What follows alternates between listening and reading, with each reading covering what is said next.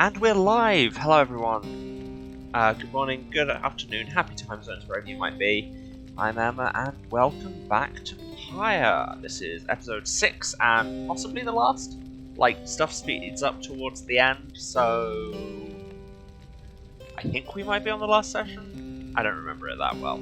Anyway, those of you who were here last time will remember we now have the full team together. We have one of every race.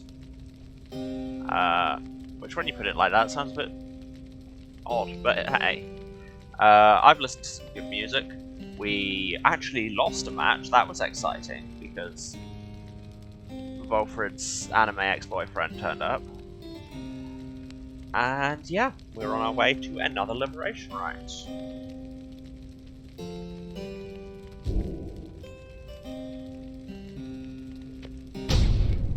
Let's load the campaign.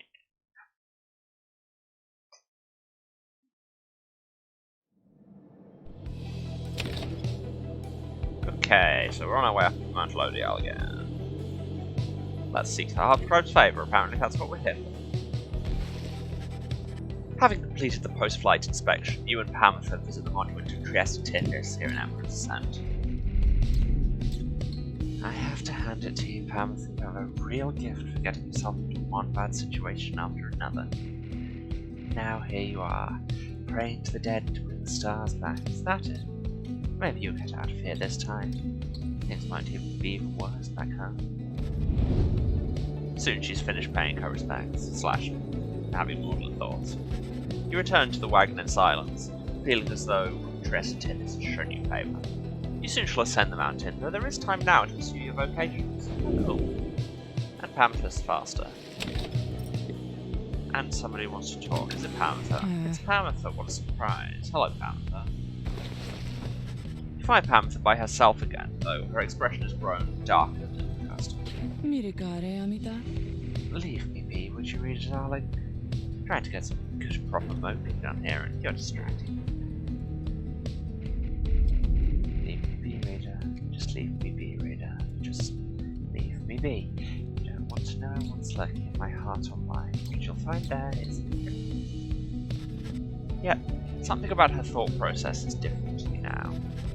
You know that with her conditioning, she can resist your scrutiny, but now her thoughts are laid bare to you. But should we peek? No, that still seems wrong, let's be real. Just because she's not actively defending them doesn't mean you've got a right to go in and poke around her actual brain. Pamtha's thoughts are her own business. The fleeting connection between you soon is severed. Thoughts are loathsome things, reader. It's difficult to know how best to hide them. Mine are plain enough for you to see by now. She exhales and looks askance. You know by now why I'm in this mess with all of you. You could say I lack Pamtha's sense of commitment, her zeal. She lives only to see your nation overthrown, or something worse if she could have her way. Centuries of conflict can be quite emboldening that way, especially when one's sister's leading cause of death is Commonwealth forged steel. Wielded with the utmost of mercy, of course. Well, I had little patience for the senselessness of it myself. Became a bit of a pariah, I suppose. I knew Pamtha was going to get herself and others killed someday, so when she was planning to fly out on this one big mission of hers, I had other arrangements made. After she was caught, your people did not exactly uphold their end of the bargain. I knew there were such risks, of course, and yet a chance is still a chance. Pamtha was clipped and cast down. A mercy, they called it. I did not see it that way, and in my growing protests of her treatment, I was soon enough to follow. She fought silent for a while. I haven't yet decided if I entirely regret my actions, but I do seek Pamtha's forgiveness, and wish that she could see my thoughts for what they are, as it seems you can. Then she might realize our nation's people have much more in common than she knows. Sometimes I wonder which of them is the stupider. She brushes past you, and out of the wagon now. Bio updated. No, apparently don't click the right thing. She was the talent ace of the Highwing remnants, possessed the talent of her sisters, but not their single-minded zeal. She grew weary of fighting and decided she would put an end to it. Thus, when a critical battle approached, the Commonwealth was waiting, and her own blood sister was among the hearts captured and clipped.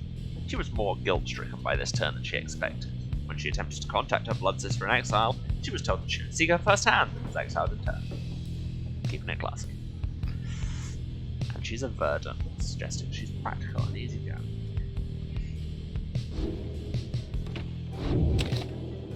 Okay, well, let's give somebody some training. I mean, it'll be Volfred, because he's still miles behind everyone else, although I say that, actually. Okay, yeah, still like 2,000 behind everyone else, so. I should be interested to see which lessons you have taken from the book. Also, this is the 15 minutes of the stream where I forget how everybody's character was. You sit down with Volfred to go over some of these subtler aspects of the rites, such as the state of banishment and how to return. You sense he is beginning to understand. He's beginning to believe. Well, his experience just went up an amount, couldn't see because his head was in the way. Banishment as failure. Time for careful introspection. Well, let's carry on. Okay, we have Temple Cistern, Volfred will get a buff, Temple High Road, Bertrude will get a buff. Let's give Bertrude something. She's, you know, fun. Question mark. En route to the mountaintop, you pass by a monument to Luce Glorian. Bertrude happens to take notice. The ancient gods who fled among the stars grant thy boon on sandalwood if one is to be granted, for he shall put it to good use. He seems to still believe in ye, to some extent at least. Thus shall we do the same for now and honor thy traditions. Soon she's finished paying her respects. As you prepare to continue your ascent, you sense that Luce Glorian has shown her favour. So, the prayer was literally asking for a buff for sandalwood, and she got a buff instead. Way to Wimby. Anyway, two presents, that's good. Give them more aura to throw at people. And here we are. You and your fellow exiles gather at the foot of Scribe's Gate, or an archway carved of stone. Where stands the gate guard? Salutium, Ceres. Greetings to you, Celeste. I see the exiles of the Nightwings have returned, even as the cycle of the rites begins drawing to a close. Oh yeah, that's the other thing that happened last time, is the stars are going out, so that's, you know, fun and always leads to good things. The Nightwings accept this as the will of the scribes. The Gate Guardian laughs at this softly for some reason. And you, Tarek, do you accept their will as well? But the lone minstrel does not answer her. It is no matter. Now, Nightwings, each of you come forth and state what it is that you seek whilst crossing Scribe's Gate. One by one, the Nightwings declare themselves. You all pass through as before. When Volfred takes his turn, Celeste stops him. You. I see you wear the raiments once again. Explain. The cycle of the rites is ending. While I do not know exactly why, I have my fears. One of my contemporaries is he who fell from the summit long ago. He lives and seeks his liberty again. That's the voice. Just finding where in my throat it is. He stands against us now and believes his triumphant to be the true Nightwings. I remember well the contemporary who you mean. Then the Nightwings stand divided. Yes, and so I wear the raiments once again in case that it may help me right this wrong. For I am Volfred Sandalwood, and I seek liberty for each of us, so that one day we all might stand shoulder to shoulder on the other side and bring our freedom to the people there. She considers Volfred's words for a moment. I see. Then move along. The Guardian of Scribe's Gate regards you all, and then she beckons you onward. The The 8 scribes bid the night winds welcome. Go forth, glory. Samea. Celeste. Pyre. What is it, Tarek? Voluntelorigas. The will of the scribes. Long ago we both followed it. I think you would agree. In equal measure has it drawn us close and separated us. Sum correvara. If their aim now is to keep us apart for another age or longer, no. I do not accept their will. You blaspheme, Tarek. At the gate, no less. But the low minstrel simply puts his hat back on. Admare lorigas. Then may the scribes themselves admonish me. Until tomorrow night, Celeste.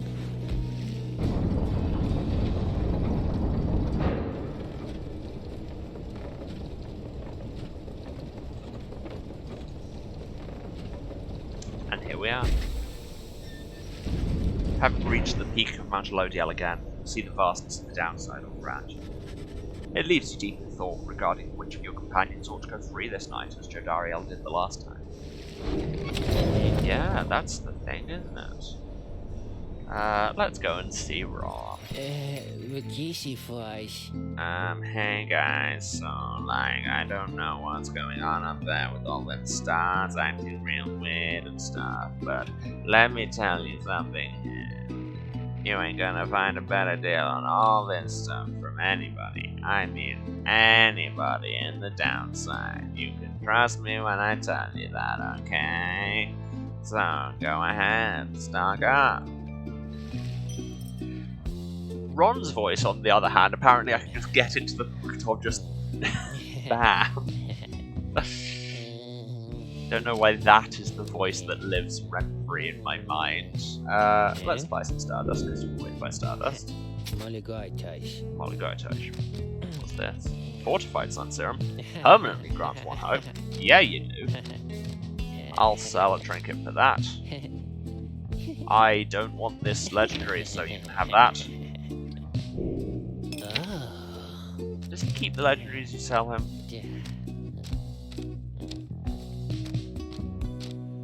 Nah. Which is fair.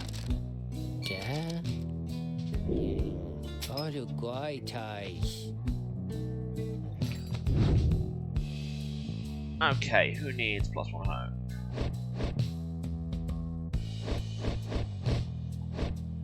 Bertrude only has 11, that seems like not a lot. And what talismans need making better? That's already 20, that's already 20, that's already 20. That, I don't think upgrades, no. So it's just these two. Now she does an extra 5 damage while flying, that would be good.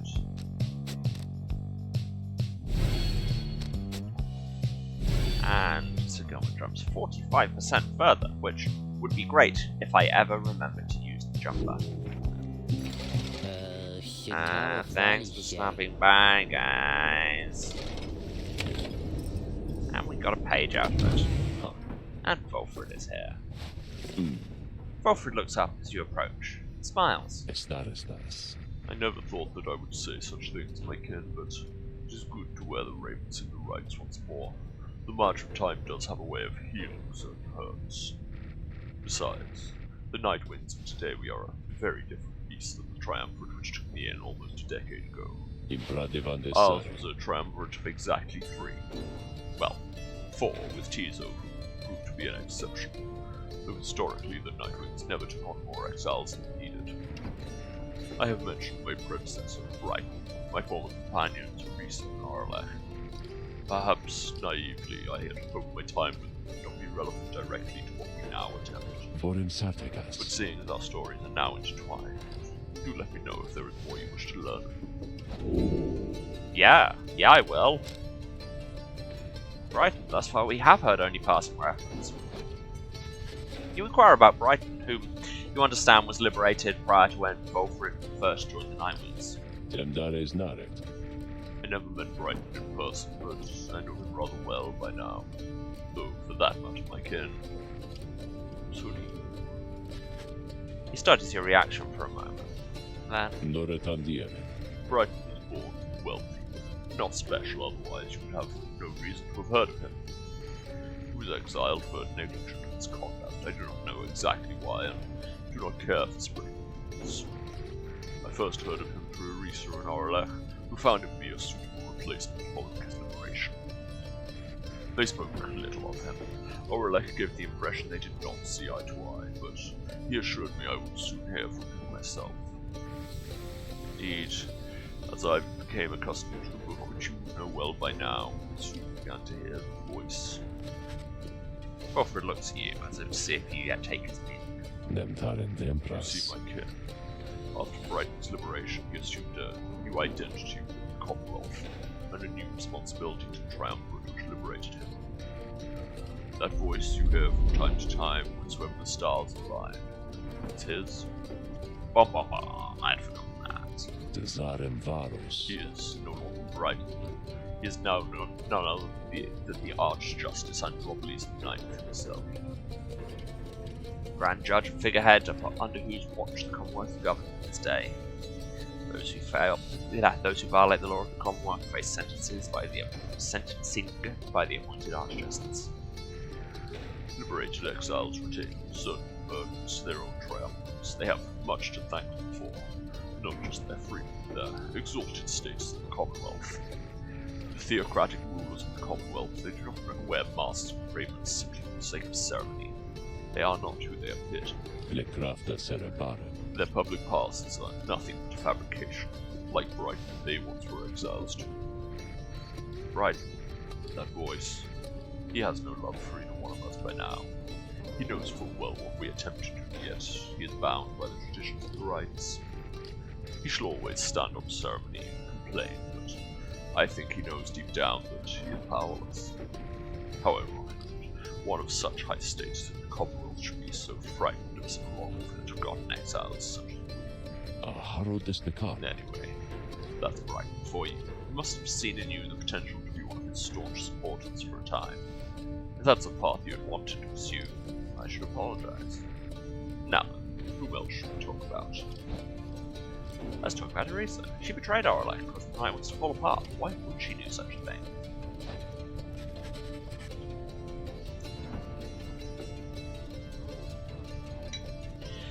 You ask about Teresa, who you understand betrayed Orlech at the moment of his liberation, but then perished in Chevenville.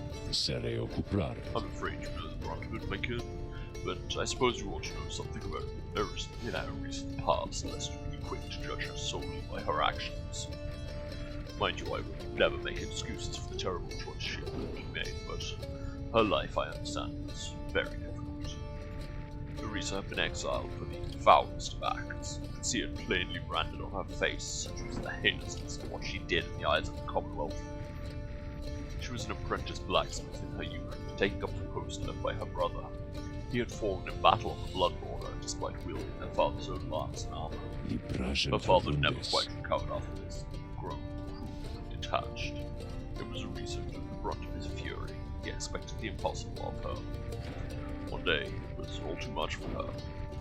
So when he next lushed out at her, she struck back. She struck back again, and again, and again. When they came for her, her father was gone. She was not herself. She was promptly cast into the downside for the crime, where her hatred of the Commonwealth only grew. Teresa always was intense in her demeanor, haunted by her father's memory. More than that, her chief motive for wanting back her freedom was, in hindsight, not a healthy one. She longed to join our nation's enemies, to build for the Highwing Remnants a great siege engine that could shatter the defenses of the Commonwealth and forever end our feud. What she ultimately did to Orlech was an act of pure and thoughtless desperation. I do not think that it was simply evil, nor do I think that it was personal. I often wondered, though, if, in her final moments in the ship, she understood what she had done and the depths to which she had fallen.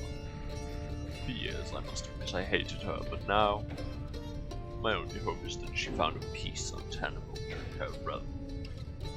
during her relatively short life in the downside of the Commonwealth. That was weirdly phrased. Furthermore, I hope the life of Teresa offers some perspective yet to those of us who have not made the same mistakes. There's a room there, stuff? Now then, is there something else?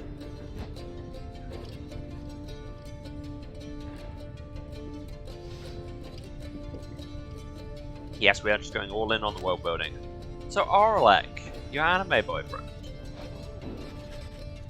You asked about what Oralek was like when he and Wilfred first became acquainted. Wilfred remained silent for some time. Pretere magretas. I was very, very sick when I first landed in the downside. The long trip down the river must have been a little much for me.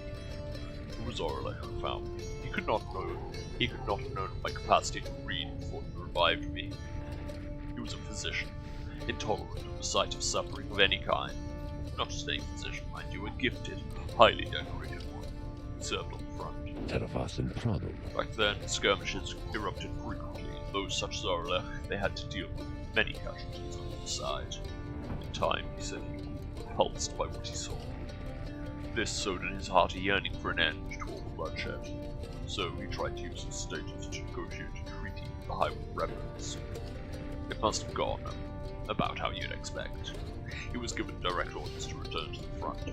When he refused to soil his hands again, they cast him to the downside. Here he gained the notice of the Nightwings. Before long, he grew to be one of the finest rights conductors anyone had ever seen. He was instrumental in the liberation of his companions, whose roles in the Triumvirate were later filled by a recent. In time, Oralek's own opportunity for freedom would come up. He longed for it so that, with his exalted status, he might stand a better chance of negotiating peace. However, on the evening of his liberation, well, you know the story from that point. Wilfred breathed a heavy sigh. He and I were kindred spirits for a while. I could not bear to think that he was gone. Now, I still cannot entirely believe that he is back. He is our adversary now, transformed, grown cold. Still, part of me is happy that he lives. Make no mistake, of course, I shall not be swayed against our plan by Oralek or anyone. But, as I have said before, we share a higher calling now. The plan is now to 63%, that's a lot of plan. As for Oralek, he wants his freedom still, although I wonder if he still remembers why. Anyway, was there something else, my kin? No, I have done your voice for too long, my dude. You bid Wilfred a good afternoon, and leave him with memories. My pleasure, reader. Reflecting on the past from time to time helps demonstrate how far we've come, yet how much farther we have yet to go. And he's gone. And we can read about disease. Downside disease, in the words of John Ware, many in the Alpha Chief.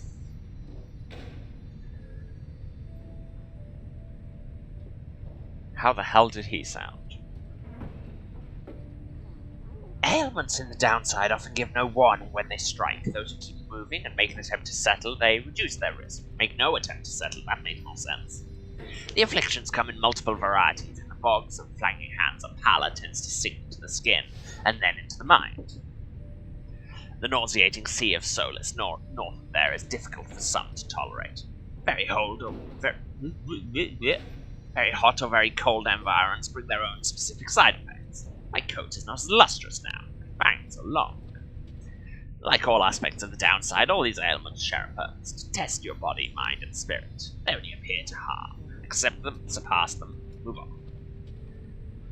I wonder if Sandalwood chose Headwind because you reminded him of Oralek. Yeah, that would track, yeah. Both deserted the Eternal Water to try and do the right thing.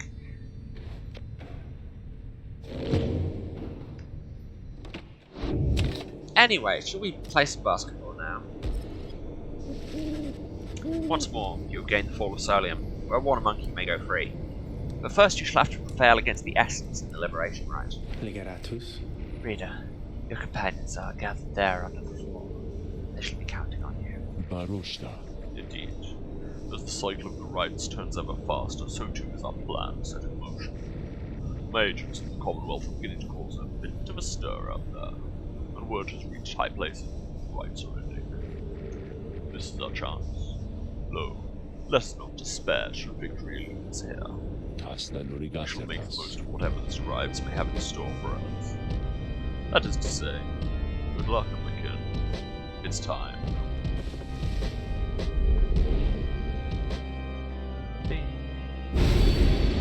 So many titans.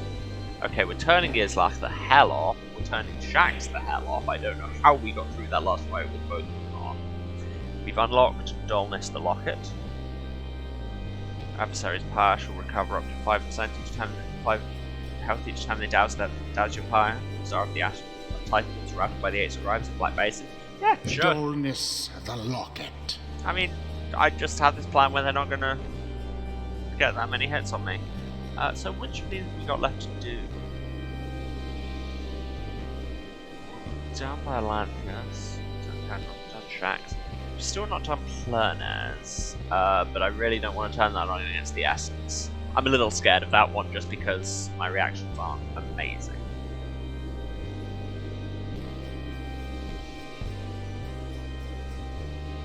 And is there another one that goes there? When is this step up? 1, 2, 3, 4, 5, 6, 7, 8, 9, 10, 11. There might be 12. Anyway.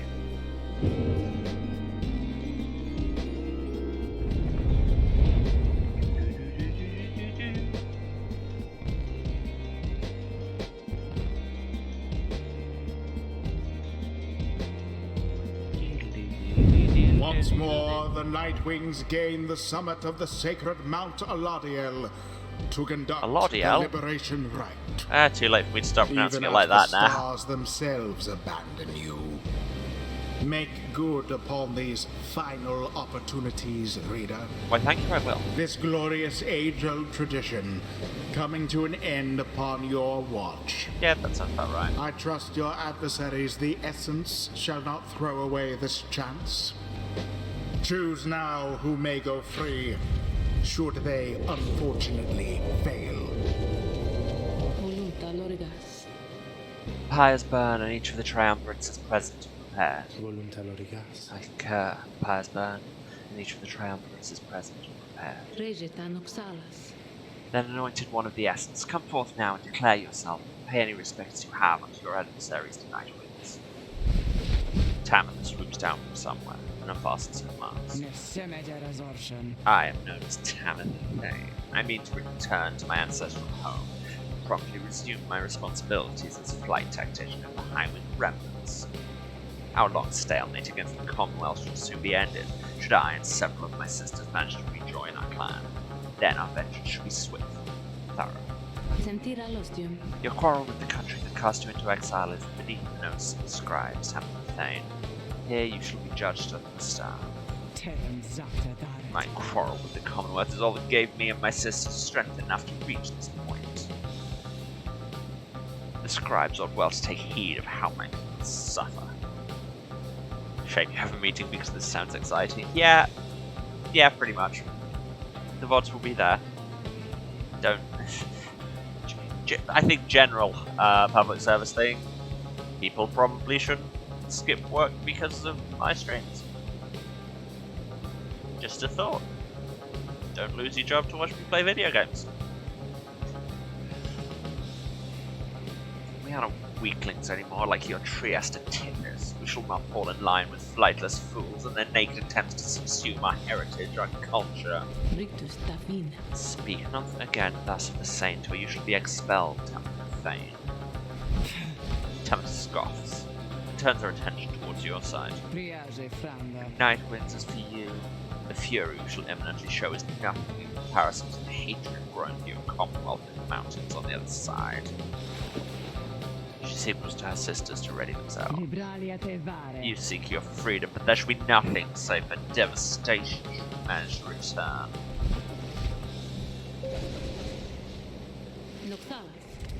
Nightwings, your decision. On whose behalf shall you conduct the liberation rites? Liberatus.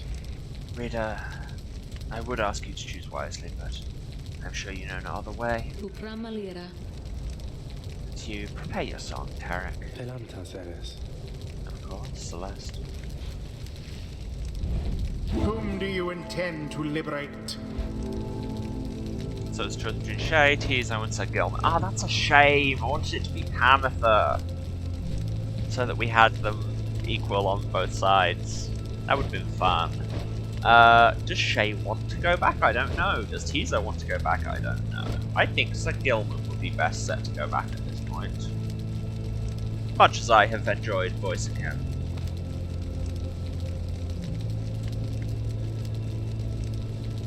Yeah, because he did literally nothing wrong and doesn't deserve to be here, and who knows, maybe he could help us in acting reform. Sir Gilman. Has this knight at last regained his honor? Let us now find out. Find out next time. Who shall strive for him? So, looking at the numbers, that is Pamitha and Wilfred. Pamitha. Alright, I'll see what I can do for him, Rita darling.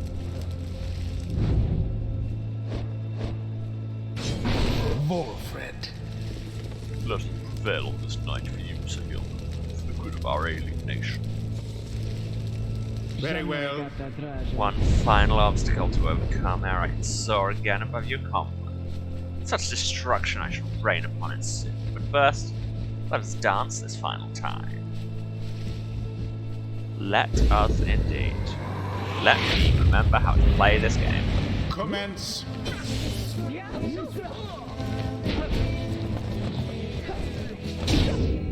And this is the bit where I try not to get distracted singing along. As the liberation rite continues, you sense Pamitha reaching out to you. Or perhaps just reaching out to anyone at all. Rita, someone, please. Let her prevail. Let her prevail, please. Let her prevail here, this once. Like, yes, I understand your feelings, and maybe I shouldn't have brought you along at all, because I know you want good things to happen for your sister. But A, your blooded sister is a terrible person, just saying. And B, we have a socialist revolution to plan. Bigger cause. If this thought makes me a traitor, so be it. But please let Tamitha prevail, for she is here wrapped up in all of this because of me. The plead trails off. Pamitha remains steadfast, all her attention focused on the liberation rite. And as for Tamitha, prepare yourselves, Night Winds. And as for you, Pamitha, I await the outcome of this night, but soon ensure that I may never have to see your smirking countenance again.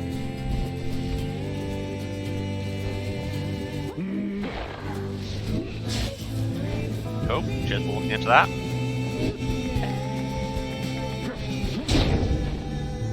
Didn't bother to defend there is possibly the problem. Stop doing the thing I said I wouldn't do, aren't I?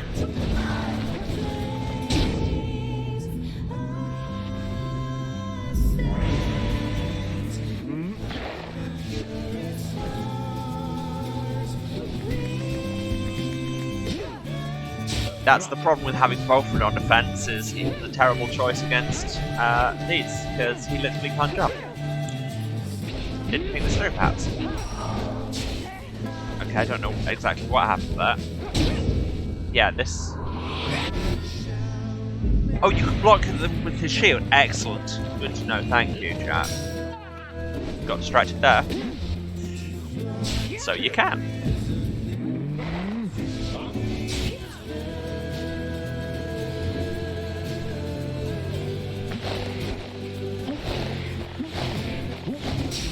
Ah, thought I'd be able to steal that.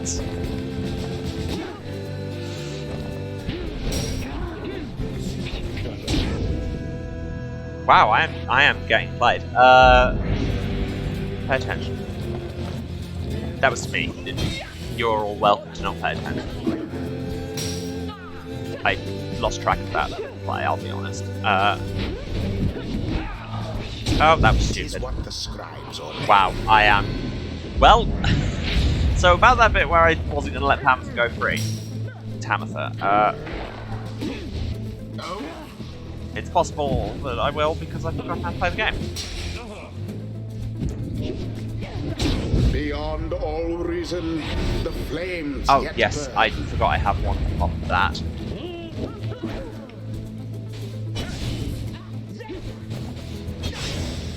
Out with you all. I don't know how that worked, but it did. Verily, Hark now, my sisters. Damn what the book says. Advance to strike formation. Prevail here against these wretches, no matter the cost. In disregard for the ways of the rights, Tamtha Thane has ordered her triumvirate to push farther afield, adopting an even more aggressive stance for the remainder of this rite. Oh wow. They're just gonna start there. That's well, that sucks. oh, Bye bye. Can't blink quite fast enough.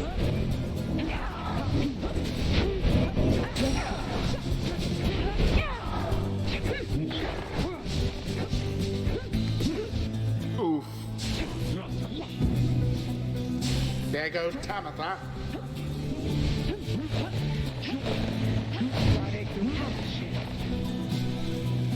Of course, spawning further ahead isn't gonna help if I get past you.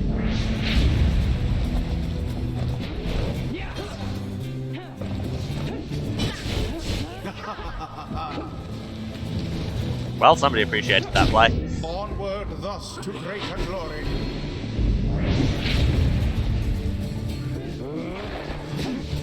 Ouch. Wanna come get it? Anyone? Anyone? Anyone? Anyone? Anyone? Anyone? Anyone?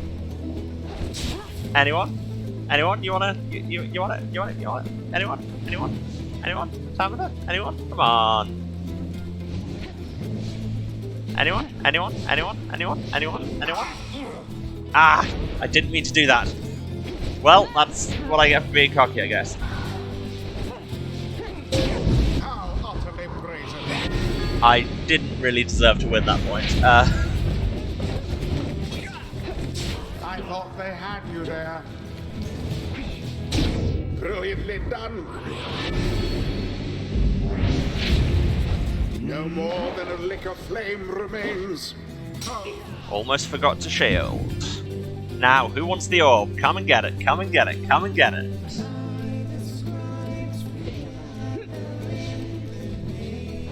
Is this an incredibly cheesy way of playing? Yes. Am I going to continue? Also yes. Ah! Not quite enough stamina.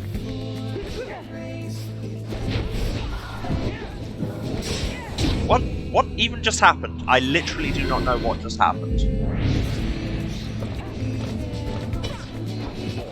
And there it is. And there, I forgot the button. The essence proved their worth. Ah, I almost saved that. It could have been you, Nightwings. Yes, I'm aware. Thanks, Bright. Alas. Oh. Thus ends the liberation rite. Oh god, and Tams are thus going up. Well, The not be great scribes for have us, I chosen. suppose. The exile appointed by the essence shall be free. Absolved of all misdeeds. Return to Well, glory. Panther will love me for that, and I'll claim I did. Her adversary and all others shall remain to carry out their rightful Sentences. Yep, entirely according to plan. There is no room left for doubt that this knight's honor yet lies scattered about all about these lands. We shall just have to go and search around for it some more.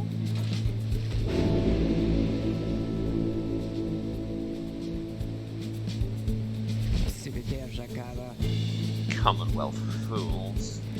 How fitting that traditions such as this should spring forth from a culture such as yours.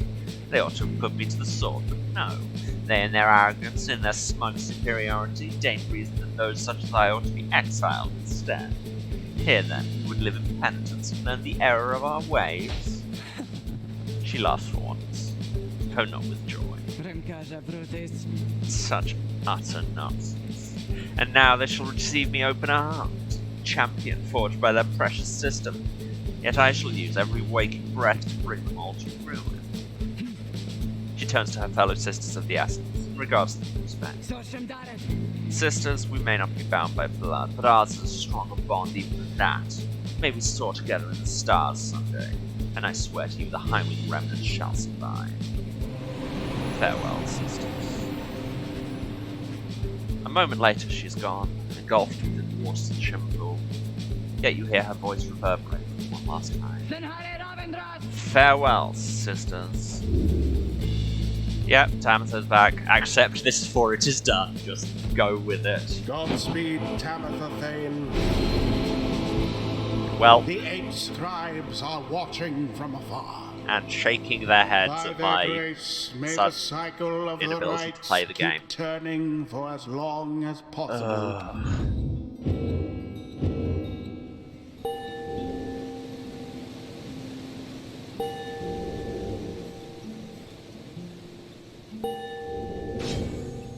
Well, Balfred leveled up, sure.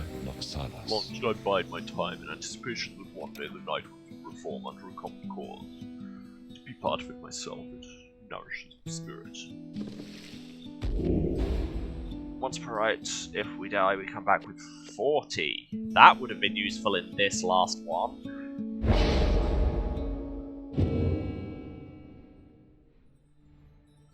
Until the turning of the stars, farewell. Well, Tamitha, I knew full well I could never give back to you the years you spent in exile, and I knew I could never regain your trust.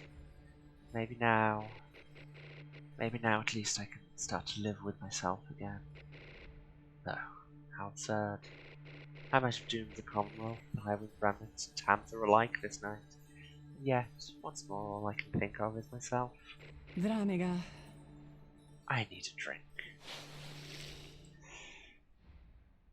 After watching those plays, I don't blame you.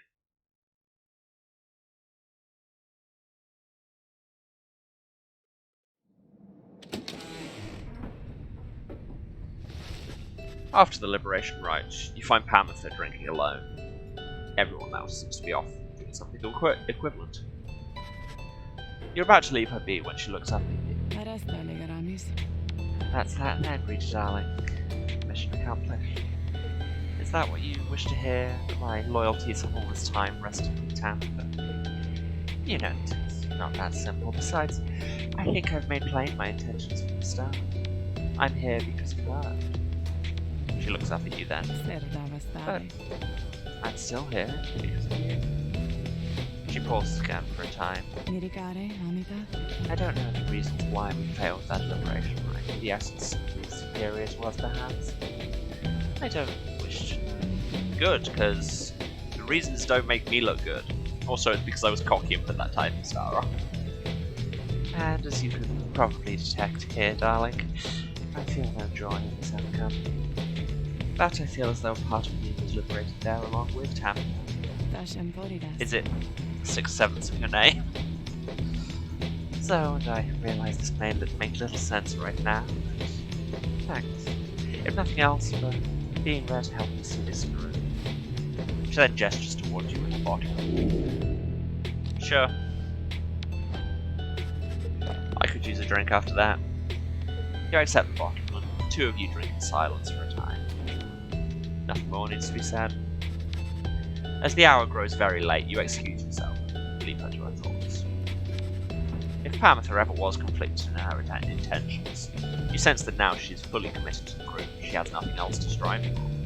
We have but a few such liberation rites remaining. Exactly how many I do not wish to speculate about as yet, until such time we can better say for certain. Under no circumstances would I suggest this is ideal. However, it is opportunity enough that our plan may as yet succeed. The plan is flashing, and we're 64%. Would have gone up a lot more had we not lost. Although, all of these setbacks, I fear. Balfred trails off and falls silent. Some of the others exchange looks. They're beginning to understand. With the rite soon ending, everything which Balfred sought, both on his own for many years, and now with all of you, all of it may have been in vain. The hush spreads to the others. but not to you. You then proceed to do something that none of them seem to expect. You raise your voice. Each of your fellow exiles turns to you, their expression asking you a question with no easy answer. What are we going to do? As you meet Panther's gaze, the words for the occasion begin to crystallize in your mind.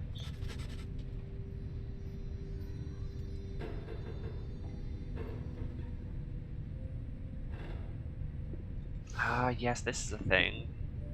You're searching to find the right words, as all your fellow exiles are looking now. Well, let's find the right words. You tell them that you've all stood together time after time throughout this quest. You tell them that you're not going to mince words with anyone here. You tell them that you all have struggled to come this far, and what's the downside? I think power of friendship is very much up here, and are now poised to seize upon a glorious opportunity. Only a hollow fool would turn back now. Oh, that's all we get. Okay, well, glorious opportunity seems better than hollow fool. Your path to freedom still is laid bare before you all. None of you may pursue this quest with any guarantees. It's clear now that not all of you are going to return.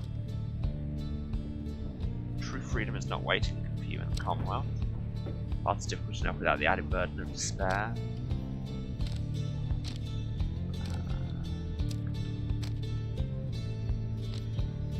Yeah, no, I like that. But we still have a path to freedom because freedom doesn't necessarily mean going back there. Meanwhile, the stars themselves are shining for us.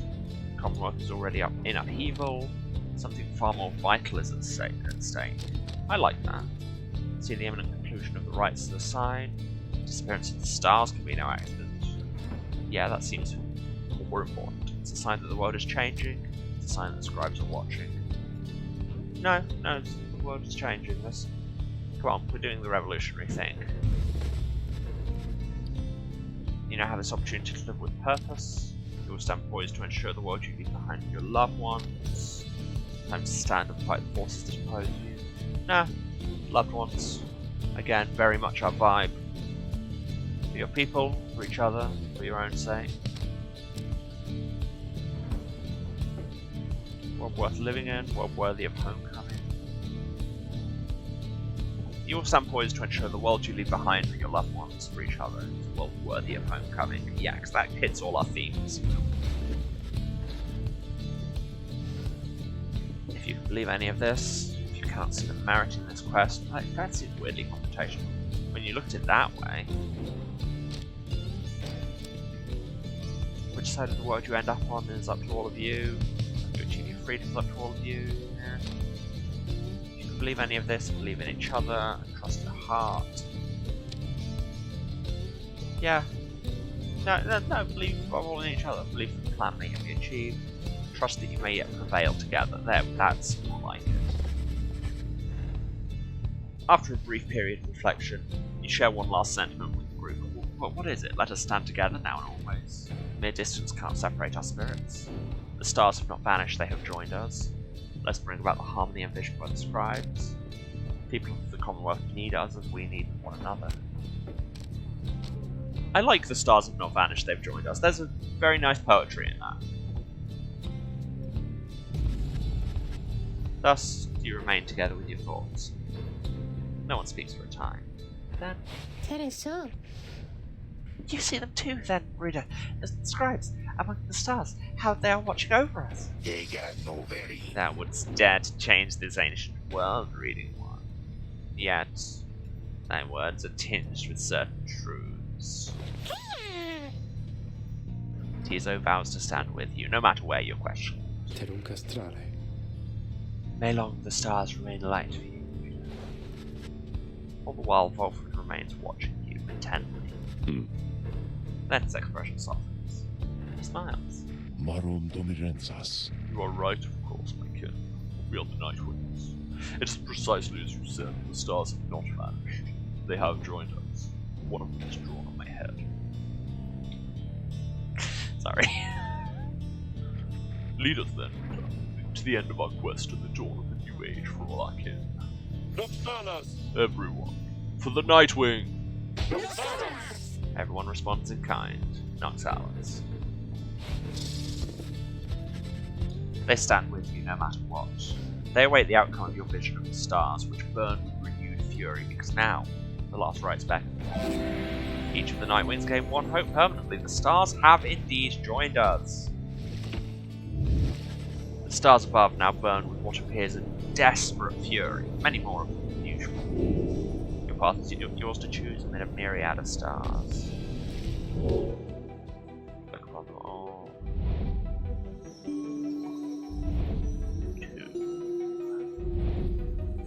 3, 4,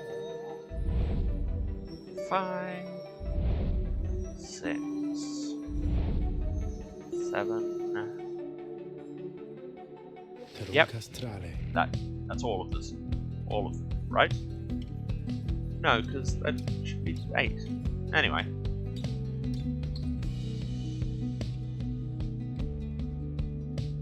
Yeah, I don't think the Star of Jarmuer is shining. Anyway. The stars of the 8 scribes, they shine together now as one. The lone minstrel draws breath, as though surprised by what he sees. He backs away and averts his eyes. This is another sign the rites are soon to cease. Few chances yet remain to confront the adversaries you've met during the journey. What does the planner say? Yes, and the essence recently prevailed. They shall not soon regroup. Tamitha has gone, and her team just have no idea what to do now. The stars continue to vanish. There cannot be many opportunities of liberty remaining. The others grow anxious. Not all of them shall make it out of here. Thus, then we should keep each other's company. So where do we want to go? The Pyre Hearts are blue, the Withdrawn at Trieste, the Accusers at Kaelma, the Chastity at Ores, the Tempers at Leith, the Fate at Home, and the Dissidents at Gaul. Who have we not beaten twice? Do we just have 2-0 against everyone? No, 3-0 against the Withdrawn.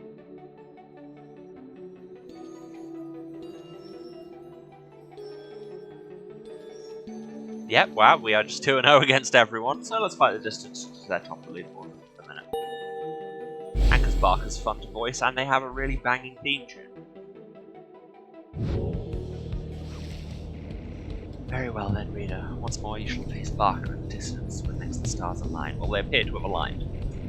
You may set course for the Ridge of Gaul at dawn. For now, please get some rest in the remaining dark night. So, I just want to check the book, because we've got a new page on worth, in the words of Trieste Titus.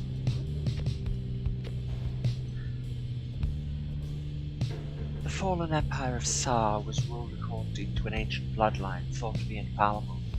Our society shall instead be by those who earn the privilege. We, the 8, we cannot bear the burden of determining your worth. It shall be determined by your peers, by you yourself. We shall provide a framing and the rights to put you to the test, against yourselves, against your kin, against your adversaries. The downside cannot let us all go free. Thus, freedom to the worthy. As the worthy, your true calling then begins as you return to a society which longs to learn the wisdom you have gained along your path. The worthy shall lead. And then we will try not to recreate the prison to military pipeline and fail, and create an even more punishing carceral system that'll get wildly corrupt. You know, standard practice, really. What do I have left to unlock? Just because I like getting pages. Spend more money at the slug market. Okay. I've been everywhere. Haven't been to all the celestial landmarks? Really? 1, 2, 3, 4, 5, 6, 7, 8. No, I am missing one. Oh god. Yes, I still haven't been to the nest of Trieste. I should have gone there. Okay. Need to hit the Titans, which I still need dullness and Flernez, and I think that's it. 1, 2, 3, 4, 5, 6, 7, 8, 9, We've got 11 so far. Yeah, so it's just Donus and Furnez. Rights of Flame is done. The 9 Triumvirates. Yes, I think there's a page for either the Nightwings or the True Nightwings, so need to get them yet. And do more Liberation Rights. Okay.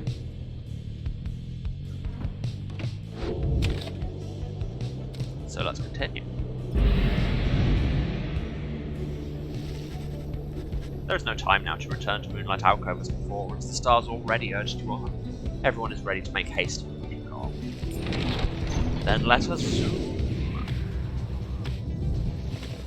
Wilfred approaches you as you fly above his hidden lair at the Moonlight Alcove. I cannot help but wonder if you shall ever return there. Our dear alcove.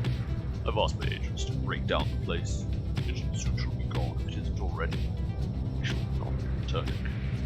Not the time to do so anyway. With our left battle among the living now, and no longer following behind dead or victims of doing this. Unfortunately, hiding places are of little value once they're found. Once all of this is over, those of us who do not manage to return, we shall have to find another place to live. Try to live, at least.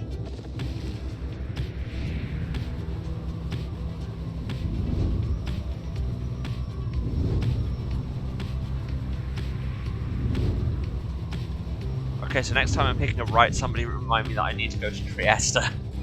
Your flight takes you near to where you reach past Stormfall into the Deathless Tempest. With the climate and the downside intensifying, you wonder if the storm has spilled forth from its confines and started to ravage other regions of the land. Just leaving that as an open question, thanks game, not menacing at all.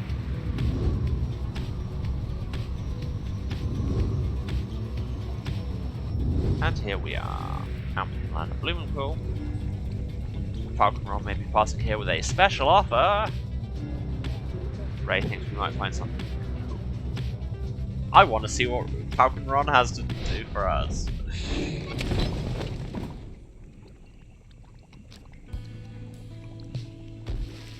Here in the untamed reaches of Blumenpool, you encounter a familiar face holding his wares as always. He sidles right up to you. Ron seems like sidling is his only manner of movement. Mo, Oh, hey guys, funny running into you out here. You guys alright? But anyways, I gotta say, do I got just the thing for you? Mint condition, and although I haven't seen it exactly, I'm really sure it's something good, okay? So, you want this thing, or what?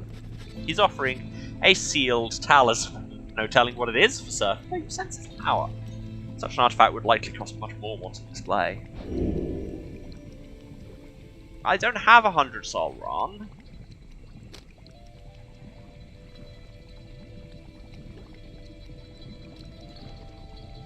Ugh. You decline Falcon Ron's offer, but he just shrugs and grins, as is his custom. That's okay, you guys, because somebody's gonna buy it anyway, so let's go find him, Dad. He goes on his way, whistling some sort of grating tune. You return to the wagon and consider which of your vacations to pursue. Just anyway, moving on. Let's mentor someone. Who's on the lowest? Still Wilfred, for now. This will be his last one. You and Wilfred spend some time reviewing some of the specific aspects of the rise, such as the properties of the aura. Since he gained something from it. Well observed, I have to say, my kid. Good talk, good talk. Let's continue. That all happened. The rich goal! Away! Halt. Everyone, I beg you, please forgive my rudeness. Black Wagon has shuddered to a stop en route to the Rich of Gaul. There is some commotion as the low menstrual motions for everyone to be still. Someone is there, along our path ahead. He points into the distance. However, when you scan the horizon, everything is still. You see no sign of whomever the lone minstrel referred to. Still, he indicates caution. Strange. I do not believe I was mistaken. A tense moment passes. Then another. Then the low minstrel tenses up. Our guest, he is there. You look toward where he signals, and then at last you see the cause of his concern. There's no mistaking who it is. I'm guessing anime boyfriend, especially with his music. Yeah. Aurelech stands there, near motionless atop some forgotten rock jutting from the lonesome lands a fair distance away. He stands directly on the path of your black wagon. Yet he shows no sign of acknowledging the wagon's presence. He appears only to be waiting for something, likely for you all. The low minstrel gets your attention quietly. Reader, what do your senses tell you at this time? Aurelech may have come with ill intent. But what will we do? Press forward, because we have a right to get to? Turn back, because we're not meant to have confrontation outside of the rights? Or just be like, hi! Hi! There has to be a way to reason with Aurelech and bridge differences between him and his former triumvirate. Perhaps he's come to negotiate. Perhaps you are correct. Let us try and make contact with him then as we proceed. You give the signal for the drive imps to start the wagon and head toward him, and then he drops a rock and kills them all. But just as you reach the point where Aurelech once stood, it seems our guest has already departed. Oh, nice. Having the end of the theme tied into that. That's nice work. Let us remain watchful as we proceed on course. Indeed, Aurelech is nowhere to be found now. The unnerving encounter causes everyone to fall silent for the remainder of the trip. Oh, I thought we'd lose hope or something, but no, we're all good. We're all good. Your wagon finally arrives at the Ridge of Gaul, where still there is no sign of Aurelech. Or your next adversaries, for that matter. Your companions organise a quick search about the premises, leaving you to watch the wagon until the rites commence. Cool, you guys do that, I'm going shopping. Hey, you guys, how long's it been since I last told you you're my favorite customer? Because I just wanted to remind you that that is definitely true, okay? So come on in, I guess. Now it's 200, while we'll manage adversaries and slowly kind of use abilities. Honestly, I'm kind of glad I didn't waste money on that. Sure, whatever. Cheapskates. Yes, even his thoughts are nasal. Hey, I was about to be like, hey, I thought everybody was out looking around. Yeah, they are. Genuinely took me aback.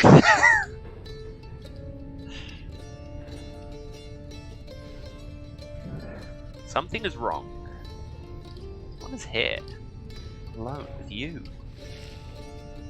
Hi, Aurelech. Aurelech seems to be examining various objects in the wagon. Whether he's noticed you, you cannot tell.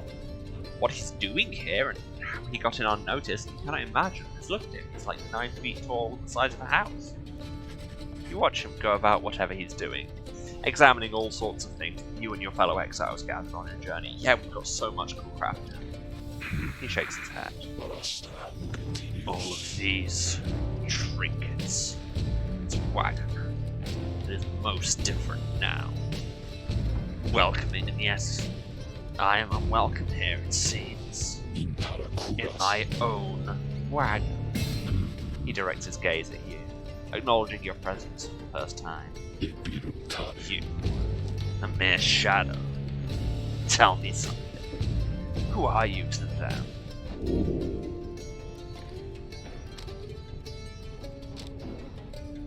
I am their friend. They are my friends and I love them all dearly. You tell Aurelech that you have travelled all across the downside of the group and count them as your trusted friends. It's a different group now than in his day. A friend, is it? Beware then, for the Nightwings do not always treat their friends with all due charity. Relate them the message from the shadow. Tell them I shall have my night. He strides right past you toward the door. Then he turns to you again once more. I shall have my night. Then Aurelech is gone. Well, Sandra, anything to say? No? Okay, just gonna leave. Just... Yeah, that all happened. Several of your companions return as you exit the wagon. You explain what happened. However, none of them saw Orlech. Most concerning, reader. Though I am thankful you are well. Orlech always was a peaceful individual, and yet his disposition is much different now. Perhaps we had best inspect the wagon for any signs of tampering in light of these events. You and the others conduct an exhaustive search in and around the black wagon for any signs of objects missing or tampered with, as well as signs of damage or foul play. The search yields nothing. No one finds any sign that anything was moved or tampered with. Even the driver seemed calm. The incident leaves you questioning your own recollection of what happened. You try to clear your mind, for the rite is soon now to commence. Let's commence the rite then. Once more you have returned to the Ridge of Gaul, and your companions stand ready beneath a still night sky, awaiting the commencement of the rites. You overhear some of their words to one another as you await the signal of the stars. This night awaits our glorious confrontation against the dissidents. Any moment now. Let's make short work of them then.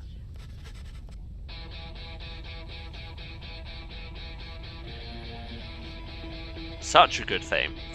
Just then you observe a glint of starlight that begins to shine above, and your companions soon fall silent as the guitar kicks in.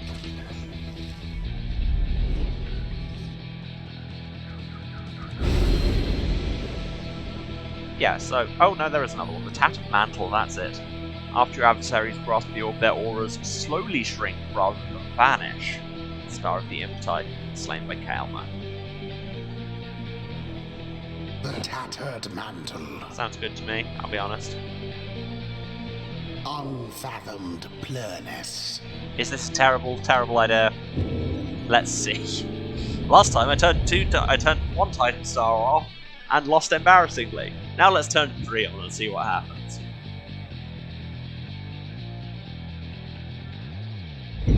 Ah, the infamous reader returns. That's an adjective I will take. Remaining retinue of miscreants. That's a noun I will take. Too bad you failed to rid yourself of yet another one last time. Your adversaries, the dissidents. So yeah, they're going to be much faster and heal their fire every time they hit mine. And when they grab the ball, their auras slowly shrink rather than just disappearing instantly. So yeah, I may have just screwed myself, but frankly, we're not doing an undefeated run anymore. Smell that, mates! Looks like we're going to have to take this one a little serious this time. That's right, because they ain't got Greentail clogging up their ranks no more. He's back home now with his dear old mum where he belongs. Right time you Nightwings dump that deadbeat. Gotta have some standards after all. Just the same, we're going to stomp you to the ground. Get ready!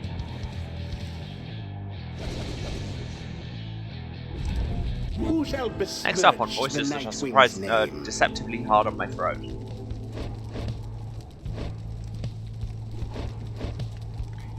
Okay, so that is Bertrude.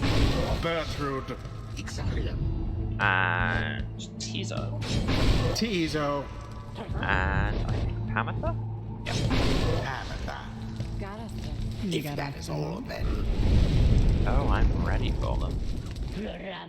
Been itching for another go. Let's have it, mates. Tear him to shreds.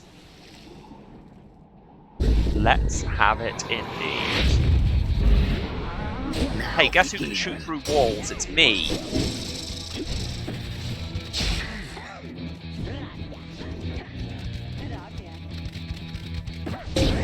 Your Pyre Okay, is the okay, first okay, to okay, okay.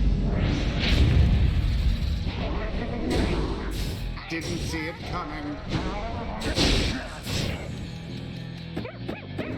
Zip forever. Clap, clap, clap, In clap, the clap. name of Solium Mur. It seems the Nightwings are fit to hit.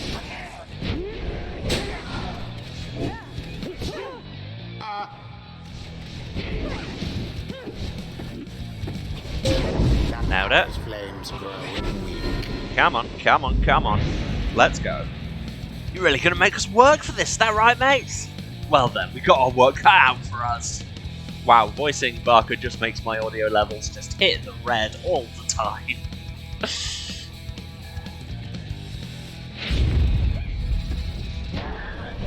Can still shoot through walls.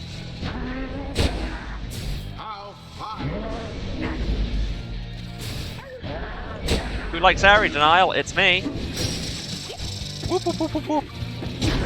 Now that is Dunks our from everyone. Your victory is at hand. Ooh.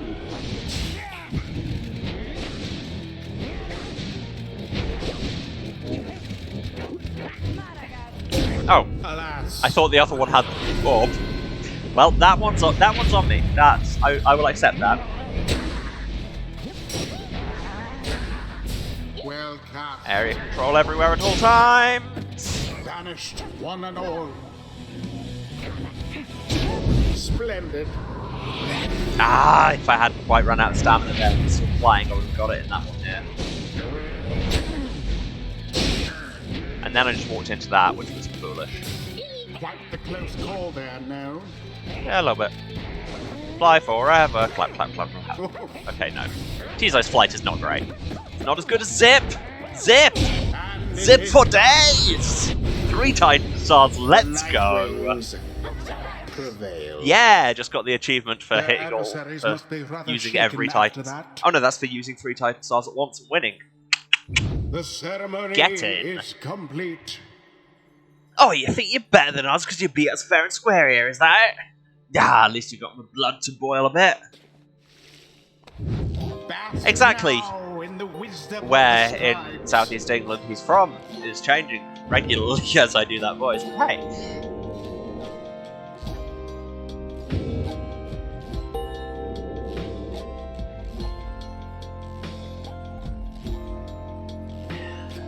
Until the next rite.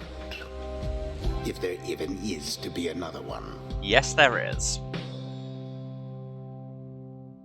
And it'll be right here on this channel in like 10 minutes. Back at the Black Wagon, you find the Lone Minstrel examining your fellow exiles after they fought in the distance in a pitched battle. It's plain to you that none of them look well. The Lone Minstrel notices you there and turns to you. Ligaratus, Tamda. Reader, the faster turning of the cycle of the rites has put a strain on everyone. We have multiple cases of banishment sickness this time. It is fortunate that your other companions are available to conduct the coming rites, because I fear that this group here requires rest. You bid Bertrude a swift recovery, and she nods weakly in response. You exchange a look with Pamatha, who seems exhausted after the last rite. As for Tizo, it's clear to you he wishes to be left alone right now. You leave the Low Minstrel to look after them and turn your attention to the stars that remain shining in the dark outside.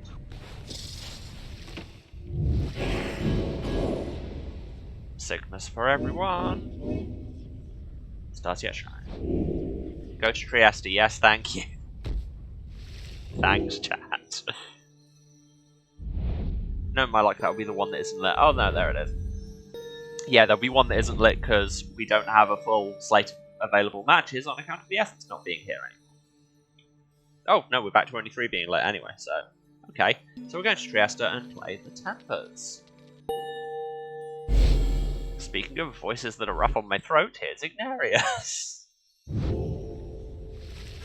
Stars revealed to you a path towards the nest of Trieste, where the rite shall soon continue. Come morning, your travel should continue for now. Everyone needs rest. Pages, pages. Also, Tizo is here. You find Tizo there in the Black Wagon, looking rather more despondent than usual. When you attempt to reach out to him, he barely acknowledges you. Tizo indicates that he wishes to be left alone right now. You almost run into Ray as you turn to leave. May I discolor? Oh, I'm sorry, Rita. I was just wanting to come check on little Tizo there. I think maybe he's taken ill or something. On further inspection, it occurs to you that Ray perhaps is not off the mark, and Tizo is unwell for some reason. Yeah, we just went over this. He's got banishment sickness. Si tempi vilia. Come on, Tizo, you're going to be alright. You might be the smallest one of us, but I think you're the toughest. Though, Miss Jodariel, she was the toughest one of all, wasn't she? I so miss her sometimes. You and me both. Tizo appreciates the kind words, but still wishes to be left alone at this time. Oh, don't be silly, Tizo. You know I won't be doing that, don't you? Ray turns to you for a moment, lowering her voice. Rita, I think Tizo would like a little bit of privacy if you don't mind. I don't mean to be rude. It's just, Tizo, well, I told him not to eat something. There was this, well, I think it was a mushroom, maybe, growing in the corner over there. So I see Tizo sniffing at it, and he's always hungry, and usually I try to feed him, but this time I told him no. Because I know my mushrooms, and whatever that was, I think it was a mushroom, but it wasn't one I know. Well, Tizo ate it anyway. Tizo corroborates Ray's recollection of what happened. So, anyway, I think he's going to maybe, well, cough it up, I guess. I think maybe any moment now. Because when I ate things I thought were mushrooms around here, I coughed them up as well. They made me rather sick, kind of like Tizo over there. I hope that I'm not being inappropriate, because it's not polite, maybe? Oh, come to think of it, Tizo, why don't we go outside? Because then I won't have to clean up after you like the last time when you ate something I said maybe we shouldn't, remember? Tizo indicates he remembers full well, and regrets not heeding Ray's food-related counsel. Oh, don't worry, silly. If you've taken ill, and then I think you're going to be fine, once you have a little walk outside with me, because you're very tired. Tizo's beginning to look better already. Look at that mess. Leave it here. You're my best friend, Tizo. I won't let anything bad happen to you. Or at least, I'll try, okay? I don't think anyone can stop you from eating things, though. Then she snatches Tizo up in her arms and whisks him out of the wagon. You hear her call back to you over her shoulder. Bye, Rita. I'll make sure that Tizo is alright, I promise, okay? Although the prospect of Ray administering medical assistance normally would give you pause, Tizo seemed to accompany her willingly enough. The two have shared a rather close bond since Ray first made contact with the group. For someone like her who's lived alone for so long, friendship must be like. And as for Tizo, he must be impressed that a non-native from the downside seems to know her way around food safety even better than me. Everyone in this wagon is so good.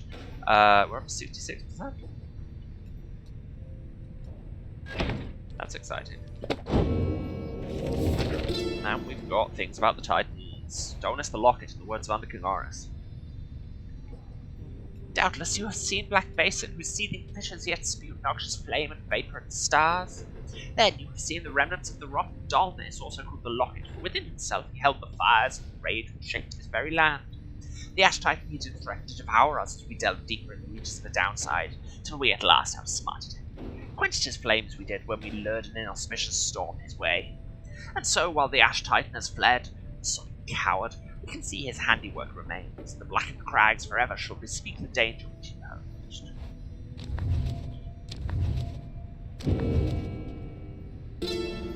Unfathomed Plurnes. In all of this once conquests, never has the Underking confronted such a foe as the Sea Titan Plurnes. That grand and hideous wench presented nigh inestimable peril for whomever sailed or swam the downside sea. Tales of her monstrosity long spread across the world. The Underking was undeterred, nay, this one made it his life's mission to give her recompense. Emboldened, having felled her cousin Endriga, he drew her out of hiding, and then sailed the remains of Dazraban, the doomed ship with its sharp prow straight through her heart. Huzzah! The catastrophic detonation which ensued left no surviving witnesses, save one. The Underking survives to speak of it and write of it, which he shall do, repeatedly. I like how they've just gone, everybody, write a chapter of the book, it'll be very good and informational, and Horus has just said, I will write a chapter and it'll be about how great I am. Also, I guess it'll tell you about the Titans, but mostly me. And my adventures. And the tattered mantle.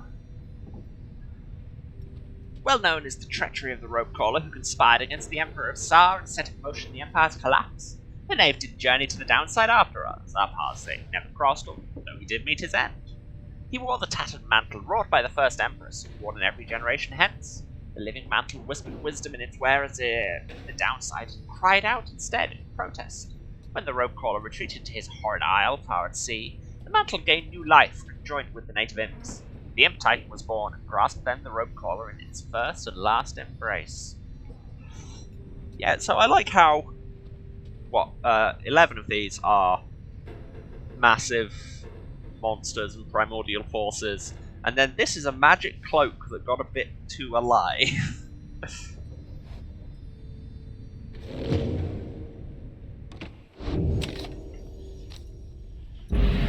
Never give your clothes sentience, it doesn't end well. North we go! Hello, Manly's airship.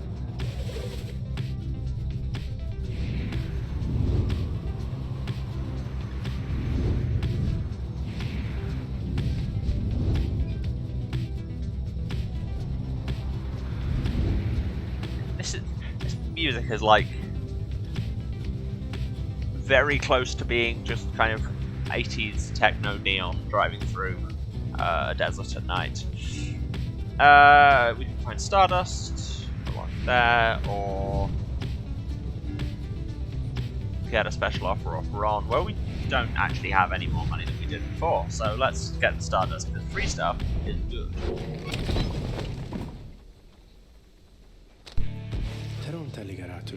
Ah, there you are, reader. Shall we get going then? You accompany the lone minstrel on an excursion through the sweltering confines of Highwind Cove, where it seems the stars themselves recently shed some of their splendour. The high road to the nest of Trieste is patrolled by the Commonwealth's ancient enemies. The cliffs here form a natural barrier, creating a suitable environment for hearts. Collecting stardust is a laborious and delicate process, though some find it rather meditative. In time, you've gathered a good supply of the stuff, and return together to rejoin the others. Yeah, that's a pile of stardust, yeah. That's the other thing with the whole. The stars haven't vanished, they've joined us. Yeah, because a big chunk of them is infused into your artifacts. Speaking of which of these is maxed out? Just this one.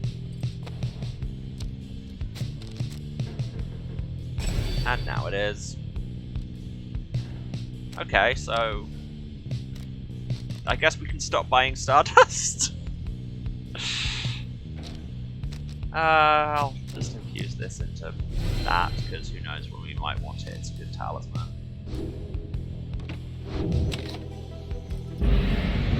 On we go. Or not. You are nothing, reader. Or alternatively, we can have a vision. Nothing but a mindless cripple. Wow.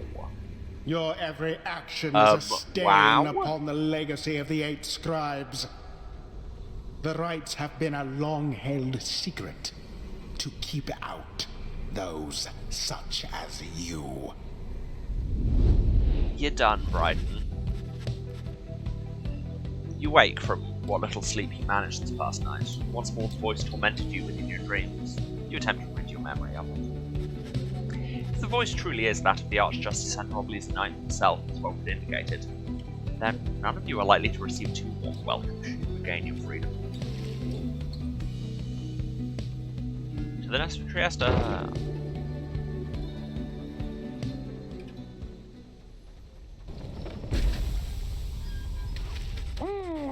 A messenger imp tracks you down in the dense foliage of Black Basin to bring you news and rumours from the other side. Why is that flashing? I mean, we know about Black Basin.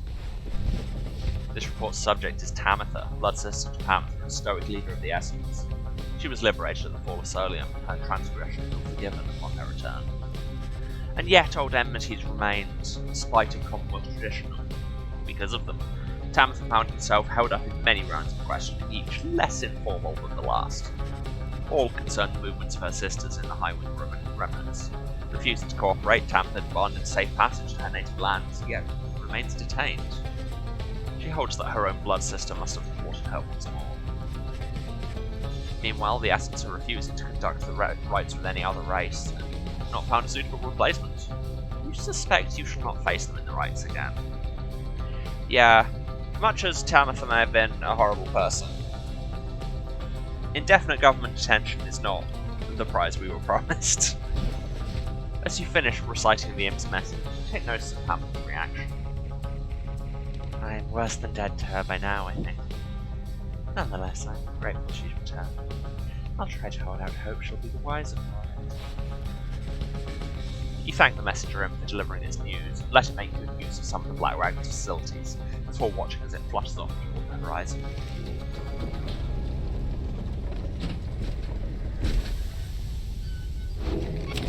And here we are. Page revealed. Got the last one? Yeah, we did. Falcon Rock is also here. Oh, hey guys, what brings you here again? Let me guess. The finest deals in all the downside, that's what, am I right? So smooth. Fortified Star Serum? Yes, thank you. Oligotish. Who wants to be permanently quicker? Volfred, you are so slow. So slow. Be ever so slightly slower. You guys have a good day out there. And we got another page! Gonna unlock all of this book. Yeah, we are.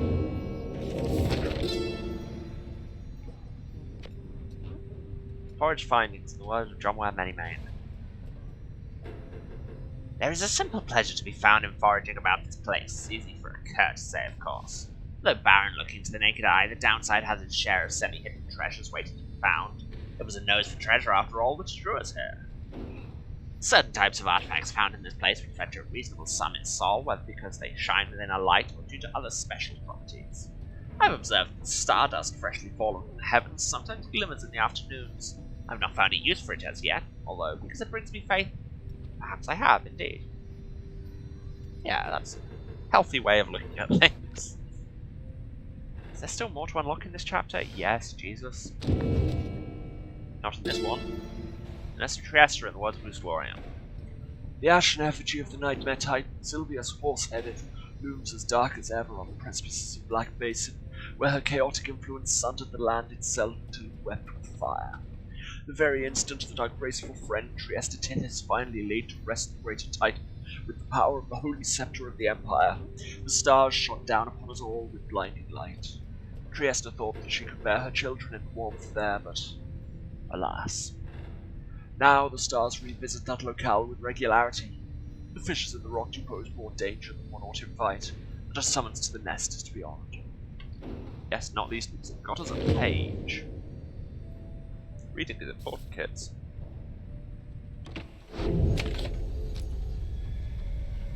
Let's do the thing. As the sky above the nest of Trieste darkened, your companions watch in silence and await the commencing of the rites. Bertrude speaks up after a time. Ye stars now burn for us. Sound like you're erring perilously close to doing a weird Islam invocation there. Now everything is ready and the stars begin to shine once more, precisely as foretold.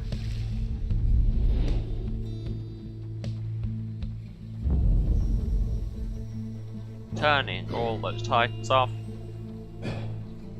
Because frankly, I don't think I need the extra XP.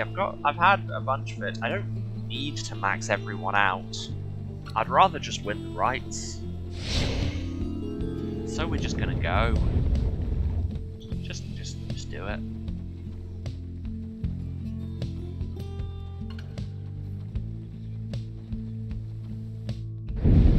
Rita, I am still very cross with you, you know.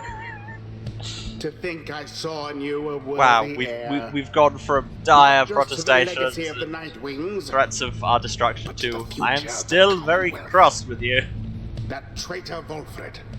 Only a fool would be seduced by his audacious promises and his dangerous ideas.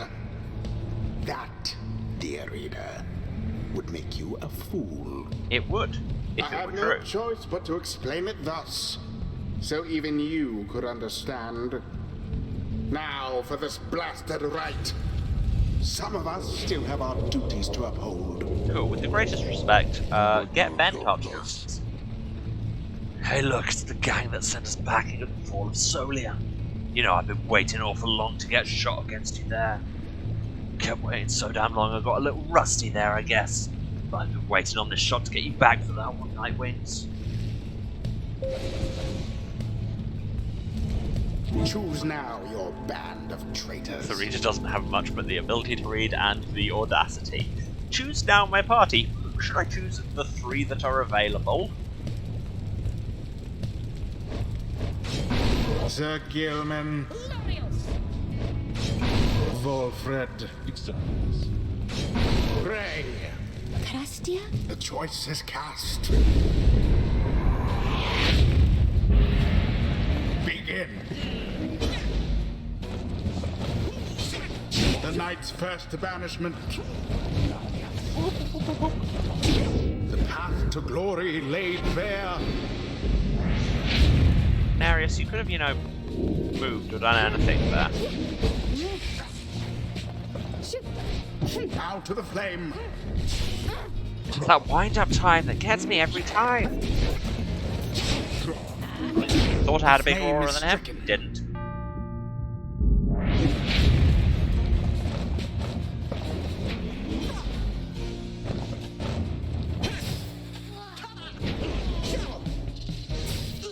Ah, that was... No, that was stupid. Why did I do that? That wasn't much better. A decisive blow. And frankly, I kind of deserved that.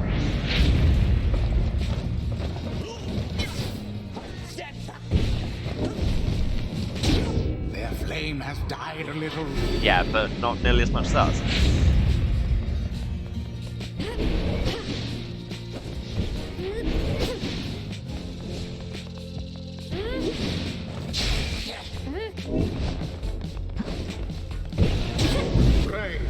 Oh yeah, I forget she gets infinite stamina while she's holding the orb. There.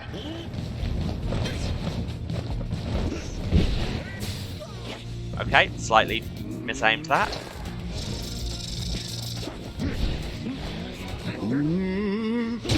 Yes. Oh, I thought I had a block there. Didn't.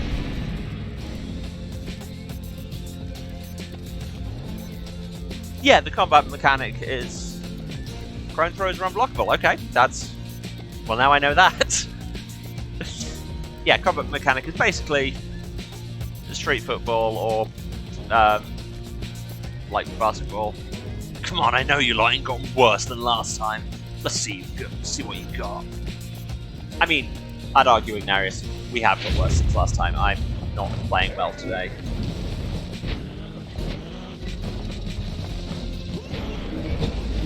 I almost pity what transpired. There was a defender there. That is a thing that happened.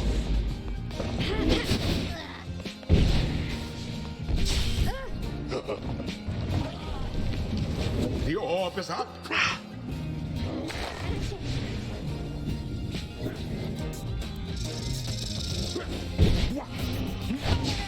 Oh my god, that was close.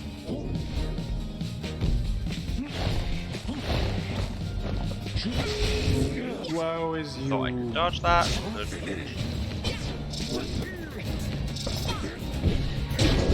Disaster.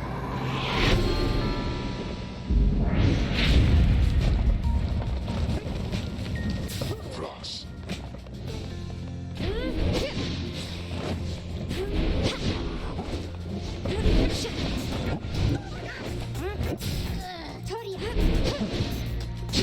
One careless step. Did he just jump off a cliff? Did Ignarius just jump off a cliff? I rather think he did.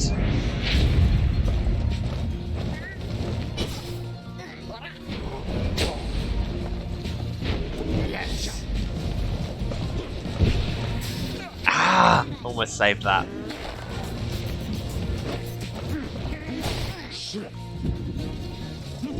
Don't know how I saved that.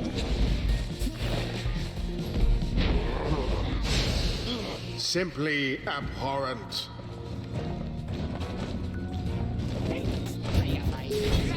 Oh my god, how did I survive? Do they all have like -3 Quite hope? now for the Nightwings. Okay, well.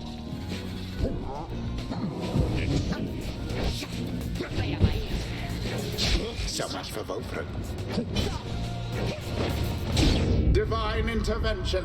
Okay, well, because that +50. I'd forgotten about that. Okay, we might be able to save this. This terrible, terrible play. Bask in the purifying flame. believe you can prevail in this?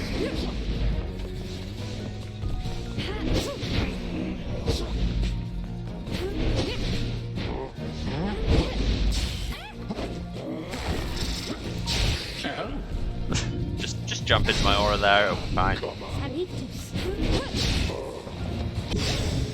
All of the Nightwings banished. Oh, again, I'm not sure I deserve that.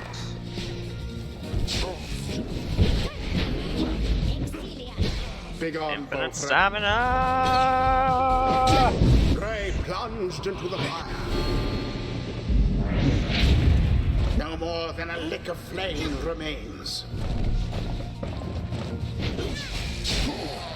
Yeah! 2 in 1. Got the bonus and 1 off it. The Nightwings prevail again. Need to remember that Wolfric effectively gives me plus 50 higher health. Overall. And The it is right done. is ended. We Tempers, we were damn unstoppable with this again. There is much this to guy. learn from this experience.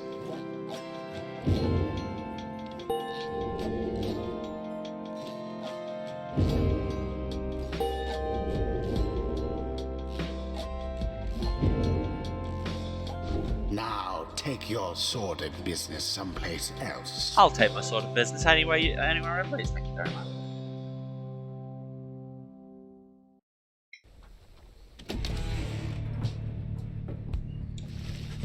There proves little time for rest at the Black Wagon after your fellow exiles prevailed against the Temple of the Plum. I'm not sure that's what we did it with, but sure.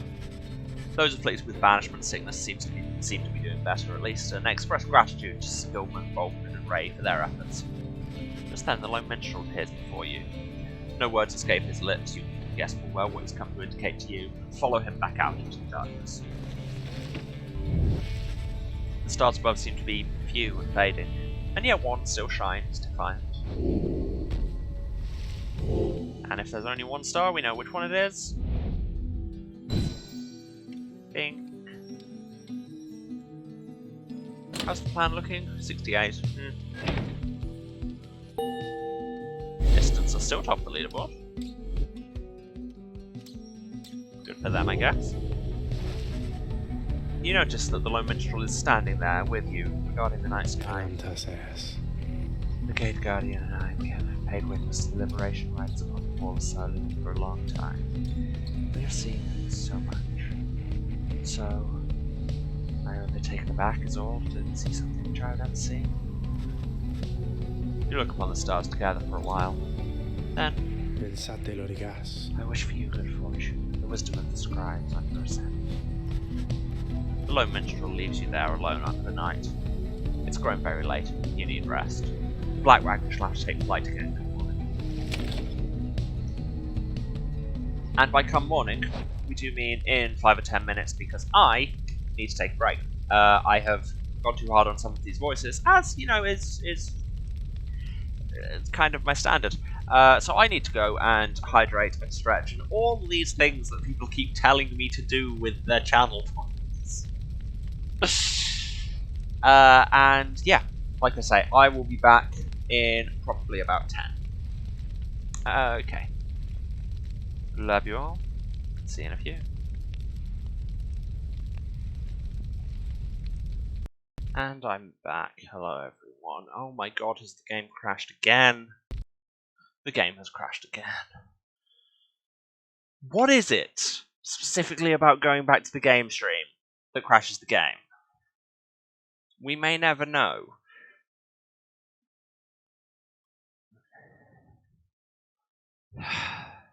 Anyway, hi everyone, I'm back.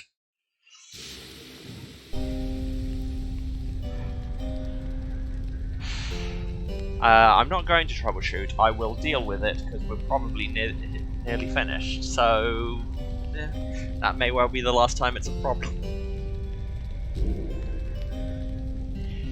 As we were. And this is why I made sure that it had just autosaved when I left. Let's continue with our journey, shall we? Go north. To some more, hopefully more successful liberation. Panther gain favour. Oh, there's something here. Something appears new. No, that's not what the words say. Something appears different now about the Sacred Mountain west of here. The lands near Emperor's Ascent and Emperor's Fall appear ashen. On the other hand, the once precarious regions below, which you know as Temple High Road and Temple Resistance, seem swept clean by the elements. The Lone Mentioner observes all this alongside you. Se contrae. Inclement weather we have lately seen, reader. We ought to be able to make landings closer to Scribe's Gate now. Then I suppose we shall soon see Celeste once more. Then I shall go tell everyone to prepare for landing. Yeah, it doesn't look great down there. But hey, we can land closer. So, buff to Tizo or buff to Pamitha. Let's let Tizo go and have a pray. You arrive once more among the narrow passageways of Mantelodiel. It appears that Barker in the distance have already arrived along the other route.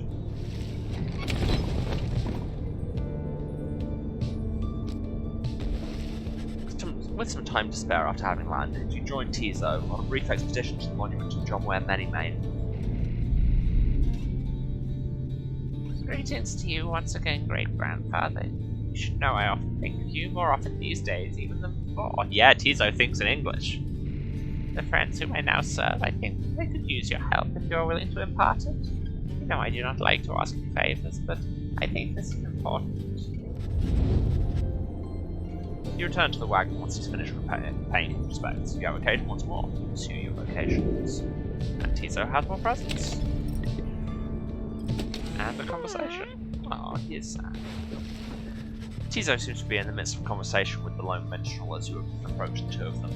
The little imp appears disturbed about something. And above all, he was very, very loyal. Fiercely so, in fact. All throughout the land knew better than to underestimate him in spite of his little stature. In that respect, Tizo, and in many others I might add, your great-grandfather was very much like you. Tizo seems to be asking the Lone Minstrel to confirm he's not playing some sort of prank. Aye, I am being serious. Do you know me to be the jesting sort? Tizo seems to be admitting that Lone Minstrel has always been sincere with him. Just so. Then please do not denigrate yourself. You are not only his heir, but you are my remaining link to him, and thus to all the eight. More importantly, you are my friend. Tizo is grateful to the Lone Minstrel for his kind words, and considers him a friend as well. The Nightwings need you now, more so than ever. Then the Lone Minstrel turns to you. Is that not so, reader? Oh, absolutely. Tizo is, like, the backbone of the group. You concur with the Lone Minstrel's assessment of Tizo as a most remarkable and irreplaceable member of the group. He's an extraordinary imp indeed. At this, Tizo rushes up to you and gives you an imp hug. Why not just call it a hug? We know he's an imp. What's special about an imp hug? But whatever it is, it's adorable. Tizo is grateful to you for your kindness, and your support of him, and your huggability. Tizo bounds off happily as the Lone Minstrel looks on. And there he goes. Thank you indeed, reader. Tizo sometimes loses sight of all that makes him special, a quality uncharacteristic of his kind. Not so much uncommon among yours. Mood. Once there was a time when he was the sole imp able to conduct the rites. Since then, however, other triumvirates have found imps with the capacity for it. They make for useful allies now, more than willing to conduct the rites whilst having no desire to leave this place. Although, little Tizo does have dreams of visiting the Commonwealth. Does he? That's it. In any case, I'm certain he shall continue to serve the Nightwings faithfully. The Lone Minstrel bows his head on the way out, bidding you a good rest of the afternoon. Tizo gets +1 hope.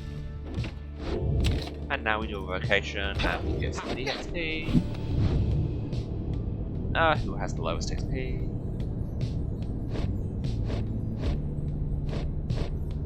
What Bertrand says. Very well then. Educate us, Bowcast. Bertrude gains a somewhat stronger grasp of how to better pass the celestial orb through strength of will and trust upon the triumvirate than through dexterity alone. She nods in understanding. You're welcome. It appears to us that thou knowest something of the stars, then, after all. Let us carry on. To Scribe's Gate, and thence everything else.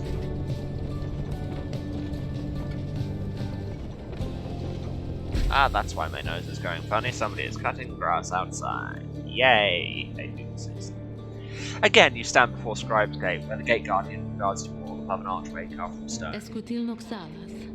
The exiles of the Night Winds. You must know by now that once the stars no longer shine, the right shall cease. For now, step forth. Except for you, Tarek. You stay right there. Salutium, Celeste. Greetings, Celeste. The Night Winds are prepared. And as for me, you shall not blaspheme unto the gate again. Do we understand each other, Tarek? Felamta, Celeste. Aye, Celeste, I apologize for my behavior before. I shall adhere more strictly to my duty. Be sure of it. Now, each of you come forth. Please state your names and what it is that you seek while crossing the Scribe's Gate. One by one, your companions cross the gate until it's your time to do so, and you follow them in turn. The Gate Guardian regards you all, then waves you through toward the summit. The 8 scribes bid the Night Winds welcome. Go forth with glory. Som de Ravatas. Am I free to accompany them, Celeste, or shall I remain here? She looks at him a while. You are free to accompany them, Tarek. Recosta Fara. As you will, Celeste. Until we reach upon the summit, then. I'll get a room already.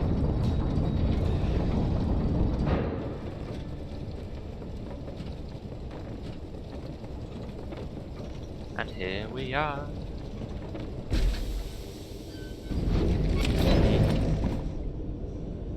And here, of course, at the top of this sacred mountain, before the right, we have to go and talk to Ron. Oh, it's you guys. Well, come on in, I guess. You got here right on time. If I was just thinking, maybe I would close a little early here, you know. Business has been real good and everything. It's been a little slow in spots, a little slow is all. So I was thinking maybe I should do a sale. What would you say to that? Sure. You suggest Falcon Ron that a sale might be a good idea to liven things up a bit. Well, I guess maybe that's a way to look at things, and so then I am gonna think about it, stew on it a while, but no promises, okay? Oh, you buying something here, or what? He is now offering a shooting star. The bearer can banish adversaries by flinging the orb into them. I seem to remember that being, that's something people build competitive builds around for multiplayer. And Stardust that I don't need. No permanent serums. Sure, whatever. See you guys. Once more, the time has come for the liberation rite, where one among you can go free if you fail. Freedom is likewise at stake for your adversaries, the dissidents. As your companions gather onto the fall, awaiting the commencement of this vital rite, the lone minstrel finds you and regards you in his calm fashion. Night is falling. These moments prior to each commencement, I must mentally give you pause, knowing so much is at stake during the trial that is to come. Tell me something, would you, reader, to ease the waiting for us both. I have travelled far and wide, even beyond these lands. However, the Commonwealth I know only through word and song. I sometimes think of what life would be like out there. If you were not ensnared within this place, free to roam your country, what would you have done with all your days and years rather than striving here under the stars? What would we have done? Would we have tended the land? Would we have sailed across the sea? Would we have retired to the outskirts? or fought for freedom. I mean, given how hard I'm leading into kind of ex-academic socialist revolutionary for reasons, I feel like a little restructuring is perhaps what you need. Perhaps it was inevitable that you were to be cast into exile. You cannot abide the state of things within the Commonwealth. There's so much needing to be changed there. Estutare grandas. It seems then that you would face a greater challenge there than you here. Your Commonwealth, it sounds to be a country rather set upon its ways. Of course, that's the nature and the ambition of the plan of which you are a part. May your actions here help bring about the future you decide on the other side. The plan which is at 68% still. Just then the low minstrel looks forth. You see that it's time. The stars above, though faint, begin to burn.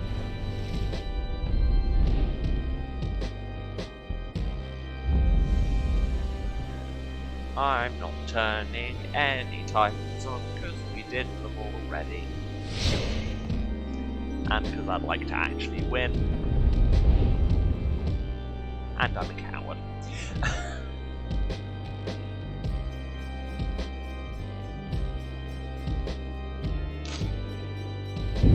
The stars that yet remain aflame align once more over the sacred fall of Solium. 'Twas here that the 8 scribes ordained the glorious tradition in which you now participate. I mean, all the artists look The really nice, glorious tradition which you and that instigator Wolfred seek to undermine. If you have to describe It is something as my glorious tradition, it sincerest probably hope needs undermining. Your adversaries in Just this saying. liberation rite achieve instead what they desire. May the dissidents soon what douse they desire those is flames also of to bring yours. down the system. Why would Let you us support get them on over with us the at this point? proceedings then. The pyres burn and each of the triumvirates is present and prepared. Volunta lorigas. I concur. The pyres burn and each of the triumvirates is present and prepared. Then anointing one of the dissidents, come forth now and declare yourself, and pay any respects you have unto your adversaries the Night Winds. Barker bursts out from some hidden corner, laughing as he pauses in mask. A real pleasure to be here, mates, truly. Barker Ashmore's call me Barker though, alright? By the by, it was a real piss of getting here, you know. Begging your pardon, Barker Ashmore? You thusly speak upon the summit of the sacred mountain. Oh my, so terribly sorry to offend you there, lassie. I forgot we got the stars above up there to make me watch me language. Though let's get one thing straight, lassie. I don't give a bother for your sacred mountain, so you take it and you shove it. Me and my pack were just here for the laughs, you got that? This side ain't even better than this one. We ain't interested in your freedom. But just the same, we're gonna get it. Take it from those wee little babes there so handsome for it. Hear that, you Night Winds? Better put up a good fight here or I ain't gonna be happy, understand? Then he shoves his mask back on. Right, come on then, let's hurry up and get this damn thing started.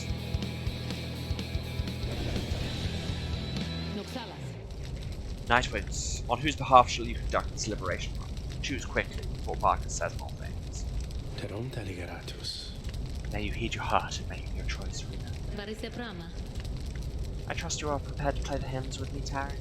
Velanta seres. Always, Celeste. Whom do you endeavor to return? It could be Gilman, or Wilfred, or Bertrude. Well, Bertrude has specifically asked us not to. I think Volfred has said he's probably better off here as well. So I guess it's Sir Gilman. Sir Gilman. Again. A second chance bestowed upon this knight. Yep. Who shall be at his side? That will be Tizo. Tizo. Tizo is determined to help Sir Gilman prevail this time. And Pamela. Pamela. Glad we're giving it another shot. Alright then, mates. No more waiting, no more holding back. Let's rip to shreds. Let's go, let's go, let's go!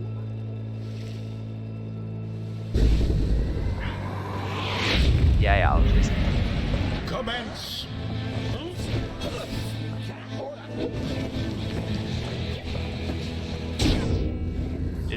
Get that.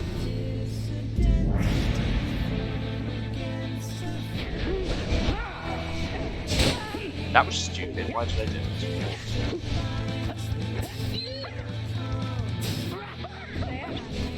it? Zip forever. Miss. Come back.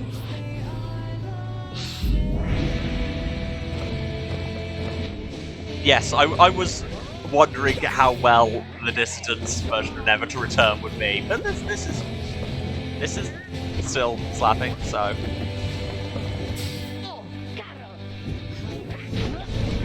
Checked out that one. That was stupid. But really, we should have expected it because all the music in this would work because Darren Korb is amazing. What? Alright, mate, something's gone right funny with that orb, as I can tell. Better laugh at our world still can, eh? Indeed, something strange seems to have happened to the Celestial Orb. It shudders now, as though possessed with the same chaotic power as your adversaries. Okay, what's that mean?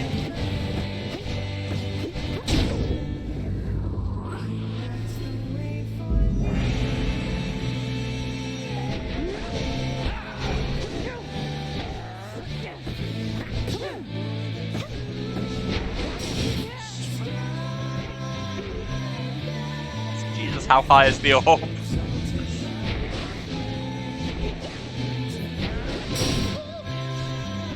Why did I do that?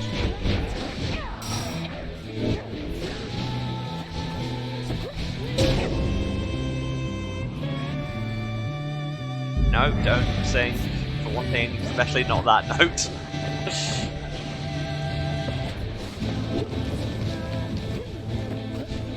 Get wrecked. There it is. Last. That was substantially easier. Proved their worth. As for their adversaries, they did not. And I don't actually know what was happening with the orb. It seemed to never actually affect me.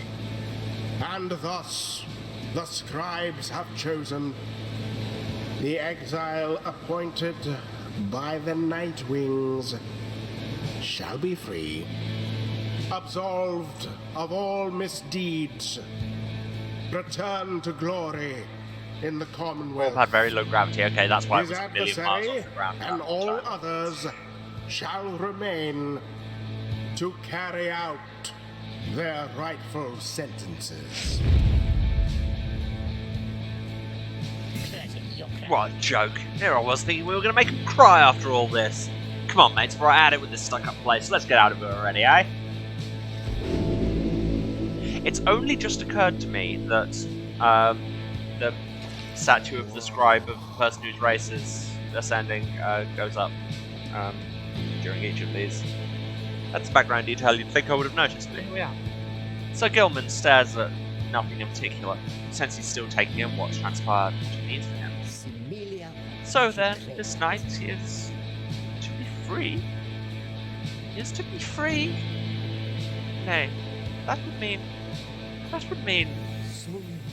Why, that would mean his honor is restored. One cannot go back onto our Commonwealth by any other means. This night's exile was self-wrought, his disgrace profound, that he has been atoned under the eye of the Underking and those of all his noble comrades. He begins to grow very emotional, and then... This knight loves you all! God, I love Sir Gilman so much. Look at him! Ah.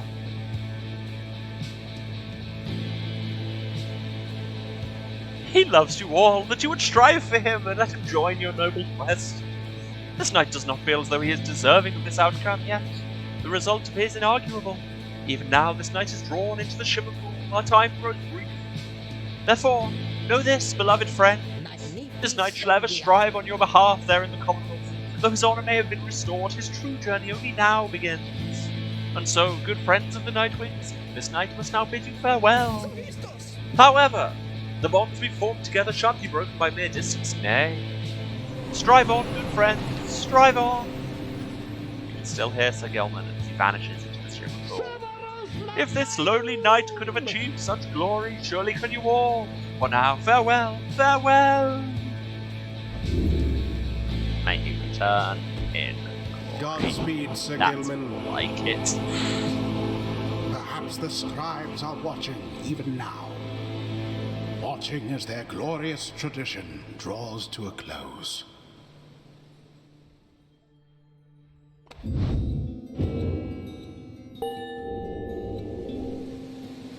People get XP. If anyone can return in glory, Sir Gilman can. You're damn right. Now take your execrable companions someplace else. Okay, it's a solid use of execrable, man. It's a good word.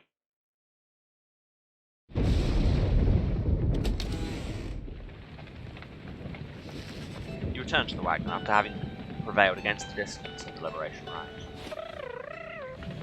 Tizo wishes Sir Gilman a safe journey home. Sempre vares. At least someone get out of here. You succeeded in liberating Sir Gilman, who returned to the Commonwealth in glory, as I'm sure he would say. Our plan approaches the key turning point. Let us ensure its success when it comes to fruition. Not only for ourselves here, but for our companions and our loved ones in the Commonwealth. But we have little time for reflection into this. Look yonder, Rita, the stars have far to go already. Let us help usher in the end. Turn your attention to the glimmer of the stars. Their current rate of disappearance suggests another liberation rite should be coming very soon.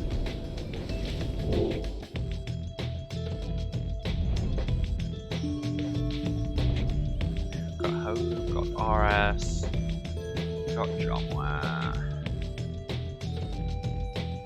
The plan is at 75%, that's solid. And it's right until next liberation. What? So yeah, we are very much closing in on the end. Play the Fate of RS, play the Accusers of Charlie John Ware, play the Pyre Hearts of Ken Home. Let's play the Fate, they're fun, and Ray can see the voices in it too.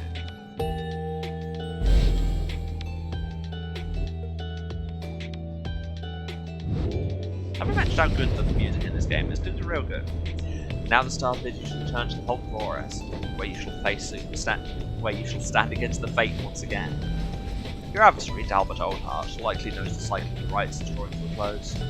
His last remaining chance to earn the favour of the scribes and then regain his freedom likely depends on the outcome of this next rite.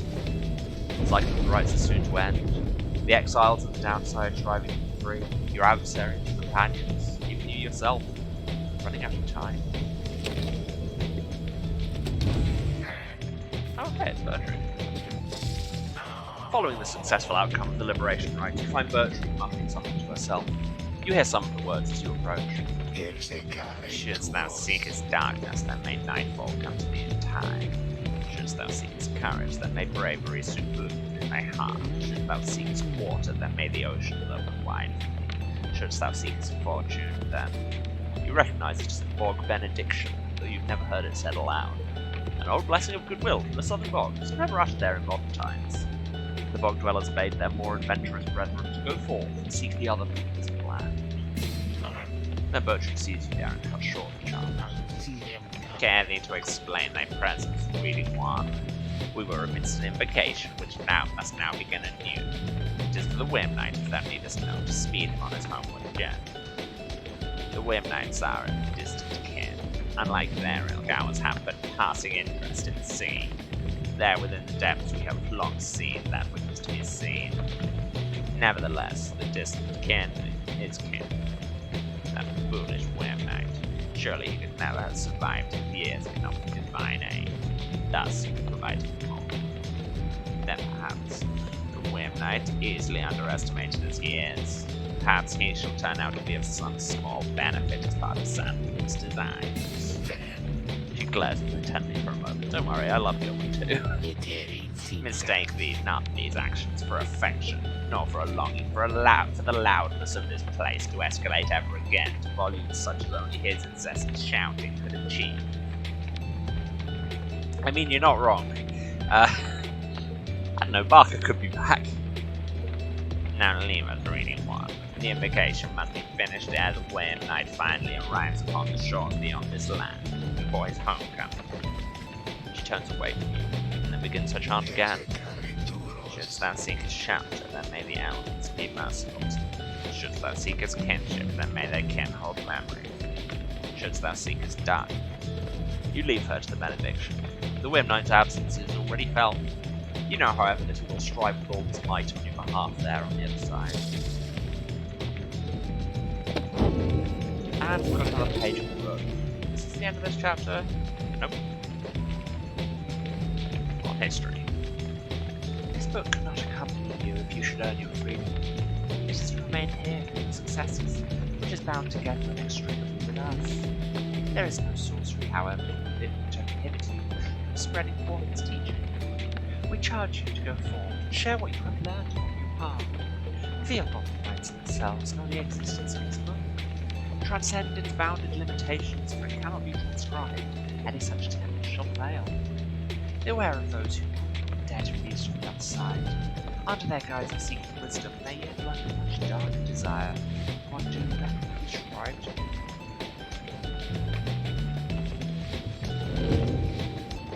Don't corrupt all our teachings. Commonwealth, corrupt all the teachings.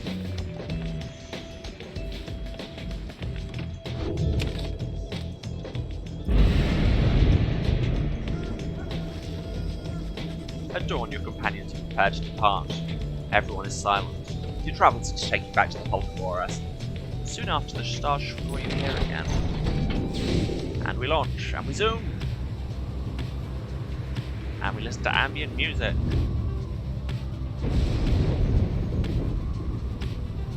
Over the woods. Over the storm. Yeah. The 8 scribes will bless you here.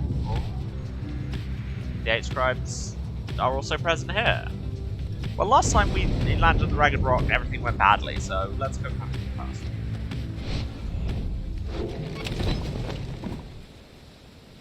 Okay, if I've learned one thing from, like, every horror media ever, is that gazing upon the depths is really a good idea, but here we are.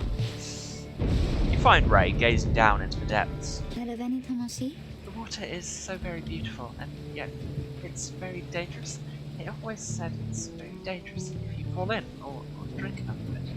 But the scribes, they have protected us, and they are watching. I just know. Hey, the bots are here. There you go. We may or may not have been visited by the 8 scribes, but we have been visited by 2 bots. 1 second.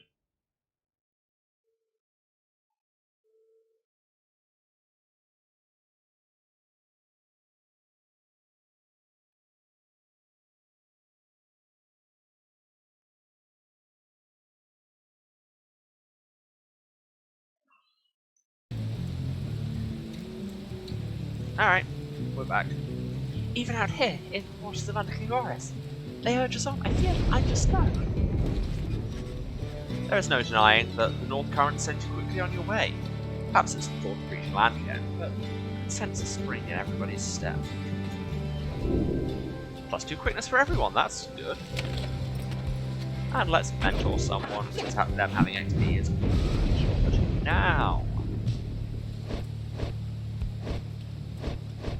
And, appropriately, it's Ray.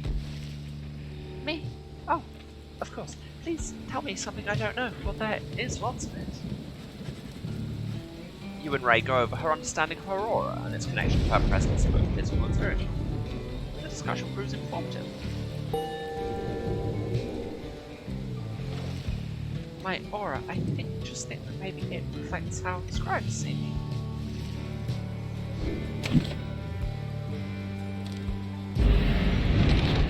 Mayhap. I'm sure you'd know more about that than me. To the Hulk! We vote.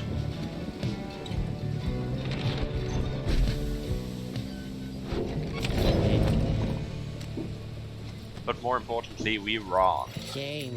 Oh, hey guys. It seems, it seems so awful quiet right now, I gotta say, without that slippery little character what used to hang around with you, I mean. Say, Poppy. Talks like this a lot, know what I mean? Hope he found that honor thing he's always going on about. We don't got that in stock just now. Cool, nothing I want. Yeah, leaving so soon, guys. Yeah, well, start stocking things I want. Who knows?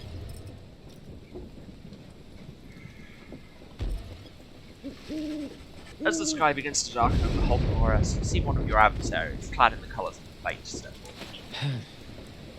Where is Ray? She arrives on cue.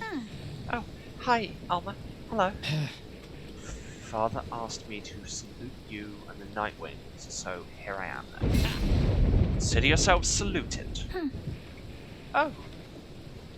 Okay, and maybe the scribes watch over you and Miss Roper. They should do no such thing. Know that I'm only doing this to ease father's worries as they can. When night falls, you are all my adversaries. He walks away, even as the darkness grows and the stars begin to shine.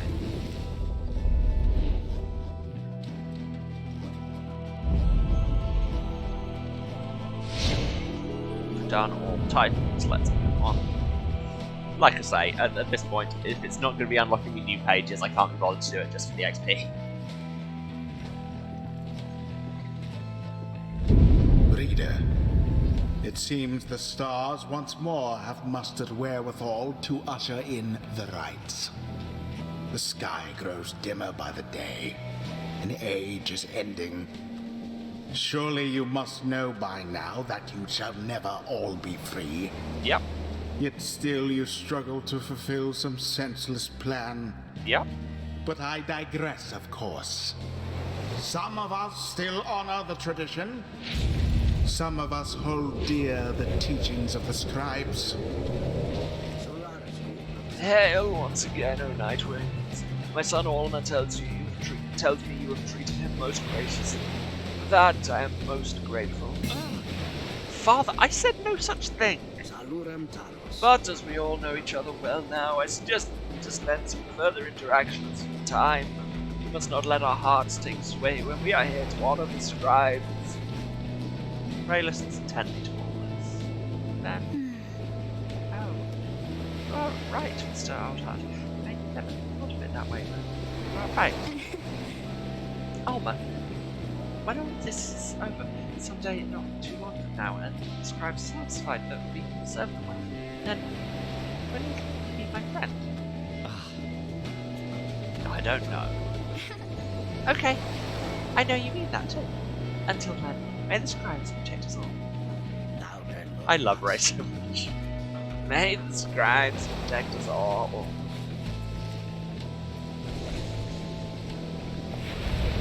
Go on, then. Go on, we will. So that is Hanifa and Bertrude. Canada. Trieste. Volfred. Courage, Separaritus. Let us stand together now, my son. Arhemta, father. Always, father. Ready.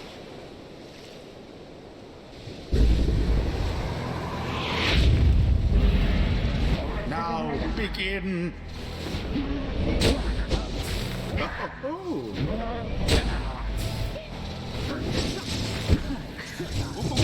The Night Wings are the first to strike. It is very important you do the whoop. Douse power without being banished, you say? Your What, like that? Amatha has doused the flame. Nailed it.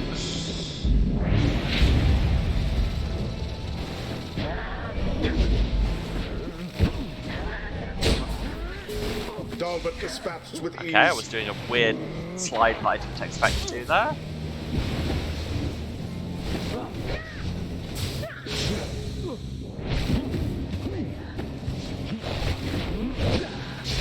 What? Why couldn't I blink past that?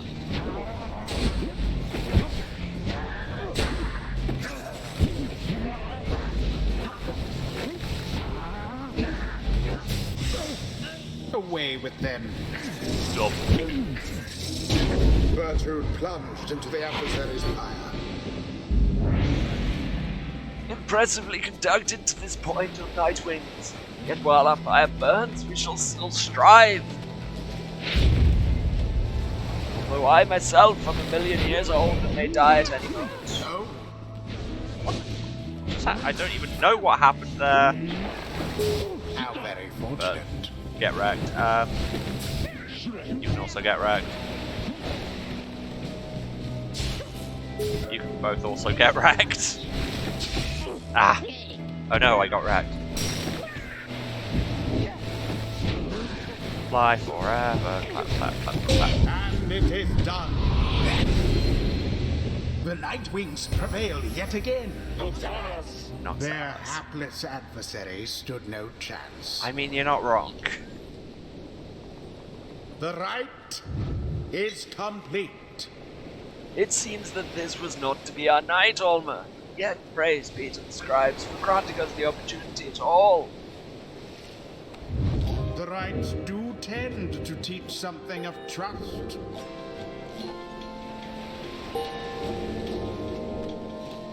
So close.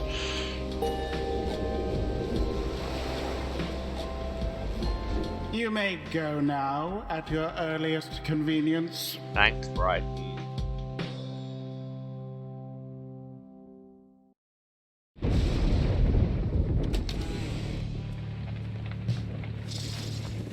Inside the wagon, after failing over the fate, Panther is discussing aspects of the outcome with the others when the Lone Minstrel seeks you out.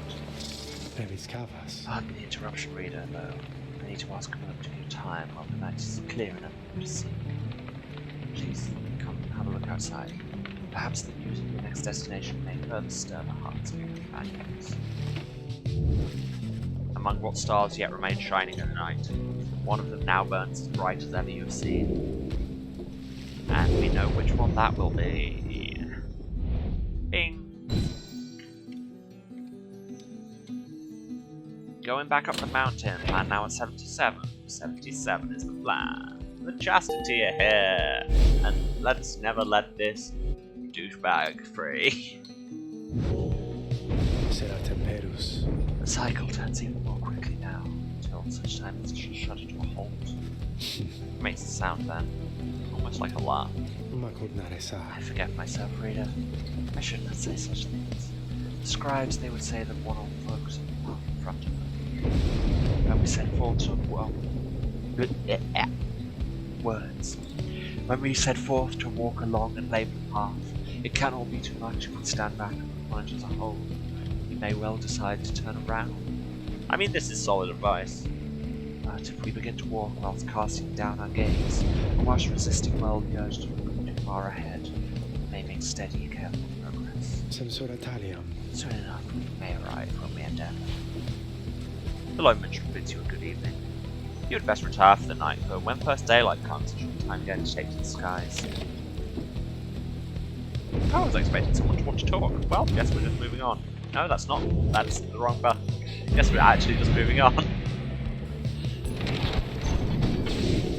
And we fly!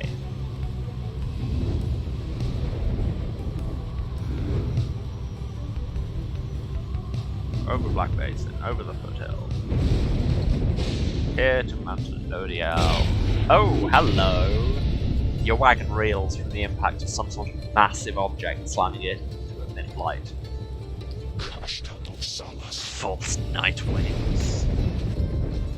Orlech calls down to all of you from atop his wagon. Atop his? Is he just standing on top of it? My god, how much of an anime badass is this man? Again you seek to climb that cursed mountain beneath us. Again you seek to take my rightful place. I should send you crashing down to an E-mine fall as I have. He stares down at all of you. But I shall not. Rather, we shall meet upon the summit, ere the last cycle of the rites is ended. Until then. Hello, I am your final boss of the evening. Do we want to buff Beaufred or buff Tizo? Let's buff Tizo just because I could do with doing Beaufred's voices less. Man talks a lot. You made landing on the sacred Mount Lodial after your encounter with Orlech. Sio tanta. Orlech spoke the truth. He has a right to gain the summit. When the time comes, Celestial deem him worthy and shall let him pass. While he has transgressed against the rites, he has also already been anointed with availed. Nothing not in the book on this. Liberty ought to already be his. Tempratave. At the time it seems that he has not yet travelled to the summit. Perhaps he is still making preparations with his fellow exiles. When exactly Orlech intends to make the promise, he did not make clear. For now you are to confront Manly and the chastity on the summit. But first, you may prepare.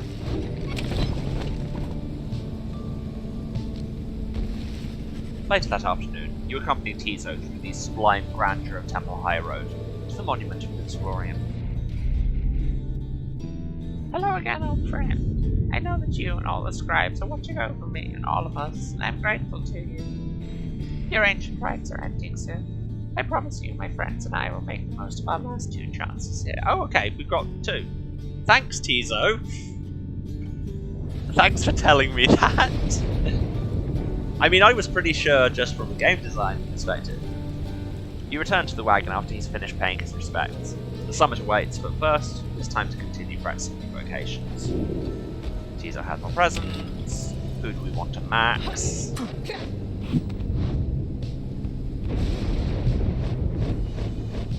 Appropriately, it's Tizo. Tizo would be pleased to go over the finer points of the writing. You ask Tizo to explain to you in his own words the history of the 8 scribes, and speak to how their varied backgrounds form the basis not just of the rites, but of the Commonwealth.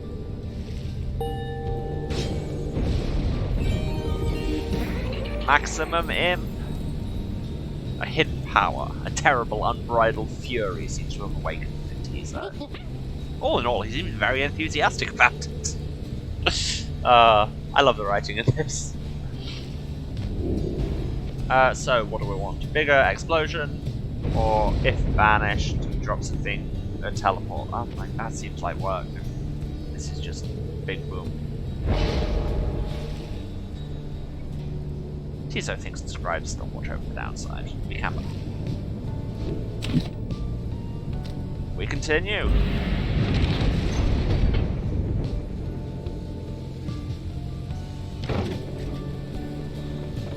I love that tooltip of it said the scribes themselves watch over Scribes Gate. That's the name. Deep in the old masonry of Mount Elodial, you find a messenger imp looking to bring the latest news and rumours from the other side. This time around, the imp brings tidings of Sir Gilman. And what happened to him since his liberation at the Fall of Solium, when at last his self-imposed exile came to an end. You learn that his return to the Commonwealth was met with much rejoicing, and that before long he was promoted to the rank of Veiled Captain of the Blood Order. And yet, with tears welling in his eye, he did refuse the post, stating he no longer had the heart to fight against the Highwing remnants as he once did. He then cast down his helmet, and when next anyone saw him, he was among Volfred's agents, having joined the revolution to reshape the Commonwealth from within. Yeah. You thank the messenger imp for the report, and saluted crisply as surely Gilman would have, despite his lack of arms. Soon the news has everyone in the wagon talking. The tears you shed out of the bottle that thou set aside for use in various sounds. Okay, that's a take. Do you think that one day I could be as brave as him? Because I don't always think I can. Tizo feels inspired by the news of Gilman's selfless actions. One of the Sea Dominion's own laying down his arm by his own choice.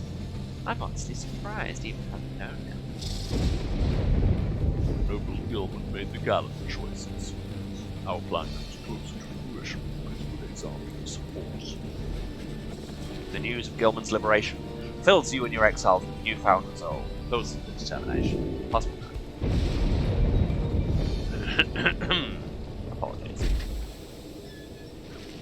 You will return once more to Scribes Gate, where the Gate Guardian awaits under the sky. The exiles of the Nightwings, and you, Taryn. This is to be one of our final meetings.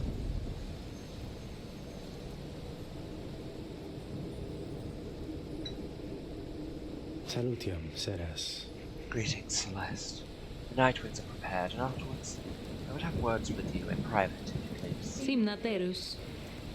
It seems to be rather late for words now, Tarek, but I shall hear them once your charges cross the gate.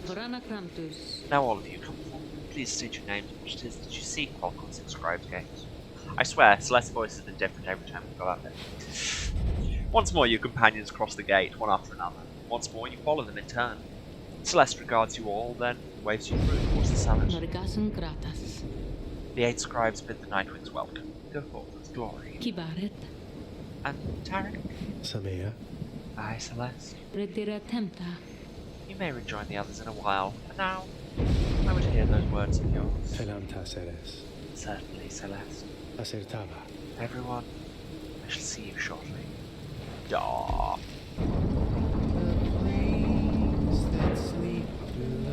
New song.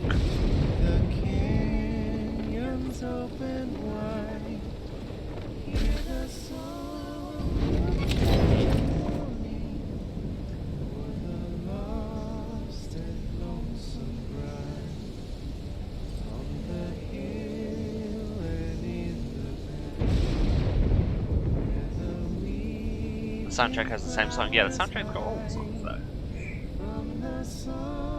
God, I could just listen to the whole soundtrack of this again. I will probably be doing that soon. Hey, guys. It's unreal. Going again up there.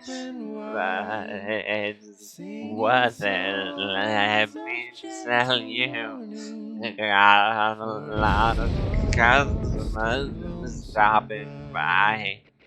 Oh, okay. I may have been exaggerating just a little since I have been waiting here a little while, I guess.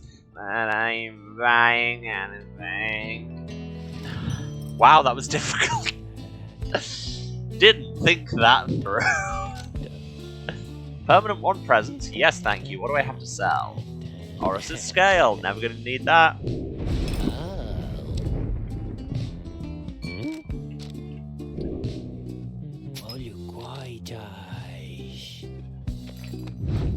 And who wants it? Who needs more presents? Ray! Thanks, guys. While you warmed up, good luck in that thing you're going to tonight. No anti-doping regulations here, yes indeed.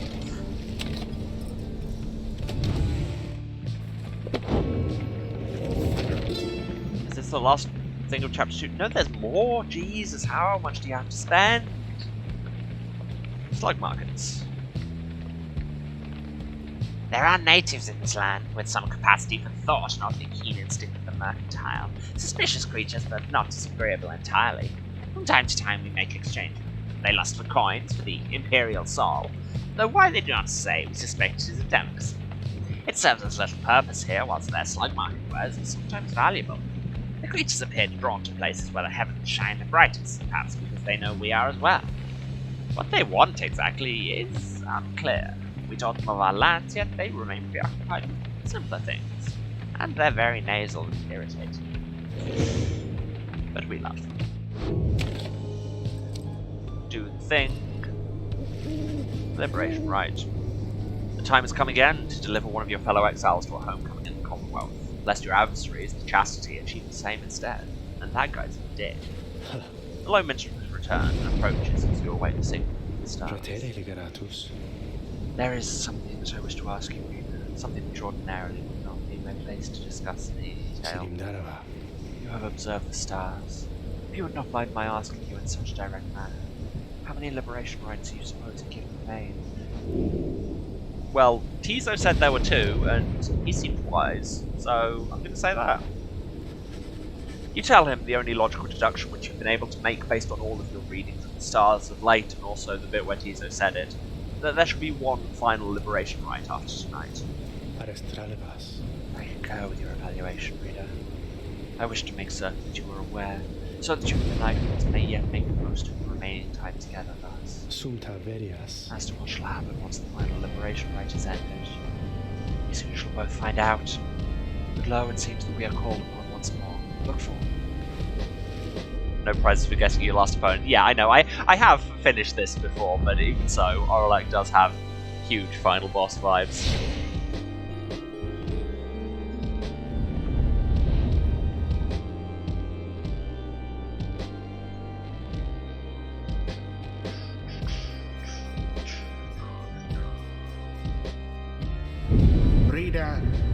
would ask that you think back for just a moment, No. if you please. Never think back, always forward. When you first looked upon the Book of Rites, think back upon the words that it revealed. That was like a fortnight ago. I have no idea. Oblige the voice that tells you more. No. Oblige the voice that tells you more. No. Would that the scribes were here among us still. I would not sing your praises to them, rest assured. Nobody asked. I trust that you shall savor this occasion. You shan't have to oblige me for much longer. Good. The pyres burn and each of the triumvirates is present and prepared. Volunta lorigas. I concur, the pyres burn and each of the triumvirates is present and prepared. Then, anointed one of the chastity, come forth now and declare yourself, and pay any respects you have unto your adversaries in magic. Manly flourishes onto the ground, grasps his mark in his spindly fingers. Speaking of people who can only walk one way, that's manly and flourishing. Warmest salutations to you all upon this blessed eve. I am H. Manly Tinderstow, and I must say that I'm very moved to be a part of these proceedings. It shall be my humblest of privileges to return quite soon, I hope, unto the Commonwealth, where I shall dedicate myself in full toward the betterment of that society. Will you now? I long to be a part of this glorious tradition, even when my freedom is rightfully restored. For is it not the case that exiles such as we are called upon to lead? How you govern in your Commonwealth is not our business here. Your attention shall mean nothing if you do not prevail in this right, Manly Tinderstow. No, I meant no offence at all. I shall serve well these rights, I promise. Why, I should think I shall be sending many exiles here into the downside to replace me. I can think of quite a few who I think would benefit from experiencing this wonderful tradition themselves. And Manly covers his face again. Now, as for you, Knightlings, make no attempt to undermine me here, and nothing shall befall you or your loved ones in the Commonwealth. Is it a deal? As I said to the voice in the sky, no.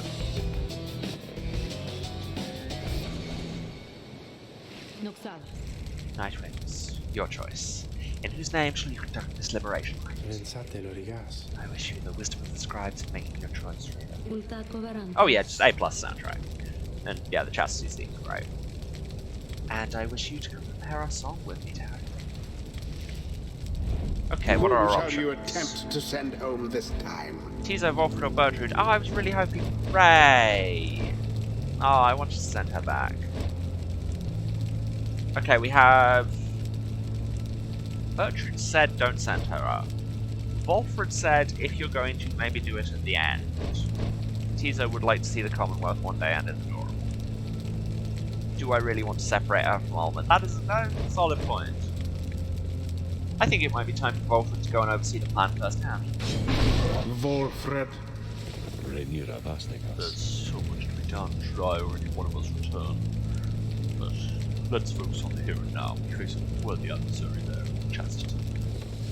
Who shall lend him support? Worthy is a word. Ray. Oh, I can help. I think I can help. Tamatha.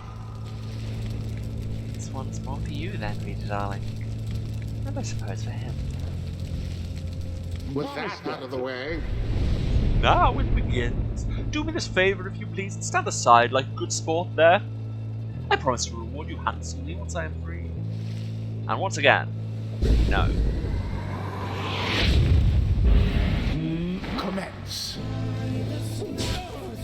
Thanks for walking into that.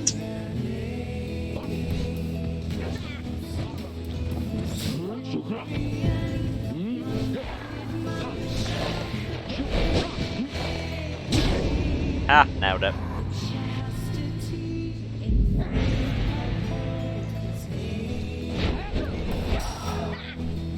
Get wrecked. Up we go. Get wrecked.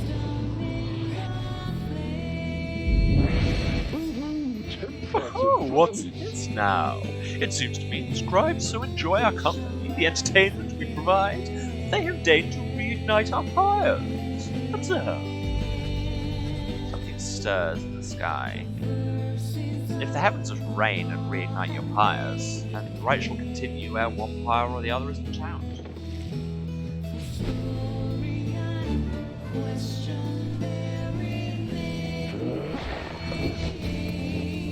Well, that's garbage.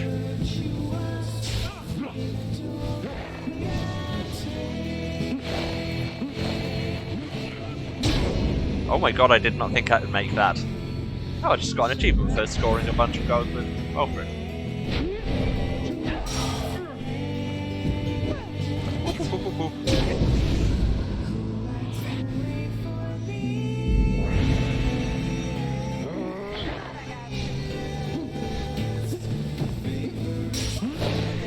Wow. Get wrecked.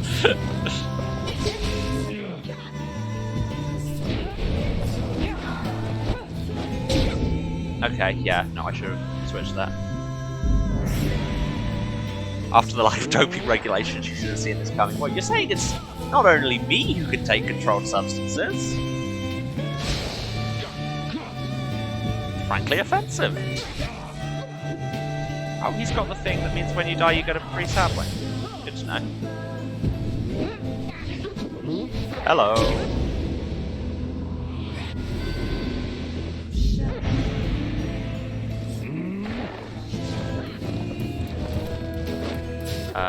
Good luck getting past that, mate.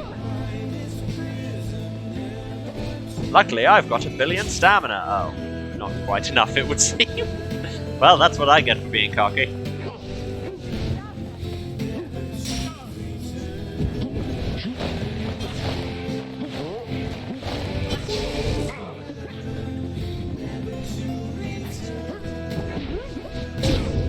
Okay, yeah, no, that's on me.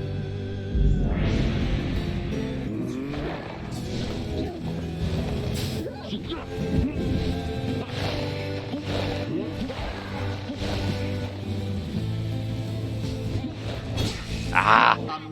Thought I might be able to get that. Didn't notice that, but let's move on.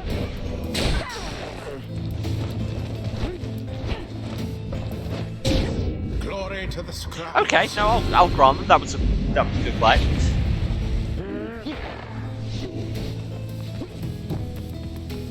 A stroke of luck is all.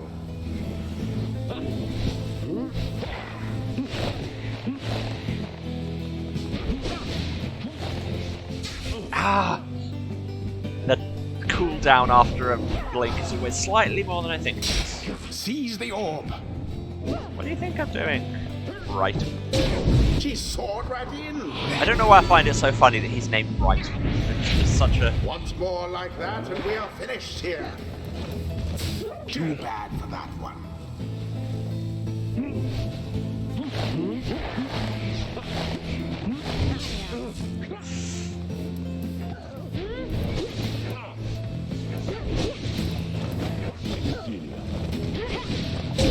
From burning flame to ash. Okay, this is more of a solid match than I kind of expected, I'll be real. Banishment.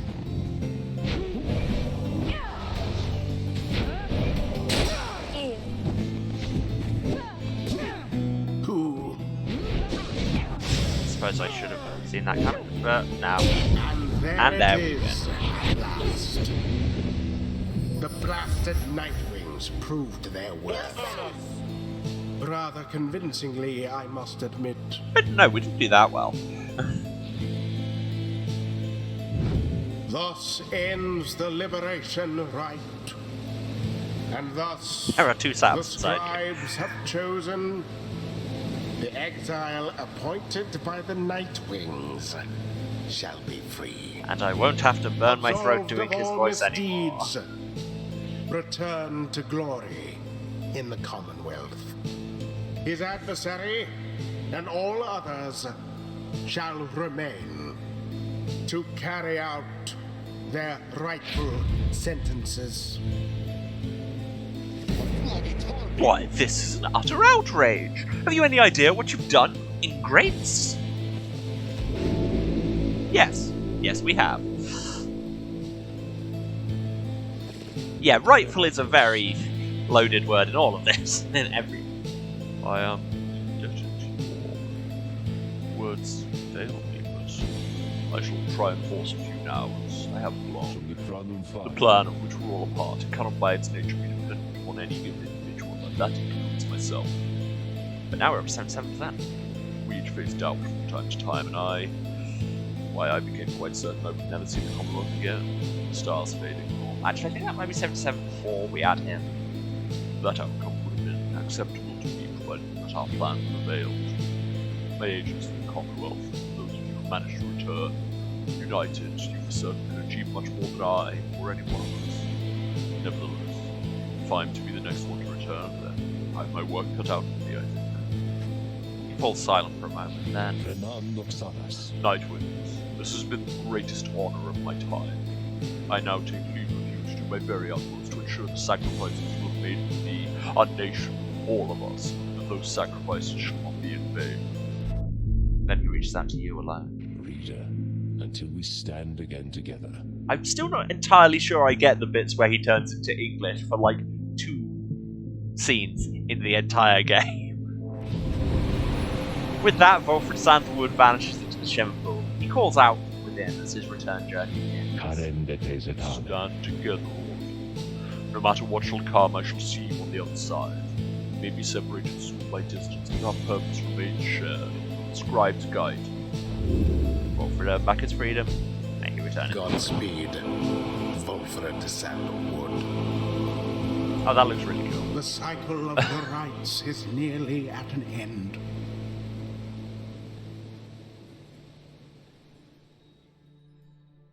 Yeah, English does seem to be the reader language in it. It's just... I don't know, it's an odd choice. Like, you'd think then Sandra would speak it, and she never does. Blessed are the scribes whose eternal wisdom shines upon the skin of the stars and illuminates the path to our salvation. Wait, oh, what should I just say? That was strange, but I feel so invigorated now.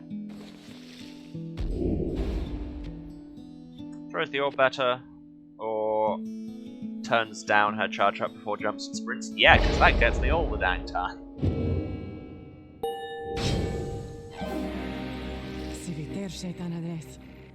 I used to soar above the mountains with the high-wing remnants, and we would see the Commonwealth shining down on the horizon, which enraged us, the mere sight of it. I can fly free no longer, yet not anger. I don't feel it anymore. If she's banished while she's furious, she turns quicker, or just flies faster. Thank you, yes.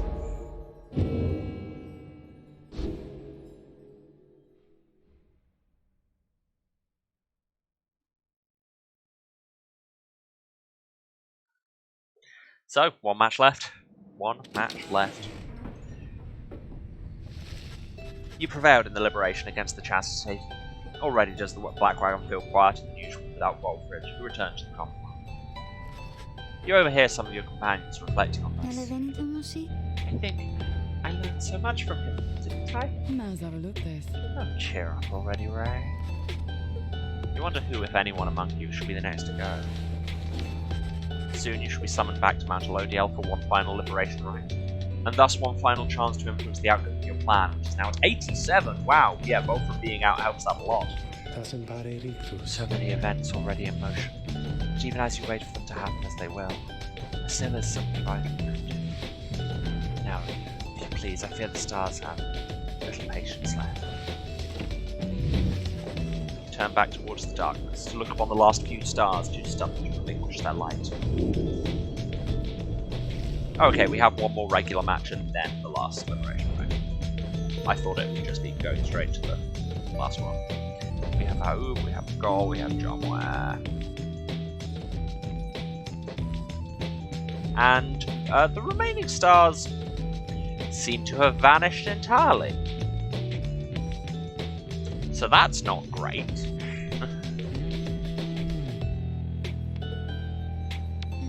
So we have Play the Accusers and Drumwan, Withdrawn and Gol, Pyre Hearts and Hope.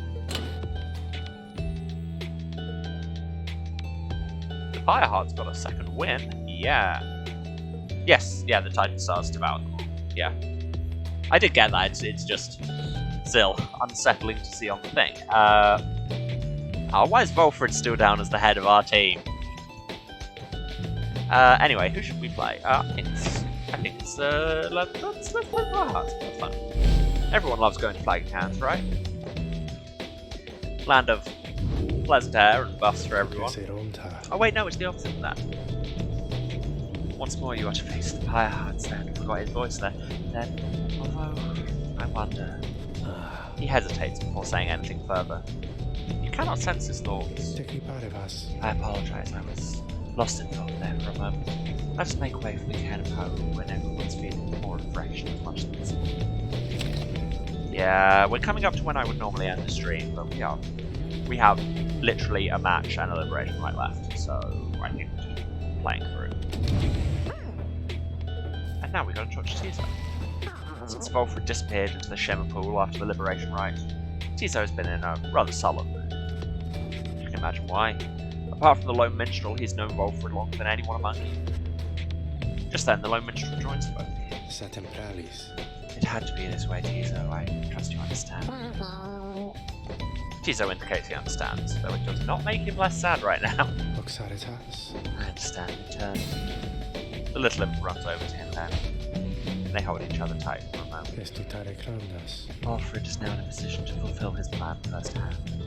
It's an opportunity which he did not expect to have, yet I am certain he shall take. Though, I do understand the sense of sorrow at the thought of them seeing him again. Tizo cooed plaintively at this. Take heart, Tizo. We may all see each other yet, and if the stars decide we can't do so in this life, then we shall do it in the next. Is that not so? Tizo manages to smile. That is better. Then he turns to me. Thank you kindly, reader. It's not my role or in my nature to play favourites in all this, and yet I must say, it gladdens me that Sandalwood is soon to make his mark again upon your land. Tizo likewise wishes Volfred well in his return and long thereafter. That sounds more like Tizo, no? Now, let us see if we might find something to eat in this late hour. Tizo heartily concurs with the Lone Minstrel's suggested course of action. Thank you, your leave, reader. Sometimes the late night walk out in the cold is good for Tizo's spirits. Until the morning, we are grateful to you for all that you've done before. The Foley work on Tizo is amazing. They head out into the dark. Volfred, the one-time leader of the Nightwings, you wonder just what sort of impact someone such as he may have back in the Commonwealth. You know full well his loss among the Nightwings is going to be felt, even as the plan of which you are a part comes that much closer to fruition. And the book. Is this? Yeah, this is the last page. Reader, though you shall always bear a burden, it is much lighter than the burden of a lonesome exile. Go forth and become free. Then join with others such as you, and lead with mercy, continuing to demonstrate your worth, and knowing that the Empire's fall forms the foundation of our Commonwealth. You shall cease to be a reader, and become a voice both to the free, and to your successors here, who shall take up this book when you no longer need it. The cycle of the right shall see to it that you and others like you shall be liberated, ere becoming another age. May the stars shine ever brightly on us all. Well, I think we're coming to that the coming of another age right now, Triesta, and it's not gone great. Sandra, anything to say? No. Lencio me Francis. Lencio me Francis, you too. To flagging hands we go! It's daybreak. You are to set forth now for the Cairn of Hope, for what appears to be the final time. Thereafter you shall return here for one last exile's final chance of liberty. And we go through the foothill, and Black Basin, and Deathless Tempest, and the Sea of Solace, and a different part of the Sea of Solace, and that, where was that? Ishmaelith. It's flagging hands. Since an unusual presence here bearing word of your adversary. Or we can get Hammer for things to find something valuable. That sounds way more interesting. See, there's an apparition here. As you walk through a dark corner of Lixand, you sense a presence of some sort which reaches out to you. I don't remember this at all. It presents to you a vision of the adversary you expect to face in the coming right. The apparition is aware of your next adversary in the right's deluge. It offers to sway the coming right against him in your favour. Accept, and your adversary shall suffer a misfortune that inhibits his performance. Nothing permanent, it claims. Decline, and the apparition shall extend its offer to deluge instead.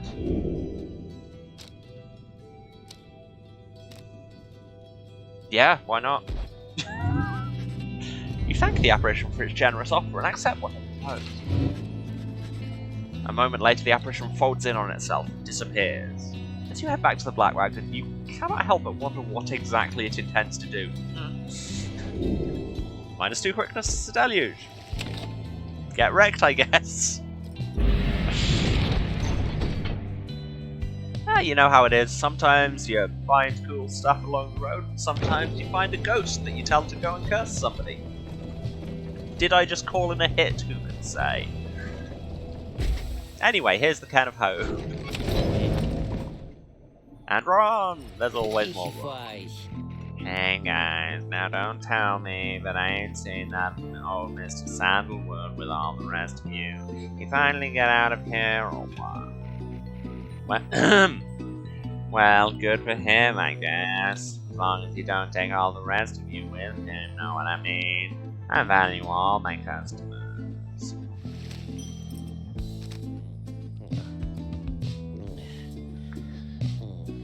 Nope, that was a noise. Oh, let's sell him some stuff. And I'm going to buy this pile of stardust that I intend never to use, just so I can hopefully get another page in the book. You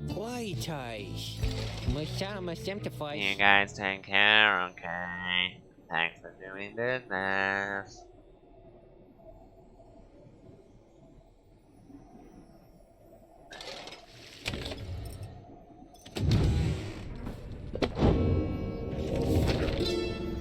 Is this the last page? No, Jesus. Special mention must be given to the downside's most prolific native creature, which we call the Imp. With all respects to our comrade Haub, an imp himself, possessing of extraordinary intellect, most imps are driven by the simplest impulses: to eat, to drink, to procreate, to move, and to survive. These creatures then are symbols of this place. They're far more resilient than they seem, though wild by their nature, they, like all of us, can learn. Haub insists that imps are willing to be put to work. Like other aspects of the downside, they wish more than to exist, but to exist with purpose.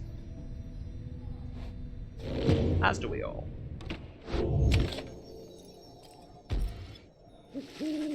After making all the necessary preparations amidst the dusty wastes of the cairn of Haub, you and your companions await the commencement of the rites.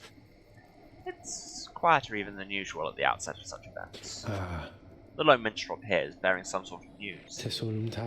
I have checked, and it appears as though the Pyre hearts have not yet arrived. There is no sign of Sir Deluge, or anyone. Their sigil is not set either. If what he says is true, and your adversaries are not present, then you presume the rite cannot commence. However, the stars themselves soon indicate you're mistaken.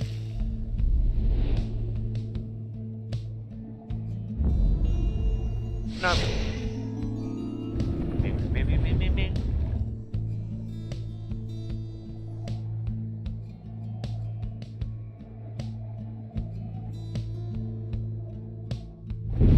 Reader, the Commonwealth, your home. Sucks. Today it is aflame. Nice. Much like a stack of books. Weird analogy, but okay. Aflame because of you. Because of your outlandish plan. Yeah. Not that you care. Not that you shall live to see this place again. Your attempts at revolution shan't succeed. I mean, you kind of just said they were doing. By all means, keep trying. As for myself, I shall enjoy presiding over these remaining rites. Cool, didn't ask. The rite is set to commence, but your adversaries never failed to show. By the scribes, they must have lost all hope. And 2 quickness. Indeed, as the rites are drawing to a close, some of the triumphants whom you've met, perhaps they're beginning to decide the stars aren't worth heeding any longer. It's a deluge. I wonder whether he would give up on the rites like that. He lacks courage, that much is certain, though his desire to prove his competence did seem to spur him on. In any case, we have begun the ceremony here, so I ask that we end it. Go on, then. Alright. Well, everyone's max level except Bertrude, so she's definitely... Bertrude. Ray. Girls' night, girls' night. It is done. It's well, whatever. Let's go now.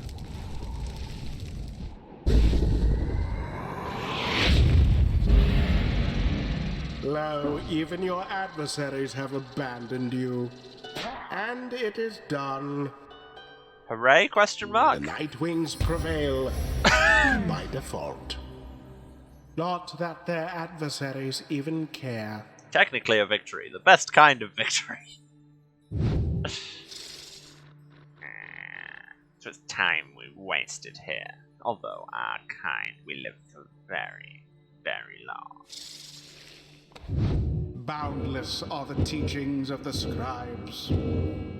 Don't get any XP for it. Just Be no. gone now from my sight. Yeah, it's interesting game design choice, and one that they kind of use again in Hades. No spoilers, but there it is. It seems to be a recurring thing in... And actually there's a similar bit near the end of Bastion. It seems to be a recurring thing in Supergiant games that... Oh god, and there's a bit in Transistor as well, yeah. In all of them there's a bit where you just... your enemies no longer want to fight you. No one speaks further of the Pyre hearts back at the Black Wagon. Everyone's instead preoccupied with the rite that is to come. Is it true then? This is going to be our last chance to go home. The stars always shine with truth. The ending of the cycle of the rites is now upon us. He looks over to you. Please look forth, reader. See this for yourself. You may well surmise where we are going next. Is it to the Liberation Rite place? The others turn to you as well. You turn toward the wagon's door. You know what you should see out there. Now, however, the time has come to face it. The dim and fading light of the final star so pierces through the darkness, demanding your attention, guiding you toward the end point of your path. Look upon it from the left. Yep, all the other stars are gone. And I like that it still takes you back to where you were, so you have to scroll through all of this empty space. It's a nice vibe. You know what I mean. Interact to challenge the true Nightwings. Our record against them is 0-1. Yeah, it is. First people to beat us.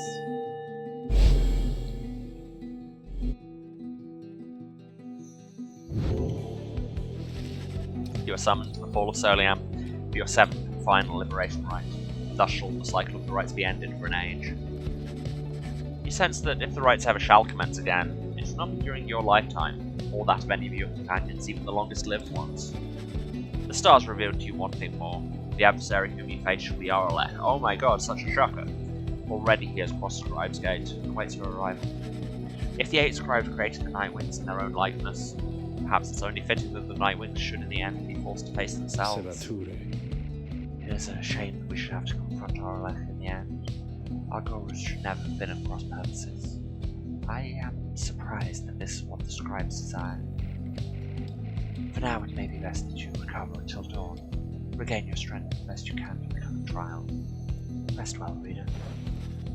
The group disperses as exhaustion sets in. At dawn, you fly to Mount Elodiel to make a final effort to achieve your plan and get somebody home.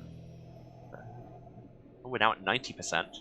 I love how it went up from us winning that. Somehow. Well, let's leave all these places for the last time. Oh, or we'll just have Foolish reader. Your so-called friends. You are accomplice to their hateful plot. Yes, you're getting They are it. exploiting you. No, you're not getting it. You shall never have your freedom. I'm aware. By dawn, you're already up and about after a troubled slumber. The Black Wagon's prepared for its final voyage to the full Solium. No one speaks.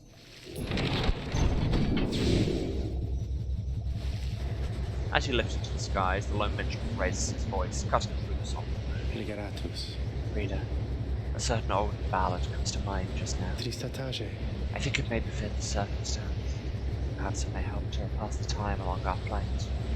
Would you mind it very much if I were to play this song for the night winds? Oh, please. Please, do the song. Love the music. You urge the lone minstrel to play his ballad, so that all among you might hear it. He begins without another word. When the stars align, the right shall come to bear. Illuminate the signs, the exiles shall be there.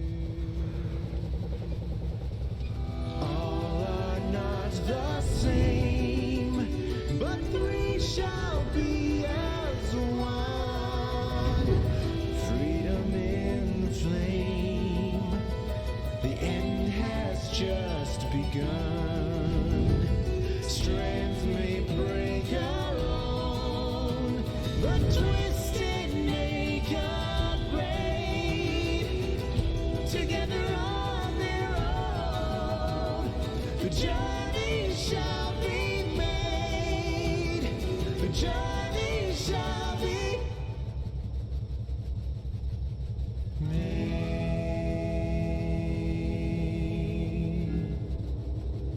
God, that's a good song. Yeah. Music in this is very good, you may have noticed. Also, I've seen a couple of live shows by Darren Corbin and Ashley Barrett, and they do that live, and it's just so, like, I haven't seen them live on account of the Atlantic. But yeah. Anyway, do we want to buff Tizo? Oh wow, our boost is turned off. I was deliberately not using our boost so that we could get the full song as we went up. But no, they want you to hear it, so the boost is off. Tizo doesn't need the buff because Tizo is already an absolute beast.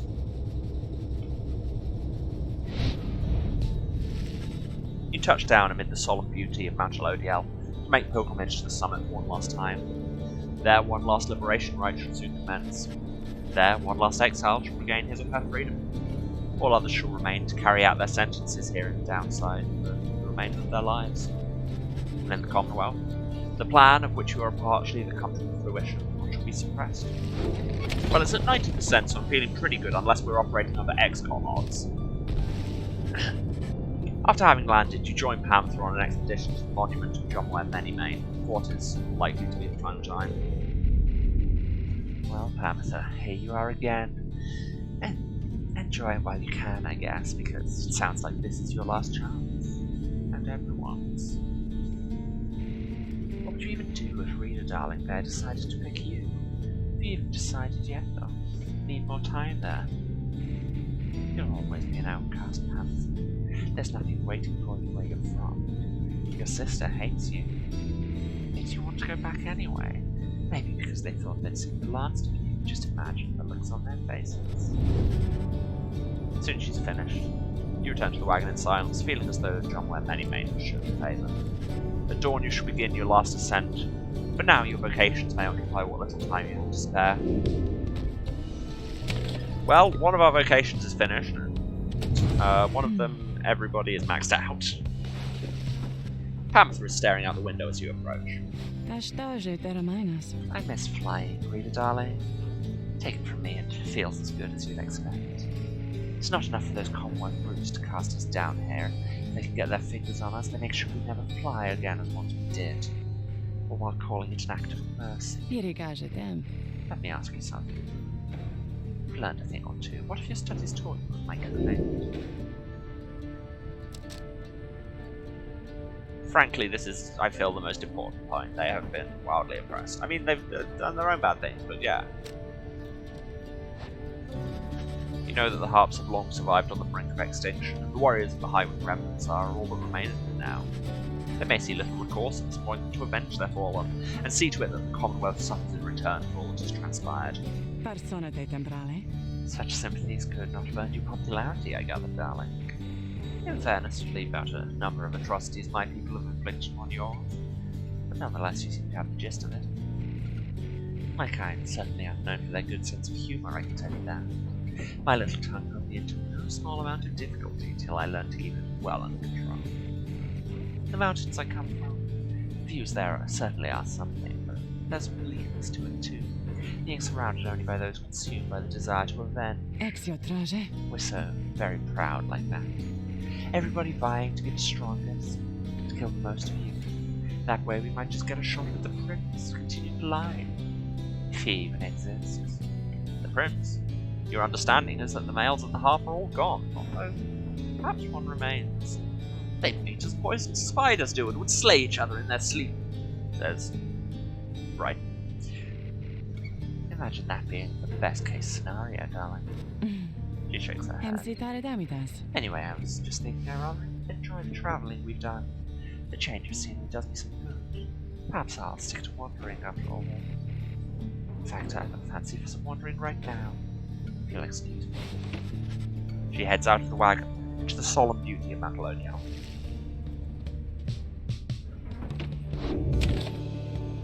Yeah, like I say, we can't read the book anymore, and everyone's at max XP, so let's find a thing.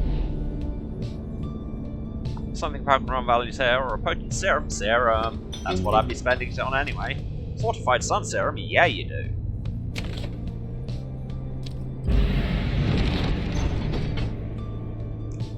Describes game.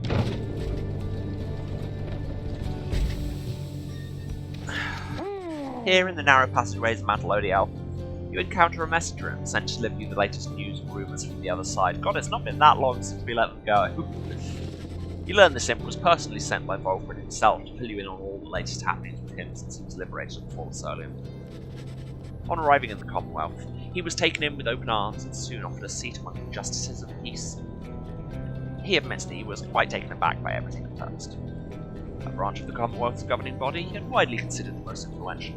It is they who pass sentencing onto those who transgress against their country and its people. But he of course refused, stating his belief that the traditions of the Commonwealth have been corrupted over many years. Such remarks put him in real danger. In the next moment, he was whisked to secrecy and safety by his sons and daughters of the Revolution in a daring raid. The Commonwealth claims he perished in the brazen act. Now Wolfrid continues his work to find a way to bring home all the rest of you, and to transform the Commonwealth according to his plan. He closes with a message to all. Have faith, we shall prevail together in the end. You thank the imp for bringing you this news, which gets all your companions talking.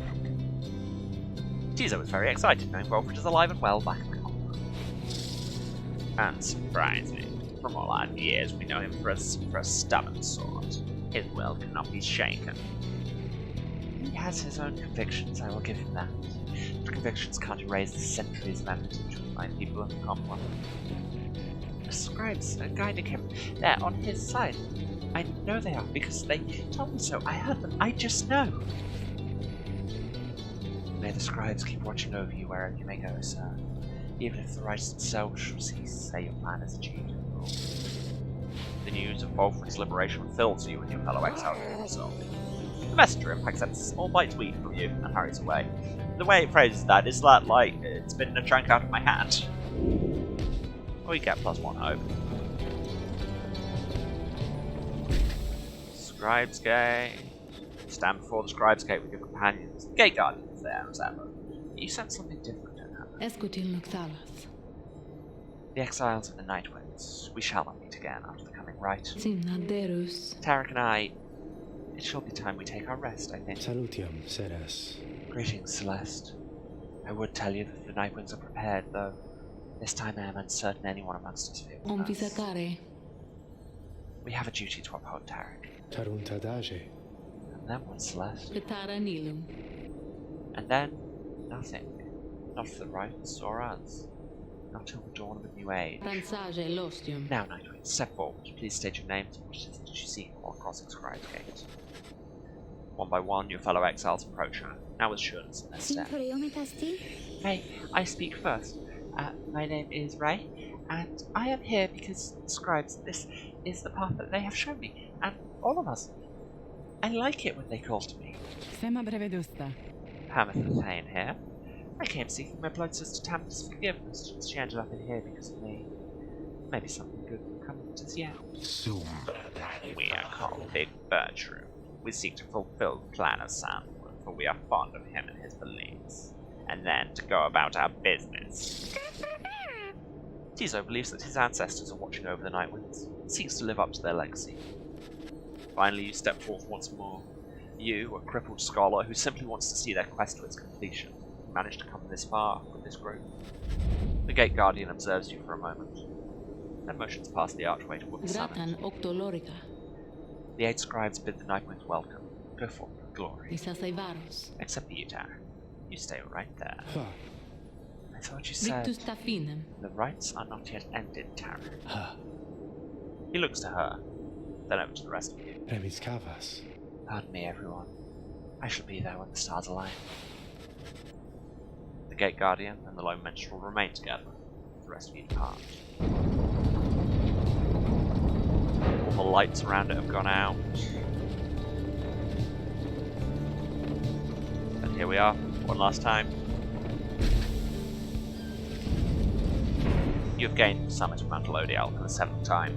The final time in which any one of you shall have a chance to leave the downside. Beyond a crystal seeks you. I'd forgotten that all of this. Hey guys. I guess you probably heard the big news, huh? Yeah, I'm going out of business here, I guess. Just hasn't been the same, you know, what with all the stars all fading out and stuff.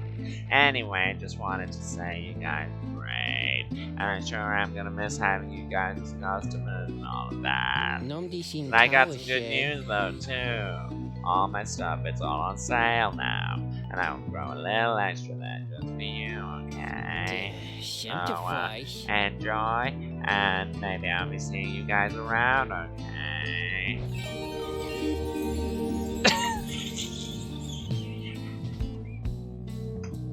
Henceforth, all of Falconrod's goods are 5% off. It's just that no punctuation. Great. That's so funny to me. Oh.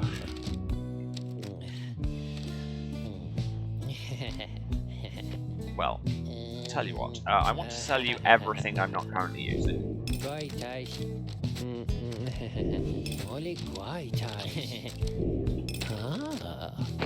I'm going to spend it all on drugs.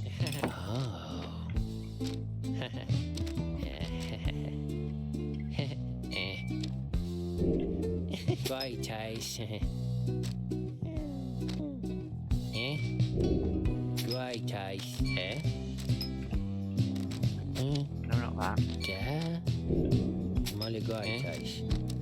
I could do the maths to find out how much of this I can buy, but I'm just gonna buy it random and see what happens. Oh, it is 2 of each.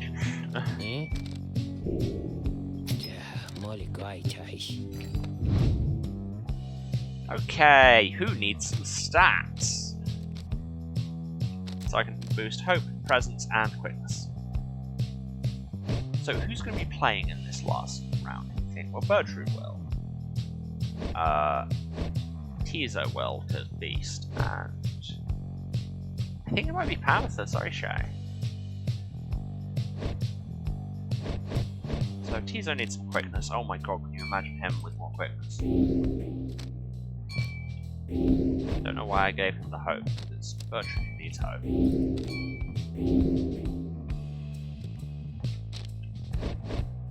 She also needs quickness. And as for presence, this is presence right now. That's for Pamitha. Let's get swole. Imagine doing business with you guys. So, face on the background. We have a new page. Is this the last page of this chapter? Yes. So we finished chapter 1, we finished chapter 2, we finished chapter 3, we finished chapter 4, we finished chapter 5, we finished chapter 6. We didn't finish chapter 7 because we didn't... I think you get it by winning that one match against the 2 Nightwings that we lost, but we finished chapter 8, so nearly the entire book. 1 page off. Survival often is conflated with the physical. When we think of survival, we assume the need to sustain our bodies or improve our bodies. The strong survive.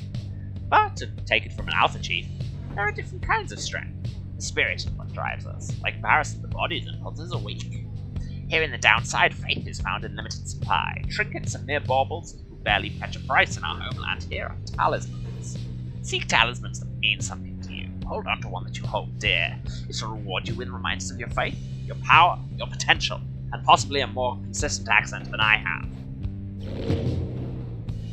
So, Sandra. Thank you for visiting on such short notice, reader. I understand you have important matters to attend to, so let me be blunt, please. Listen for a moment, then. I know this whole affair is coming to an end, all of it.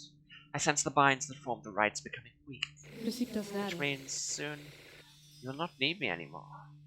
Not that you have needed me at any point, but still. My services will not be of any further use. I would love to tell you that this means I shall be free from my eternal prison. For some of my beyonders, it shall be a release. My accomplices are bound by weaker words than those which bound me. They shall fade away, I think. Finally rest. I, however, shall remain. She hesitates for a moment. Thus, I have a proposition for you. I do not know where you shall go from here, but I ask you to take me there, wherever it shall be. By that I mean, take this stone prison of mine and keep it. Do not just leave it, as all your predecessors have, each time their stay among the Nightwings reached an end. Soon the Beyonder Crystal shall serve no use at all except to keep me trapped. I am content to remain thus, for I have little choice, but I would prefer to do so in your company. For I do enjoy your company, reader. This may not be much of a compliment, but I assure you that I much prefer your company to an eternity of solitude. I have no wish to see you gain in years, and to eventually decay whilst I remain unchanged. But I should rather have more years whilst having contact. Even if those years are to be brief, they shall afford me many more in which I might think back upon our times. Nor do I expect you to accommodate my needs, for I am well aware I have my limits in accommodating yours. That is to say, I wish you to go forth after this night and live your life however you see fit for your own sake. May all this rights business enrich your coming days somehow. And in considering that life after this night, if you think that there may be a place in it for me, however small, then once again I simply ask that you take me alone. That way, should you ever wish to visit me again sometime, you could. And I would like to have that as an option, or not. My request here is a selfish one, for there is not like enough of an exchange other than what little my companionship is worth. Perhaps I could lull you to sleep once in a while. Who knows, you could always try to sell the Beyond Crystal for a reasonable sum somewhere, or something to that end. There must be someone out there with an interest in this thing. So then, you have heard my sad little proposition. What do you say? Oh, absolutely. It's... Reader / Crystal Ghost is, as I said, the hot new ship, and the best thing is it can be canon. You grasp the Beyonder Crystal and set it into the folds of your clothing. Sandra senses this, and makes a sound as though surprised. Thank you, reader. She's at a loss for a moment. Then, let us go then, from this place. Go and face your last remaining adversaries. May you crush them under heel and achieve the outcome which you seek. I believe you shall prevail. She disappears into the stone. For now, you took the Beyonder Crystal with you and gained one ghost girlfriend.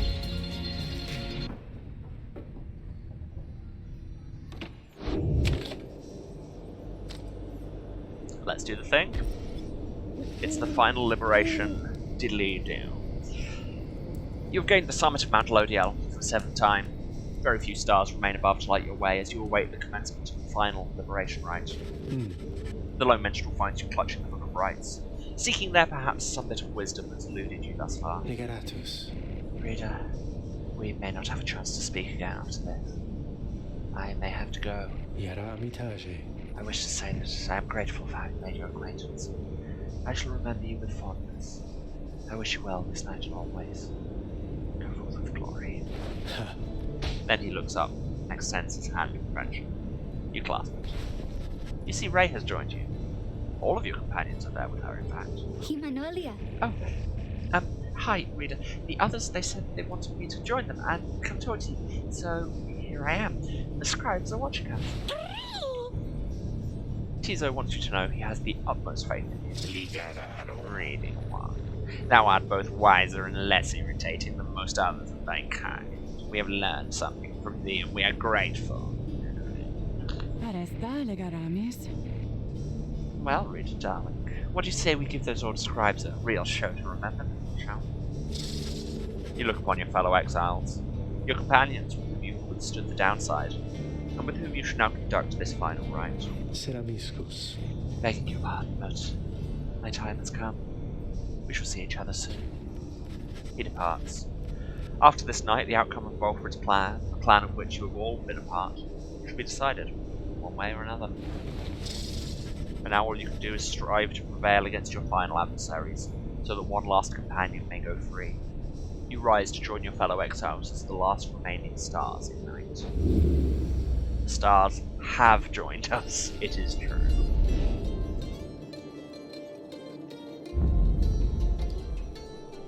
Speaking of stars, here are 11 of them. Wait, no, 12, can't count. I will be touching none of them. Let's just do the thing. Everybody is already at max XP. Let's just do it. Just like, no, I'm turning all 12 on for the final rite just to prove I'm a badass. Well, and hear me out here. I'm not a badass. Look, for one last time, upon the fall of Solium, dear reader, hear me for one last time. Really? You shut up after this? Soon, the few remaining stars shall fade away, leaving you stranded there for your remaining days in that forsaken land where you deserve to be. Rude. The rabble that you roused here in the Commonwealth shall be put down. The exiles whom you liberated all shall fall in line. Yeah, my 90% chance doesn't agree.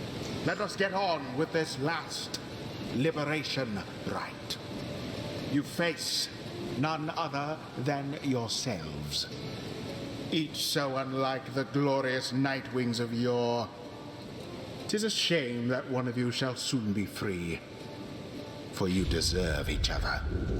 So this is our last chance to talk, and you're just going to use it to be a dick. Cool, good to know. The pyres burn, and each of the triumvirates is present and prepared. But before the lone minstrel can concur, as per the custom, not another word. Demon Orlek slowly raises his clawed fingers to the mouth. The false Nightwings have arrived at last. Long have I awaited this. My freedom once was stolen from me, then I was cheated of it here upon this mountaintop. You may now attempt to take it from me once more. He stands there for a moment, silent. Then, Orlek dons his mask, stands prepared. May these damned rites cease forever for the misery which they caused.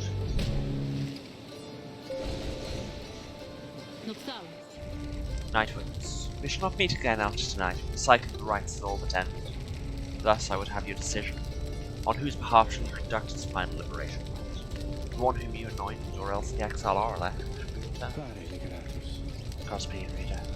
You know what is at stake better than I. I have utmost faith in you to make the best decision. Conduct this rite with glory. Nightwings, the star's remaining light grows dim. Your decision, please. It's time to choose who, if anyone among you, should go free this one last time. The rest of you shall remain in the downside until the end of your days. One by one you meet the gazes of each of your fellow exiles. Gertrude, Tizo, Ray, Pam. Your fellow exiles, your companions, your friends. Together you come this far, but now, the downside of the rites conspire to tear your group apart and disrupt your plan. Are you prepared to choose? You can say no. I'm honestly intrigued to see what happens if you say no. Having to make this last decision is unconscionable. It's too much. You hesitate, but then you sense a reassuring voice from very far away entering your thoughts. Don't give in, Rita. Do not give in. We stand with you. The choice you're about to make, however you should go about, whatever the outcome. We understand. So, you need not hesitate. You need not explain, so please, trust in yourself. For all the rest of us, we trust in you. You reconsider what you're about to do. You cannot back down. Yeah, okay. At least we got a nice little scene out of it.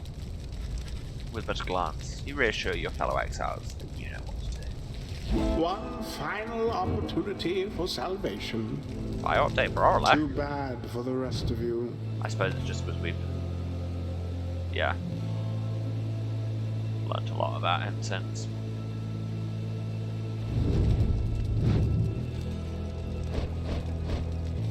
You can only anoint people who are at max level. Well, I was thinking Hamatha, because Bertrude said no, and also we can't. Tizo has never been to the Commonwealth and doesn't have a lot to miss, and Ray has armor down here.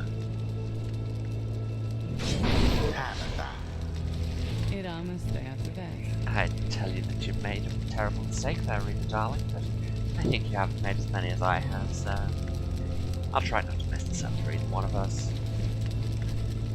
Your choice is cast. As for your other companions, you sense a clarity of thought and purpose in each of them. They stand ready to support Hamatha as well as you. Who shall stand with her? My will is ours, reading one. Let the remaining stars shed their last light upon our ceremony here. Tizo.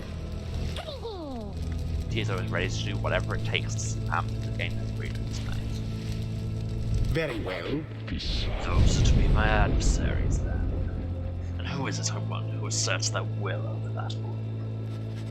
You sense Aurelek searching for you, almost reaching out to you.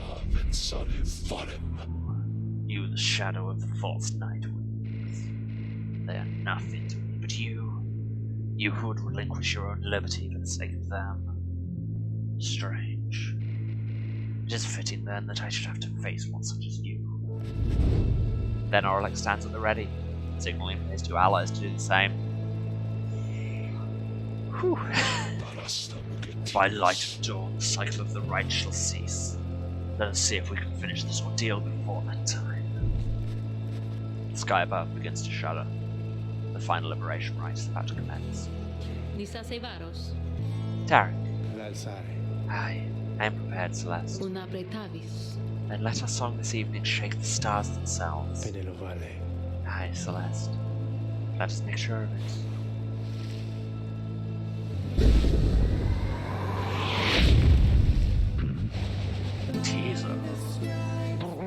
Tizo fumbles with his mask. Tizo recognizes Aurelek, greets him tentatively. It is good to see you. Aurelek reaches for his mask in turn. How was the horn? Meant it. Tizo indicates his horn has not bothered him for a long time now. Thanks, Aurelek. Good. Full recovery then. But it is unfortunate to see you standing there with them, Tizo. Come with us. No questions asked. The proposition seems to catch Tizo off guard. Tizo indicates that he will not abandon his friends or their quest. He seems to be pleading with Aurelek to stand down, to listen, to not give in to anger. Aurelek shakes his head. He puts his mask back on. This is something I must do, little one. Tizo dons his mask in turn. He chirps nothing more. Begin. The final chance at liberation for the age. Double play! God, that looked like I actually knew what I was doing for a second there. Nobody be convinced. Ah! I had that. Oh, nice.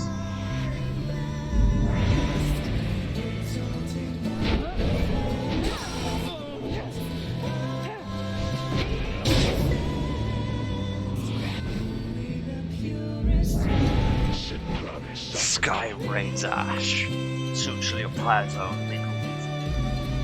Just then, the skies above begin to rain down fire. The final throes of the cycle of the rites and the ending of the age. God, this is dramatic.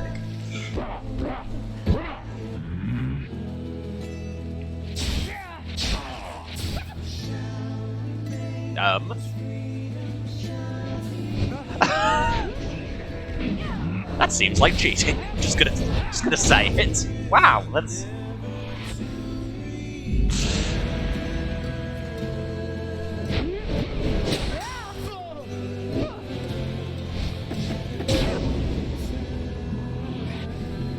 I mean, I've got higher DPS than them, so. So the false night wins better. Thanks, at last. That cannot be your finest effort. You think you deserve your freedom more than I? Then fight for it, damn you!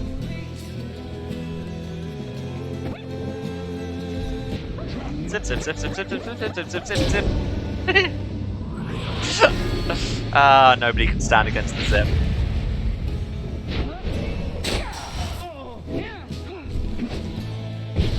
Missed. Her wings have served her through. Orlick stands, breathing heavily. He looks back on the thin lick of flame that is his smouldering pyre, before turning his attention back to your rampart. How he has changed, that Orlick. Grown old and bitter lo these many years. Nobody can stand against the zip! God, compare that to the first time I played them. Night wings proved their worth. Yet, and I say this with all the respect in the world, wrecked. Thus ends the liberation rite. And thus, the scribes have chosen. Not bad there, reader darling. Just another night at the downside now. You look upon Pamatha for what you expect should be the last time you see each other. Any moment now, this Chimpool shall engulf her. Any moment now, she shall return to glory and join with Wolfman's agents in the Commonwealth to help achieve the plan. Any moment now, the cycle of the right shall end, at least until the dawn of the new age. Any moment now. And thus, the scribes have chosen. We weren't listening to you. And thus, the scribes have chosen.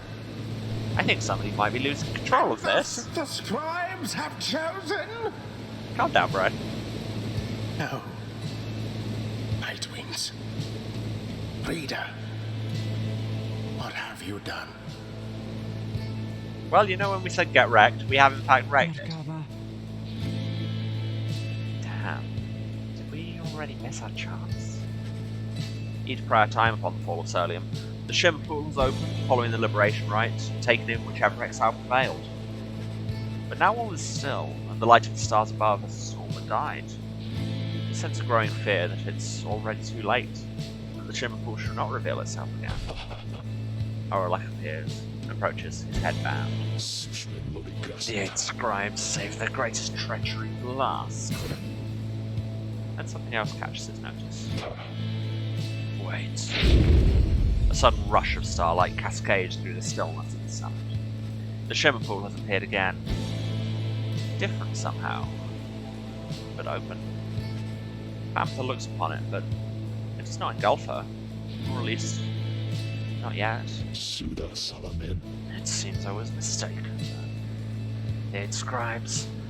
This is not their greatest treachery, it's their greatest jest. The Shimmer Pool is flung wide open. It seems that all are worthy now of freedom. Orlick strides toward the Shimmer Pool. But halt, Orlick. Orlick glances over at the lone minstrel, almost in surprise. The Shimmer Pool has lost most of its strength. You step inside and you shall surely drown. Of that I can assure you. He laughs to himself at this. And we have all been cheated. No. The Shimmer Pool is revealed. one of you may still return as planned. But as for who returns, someone shall have to choose. And the last light of the stars is extinguished, and the rites cease to be. This is the final trial of the scribes. The final trial of the scribes. Then, our confrontation, the liberation rite, almost meaningless. No. The victor of the confrontation is to be the one to make the choice among those closest to the scribes. Either the anointed or they who anointed them. And it's sounding rather like I can get out of here, though. Maybe you can, reader darling. Aye. It shall be either you, reader, or... It shall be either or. Amethyr, please make your decision quickly, lest it shall be forfeit. I do not know for how much longer the light of the stars shall offer you this gift. Quite the dilemma. But I think I know which way I'm leaning here. Reader darling, do me a favour now and go. Get out of there, before I go having second thoughts. Amethyr wishes to give up her freedom, so that you may regain yours. Very well. Reader, the choice which Amethyr made, or rather the choice which she gave, it is now yours to make instead. This choice and may keep bouncing back and forth like this. Absurd. It may, until such time as one of you is willing to accept the burden and the outcome of the choice. That is the trial. And I fear that there is little time remaining now. Reader, if you and your companion are too cordial with each other to accept that freedom, either one of you, then I shall gladly take it. Freedom won't be more than some flirtatious trifle to exchange. Reader, what is your will? Here we go, last choice of the game. We can go free, we can send Pyre free, or we can send Oralech free. Pyre earned her freedom just now. We arguably earned our freedom throughout all of this. Oralech earned his freedom like a decade ago and was thrown off a mountain for it. And we could give it to him now.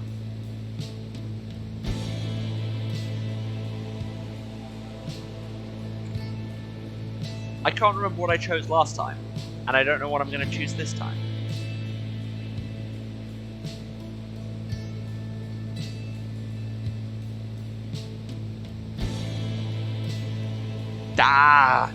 Choice paralysis. Honestly, I think it fits best with the kind of themes we've got of redemption and legacy and self-sacrifice. To give it back to Oralech. He earned it long since, and he's an anime badass. And Belfred deserves his boyfriend up on the surface.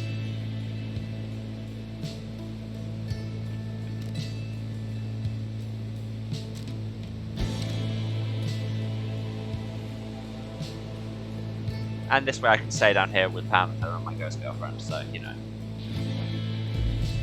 Your thoughts crystallize. You've chosen Oralech. What? Oralech, do you accept the reader's choice, or should we make another?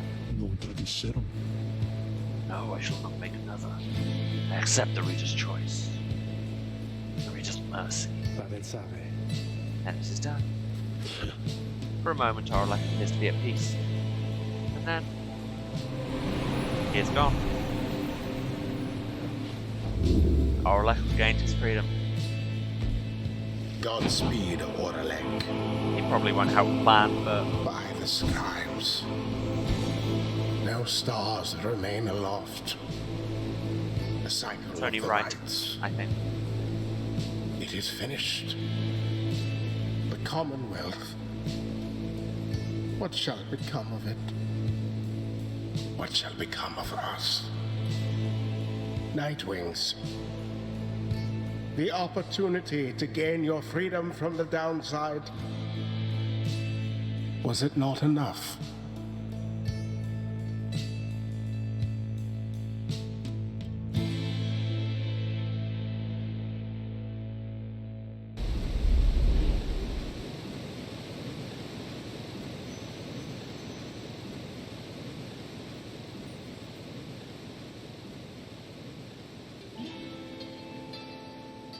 That night, the exile Orla returned to the Commonwealth.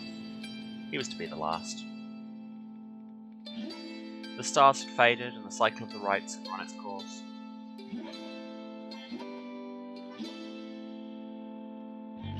He found the Commonwealth in a state of unrest.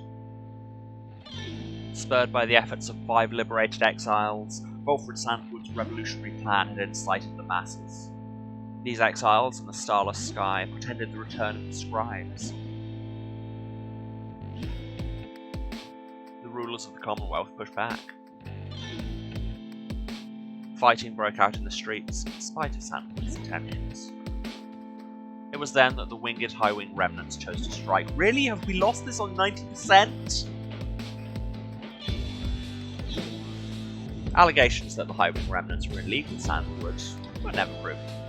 However, there was no denying the result of the two-pronged attack.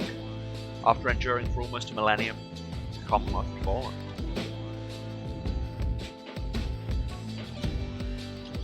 The new Sarian Union declared its sovereignty in the next year. Among the changes its elected leaders ushered in, they vowed never to cast their people into exile, and they abolished the old Commonwealth decree forbidding literacy. Today, we still remember all of this. And we remember the exiles of the downside, whose deeds led to the dawning of our age, whether they returned or not.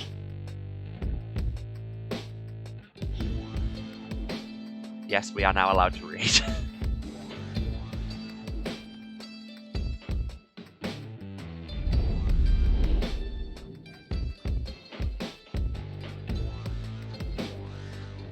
What? Oh my god, do we get to have little epilogues from everyone? Or can I click this? Yep. After the cycle of the rites ceased turning, records of what happened to the Black Wagon and the Nightwings became inconclusive and contradictory. Some accounts suggest that the exiles of the Nightwings who remained to the downside continued to make use of the Black Wagon as their place of shelter and their means of travel. However, there's no record of what happened to the wagon's contents, such as the Book of Rites or the Beyonder Crystal, said to be haunted by the apparition Sandra the Unseeing. One possibility is that when the Lone Minstrel took his leave, he took the Beyonder Crystal with him, and he was thus obliged. By this line of reasoning, however, the Black Wagon itself should have been taken also. Others remained sceptical that the Beyonder Crystal ever existed, or rather that the visions that it granted were anything other than the result of an act of imagination or a fever dream. The bog dwellers of the southern bogs offer still another explanation, for they're familiar with binding enchantments. If there existed such an object, in which the Sisters of the Arch had been expelled for more than 800 years, then the enchantment could have expired along with the light of the stars. What this would have meant for Sandra and the Beyonders is difficult to say for certain, other than it may have meant that they were finally released. Nevertheless, the fates of Sandra and the Beyonder Crystal remain unknown. Yet those exiles of the Nightwings who claimed to have seen this apparition all spoke of her with degrees of reverence, or perhaps a little fear. Can you believe this, reader? Honestly. Sandra has appeared before you, well as you can see. They're so far from the mark with all this nonsense I want to laugh. In fact, here goes. She laughs. She's referring to the account of her. You sense she does not care for it. Well, let them gossip all they like. I merely wish that they would mention you at least in passing when next they're at it. Though they should never know even the half of it, shall they? It could have been worse. You suggest to Sandra that the account of what occurred to her was really not that bad. You liked aspects of it. You are much too diplomatic, you know that? You can tell she's unswayed, and yet her grin remains intact. She appreciates the gesture. Anyway, let us keep going, lovely reader. We know the truth of it, that's what matters. She fades into the Beyonder Crystal, for now. You tuck it away safe. Got ourselves a ghost girlfriend. Yeah, wow, we have stuff to read for everyone. It's a good thing it's legal to read now, because Jesus am I about to.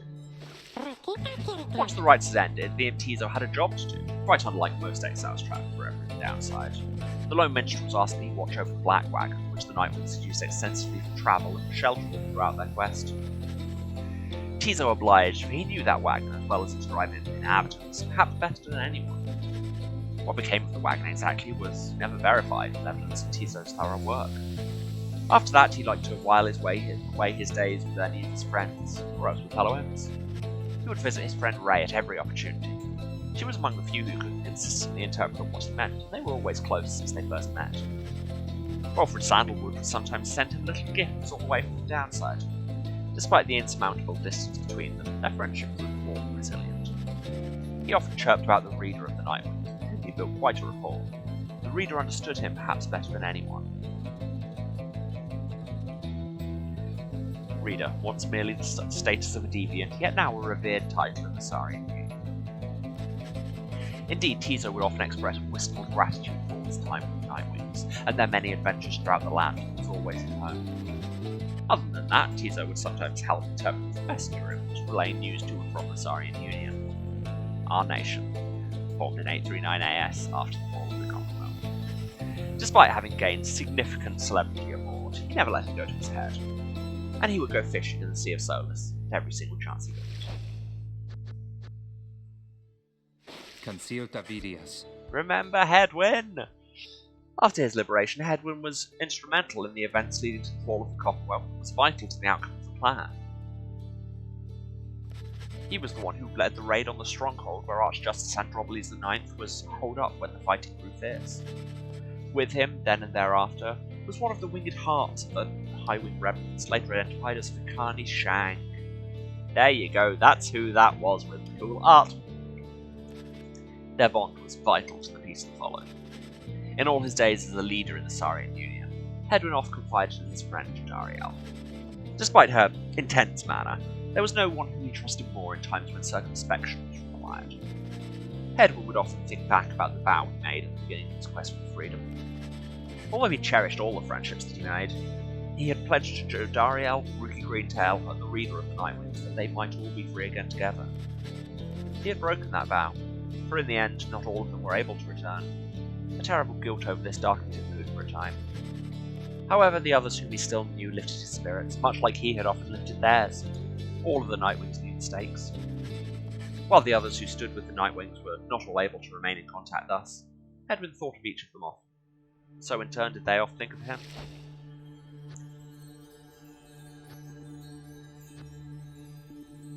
Actually, tell you what, let's get all the opponents once before we talk about our friends. Just for drama. Shut up. As the cycle of the rites drew to a close, it grew evident that a chance at freedom from the downside had forever slipped from Dalbert and Ulmer Old Hard's grasp.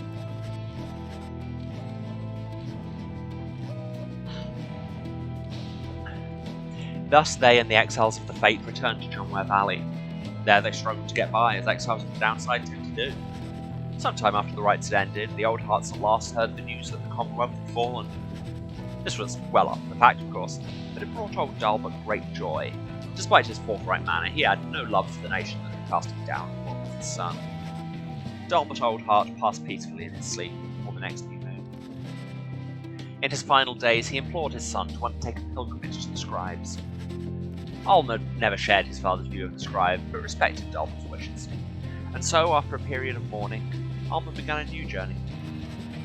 One day, during his travels, he ran almost headlong into another exile after paying homage to the Spring Jomware. He was stunned to find that this was none other than what he knew as Ray from their days as adversaries in the rites. Ray was overjoyed to see him, though Ulmer was unable to bring himself to understand why. Eventually, of course, he did, and they remained together, growing ever more accustomed to their new lives in the downside. Not a day went by that Ulmer Oldheart did not think about his father, and give thanks to him and speak to him at morning and at night. Would that the stars yet shone, for surely Dalbert would be there among them, smiling down at his son and watching over him and his kin. And then there's this asshole. Grage Merafactas. Eventually Ulmer figured it out, damn it. Yep. After the final liberation rite, Lendl refused to believe that the rites had truly ended. He would sit through night after consecutive night, staring into the blackness of the sky, awaiting any kind of sign that he might gain another chance at freedom. No such sign ever came. His fellow accusers started to express concern for him. Survival had become their top priority once liberty had slipped from their grasp. But Lendl dismissed them as weak fools. He insisted, rather forcefully, that any evening now the stars would shine for him again and light the way towards his inevitable freedom. Second, sorry.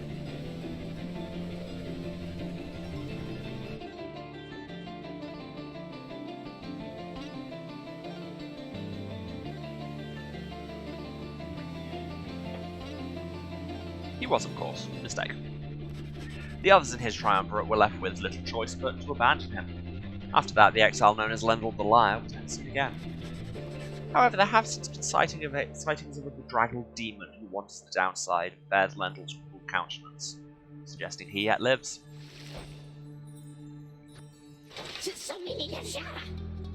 All his life, Sir Deluge had fled from one danger only to find himself facing another. He had escaped the war-torn waters of the Sea Dominion, he had escaped the blood border of the Commonwealth, and now he had escaped the rites.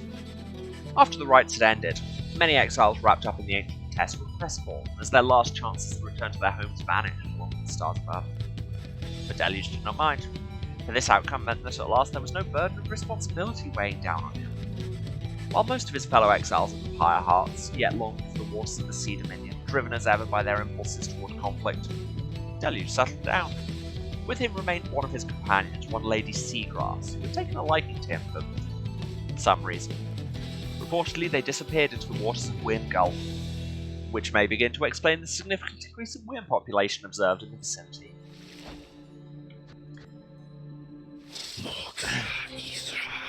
After the cycling of the rites had ceased, the Witch of Milda returned to the Flagging Hands region, where she sealed herself within the Pit of Relief.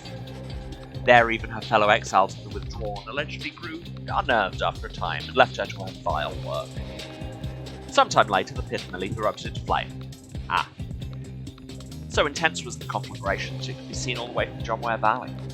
Arson was suspected, though the thought was never verified, and many bog dwellers in the region were forced to flee. A tempest blowing from the north finally quenched the flames. When at last the ashes settled and the ground cooled, the site of the fire was scarred beyond recognition. No trace of Witch of Milda could be found. As for the contents of the leaf, which notably included a profane object thought to be the remains of Islach, all of it was gone as well.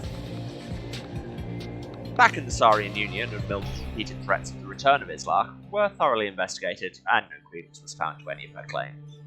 question mark.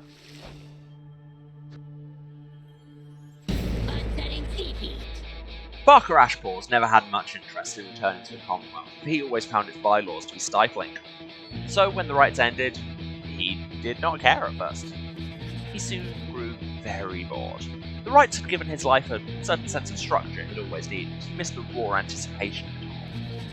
He decided to continue conducting the rites for the thrill of it. He bent some of the rules and replaced some of the objects, but it was close enough. We invented sport. His packmates, the dissidents, proved more than happy to participate, thus they ran against each other back in John Ware Valley. Gradually, other exiles familiar with the rites, as well as those who had not heard of it at all, started to take an interest. They ended up giving up Barker Ashpaws somehow in competition. His old feud with Rookie Greentail ceased meaning anything to him, and he forgot all about it amid his new pursuits. Ultimately, even Barker Ashpaws, who had led such a directionless existence to that point, found something of a calling in the rites. Whether he took the rites less seriously than any other exile of his time, or more, was oft debated by those who watched him work. There you go, sometimes you just gotta go and become a pro athlete. As soon as possible after Tamitha Thane earned back her liberty, she rejoined her sisters of the Highwing remnants in the mountains north of the Commonwealth. The Commonwealth believed that someone such as she could be rehabilitated for years spent in exile. Instead, her hatred for her ancient enemies only intensified. Oh no, does the caste rule system not work? Shocker. On the night of the scribe's return, inspired by the liberated exiles, the people of the Commonwealth demanded new leadership. Cast yourselves down. Cast yourselves down. On the night of the scribe's return, the Highwing remnant were poised to strike the Commonwealth in a decisive blow. They'd received credible intelligence about the expected position of the Commonwealth leadership, and of specific weaknesses in the bloodborne defences anticipated that night. After a surgical procedure, Tamitha could fly again, almost as well as prior to her exile. She insisted on spearheading the attack with a squadron of the Heart's finest. They descended on their foes exactly as planned. The chaos that had risen in the streets of the Commonwealth that night made for an optimal diversion. Nonetheless, the battle took its toll. Many of Tamitha's sisters fell. She herself sustained many grievous wounds, but ignored them all and fought with terrible fury. By dawn, the leaders of the Commonwealth had been eliminated. Tamitha was limping back toward the mountains. She would never fly again. Soon after the fall of the Commonwealth, Tamitha attended a debriefing in which she learned that her blood sister, Pamitha, was an accessory to the successful outcome. Tamitha was very skeptical of this, but so many of the High Wing remnants honoured Pamitha, Tamitha soon accepted the prevailing opinion, though grudgingly at first. A messenger imp later arrived bearing some sort of message seemingly from Pamitha. However, Tamitha turned it away. She forever persisted in the impulse to forgive. After the rise of the Saurian Union, Tamitha Thane continued to serve as flight tactician, and remained respected and feared even among her kind. However, without a water wage, she grew more distant even than usual. Those closest to her surmised that her inability to reconcile with her blood system was at the heart of this, though for her part, Tamitha never once admitted to any such weakness. But why would she? More spectacular. When Manly Tinderstouth realised the rites had ended, and that he could no longer return to the Commonwealth through its ancient means, he was outraged. He cursed the scribes, spewing forth such slew of blasphemy as to be very unbecoming of one of his high status and bearing. When at last he calmed himself, he focused all his energies on attempting to find another means of homecoming. He maintained regular contact with his wealthy family on the other side via messenger imp, and used their vast resources to explore other means of escape. He tried using an elaborate pulley system. He attempted to retrofit a flying blackwagon with superior propulsion. He tried an imp raft, a hot air balloon, even prayer. Nothing worked. There was only one way to escape the downside. Now it was gone. Tinderstouth bankrupted his family in these vain attempts. At last, such was his shame that he retreated to the teeming woods of Black Basin to Cinderroot. There he yet wallows, complaining to his comrades of the chastity who still put up with him, either about his own misfortune or the latest news from the other side. And again I say get wrecked.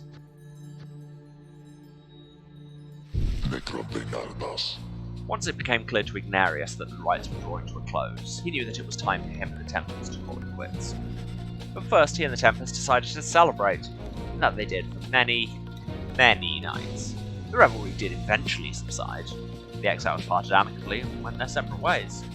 He roamed the downside then, searching for some meaning in his life, sometimes taking odd jobs requiring brute strength. He never remained alone for very long and took on many lovers in his time. However, he sometimes thought about the one he called Curly Horns, and what became of her. Though his glory days as the most powerful conductor of the rites have long since passed, he always enjoyed the fearsome reputation he cultivated at that time.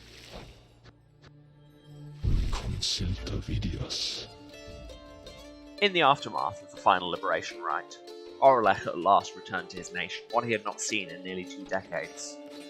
He scarce recognised it. After all, it was in the midst of transformation, social and cultural upheaval sparked by Volfred Sandalwood's plan. When Oralech witnessed the people of the Commonwealth gathered in solidarity under the black sky there on the night of Scribe's return, he looked on in silence for a time. Then the High Wing remnants descended, and a panic quickly spread among those gathered. A pitched battle erupted in the streets. It was chaos. Oralech observed all this, then took a step toward the fray. He knelt beside the closest injured man to him. He staunched the man's bleeding, and set an injured leg, then pulled him to a safer corner of the street. Oralech's old abilities as a physician had not left him during all his years. Thus did he aid as many as he could throughout that night, until the danger passed. History would know him as the Demon Doctor, a term of endearment that stuck even after his horns started to recede. He lent his skill and service throughout the birth of the Saurian Union. The one he had called the Shadow of the False Nightwings was someone whom he thought of often. He knew he owed his freedom to them. In light of having witnessed the aftermath of Sandalwood's plan, Oralech sought out his former companion.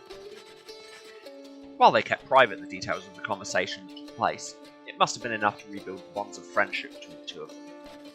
They were often seen together after that, the bond of friendship. Alone with his thoughts, Oralech would sometimes visit the memorial to the fallen leaders of the Commonwealth. Though, other than such appearances, and notwithstanding his duties as master physician of the state, Oralech led a very private life. Few would have guessed he was once one of the most accomplished rites conductors in the history of the Nightwings. History, of course, shall ensure we shall not forget. And on this side, oh my god, Ron's there. With the rites drawn to a close, the slug market's revenues fell precipitously, and Falkenron was forced to liquidate his assets and close up shop. Yet, as is sometimes the case with those of an entrepreneurial leaning, this time of hardship led to an ephany, or at least a sudden change of fortune. One day, Falk and Ron had a run-in with a messenger imp bearing news from the other side. Ron gave to it one of his remaining trinkets, which could not be sold. The following week, the messenger imp returned to him, bearing a tidy sum of wealth in newly minted coinage from the Saurian Union. Falk and Ron cut a long-term deal with the messenger imp then and there. Though his trade remained a grey area from a legal standpoint in the Saurian Union, the newfound fame of the downside caused Falk and Ron's goods to explode in popularity, and probably in other things. He later signed an elaborate agreement with Big Bertrude's, and found a distribution partner on the other side through Rookie Greentail, whose own business had expanded. Especially in the Saurian Union, Falk and Ron's goods are still known for their superior quality, though he assumes no liability for any side effects.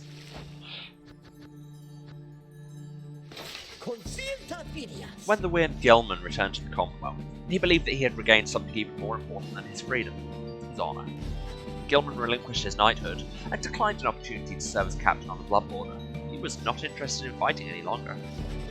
Yet, as is sometimes the case with those such as he, a circumstance soon came about in which there came a need for him to once again make use of his military training. He fought that night of the Scribe's return, he fought with all his might, he faced other weird knights he cared only for the cause. When the matter was at last put to rest, and Gilman truly knew his time as a knight had ended, he declared to all those in earshot that he would never fight again. Unless, of course, there arose some other extraordinary set of circumstances, again requiring him to fight, but he certainly hoped not. He still trained regularly just in case, especially with his fleet-footed friend, Greentail. He was always grateful for having studied under the reader of the Nightwings, without whom he would never have completed his penance.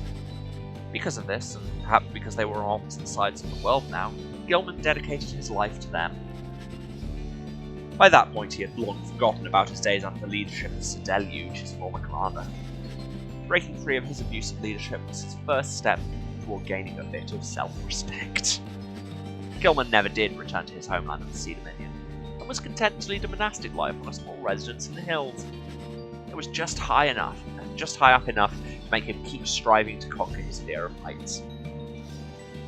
God, that is another theme that does just keep coming up in this game, is just the importance of doing the work. Other than that, an intense daily training regimen and the occasional visit from an old companion was more than enough to keep him optimistic and engaged.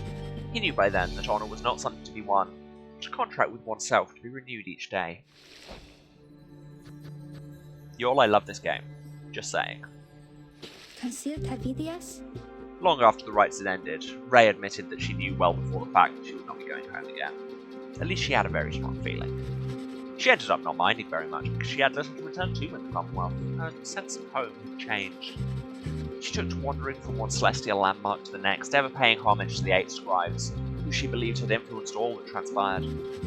She was no stranger to travelling alone, but was always happy to have company. Among her friends, she always remained close with Tizo, who, more so than anyone, could always make her laugh. Though they could not see each other any longer, Ray often thought about Jadariel and spoke to her as though she were there. Ray tried never to make a decision without first consulting her idea of what Miss Jadariel might say. There you go, there's your WWJD wristband. What would Jadariel do?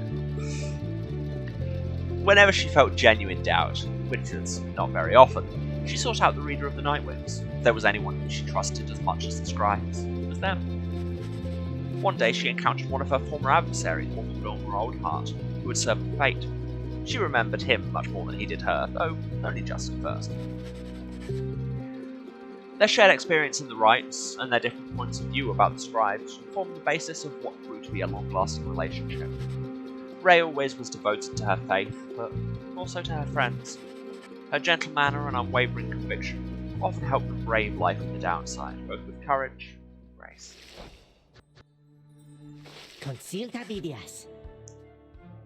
After Rookie Greentail earned back his freedom, he returned to a lavish welcome ceremony in the Commonwealth, as was the tendency for liberated exiles. It was everything he could have hoped for. Soon he was well off, surrounded by luxury and choosing between various exciting opportunities. However, he must have given in to his better judgment, as he did end up siding with Volcom Sandwood's revolutionary forces as he promised. On the night of Scribe's return, Greentail kept busy barking orders to Wolfred's agent as the situation grew tenser. He took rather well to leadership. When dawn finally came and it became clear that the Commonwealth that everybody knew would be no more, he realised many new opportunities awaited. He began quite a lucrative career for himself, manufacturing and selling replica merchandise inspired by the downside. His main struggle was to meet demand. An aspect of his conscience cautioned him against making light of such a thing, but the money was too good, and soon his family was as well off as he always said.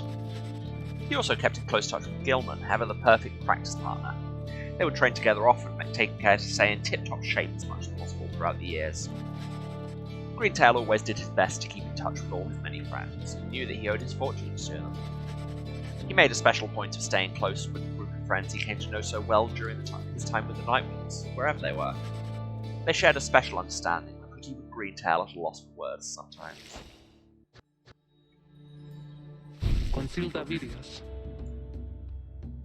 I've missed you.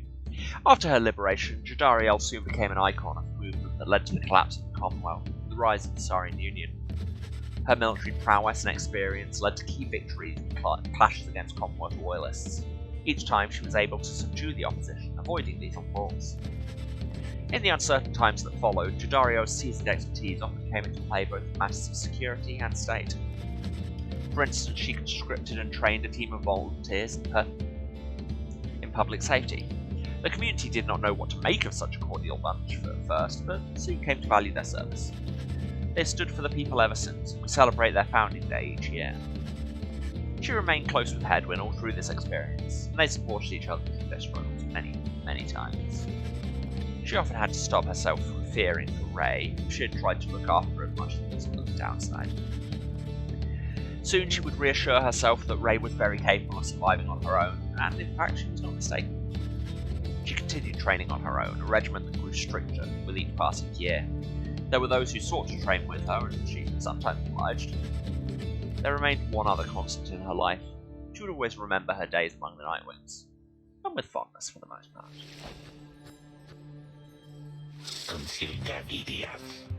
Several exiles of the Nightwings cared more for the plan of Sandalwood than to return home from the downside. The crone called Big Bertrude was a prime example. She had found a suitable environment to live within the dismal region known as Flagging Hands. There she had built up a thriving place of business known to many exiles in the land. With the rites having ended, she returned to her preoccupations, working away almost as though nothing had happened. When one gets to be more than 400 years of age, perhaps then even monumental events such as the culmination of the rites or the collapse of the Commonwealth are seen as trifling matters. Much of her effort was doubtless due to the influence of Sandalwood, someone whom she had admired now for decades. Though they were very far apart now, she sought out news as to his whereabouts, and found his actions in the Saurian Union a rare source of inspiration. She maintained an unlikely kinship with the Heart Pamitha Thane, whom she had known during their time together on the Nightwings. They each had different strategies for dealing with life's day-to-day annoyances, a subject that they both found vital, if not fascinating to no end. By and large, Bertrude kept focused on her work, whether casting small enchantments or reviewing talismans. Work brought her a sense of purpose, she would say. In the Commonwealth, such services were strictly forbidden, but in the downside there was a real need for simple luxuries, which the competing slug market could not always provide. Thus did Big Bertrude continue to live up to her name, and the tales of her days with the Nightwings made her that much more than a legend. After the rites ended, Pamitha Thane parted ways with the other Nightwings, stating that she needed time alone.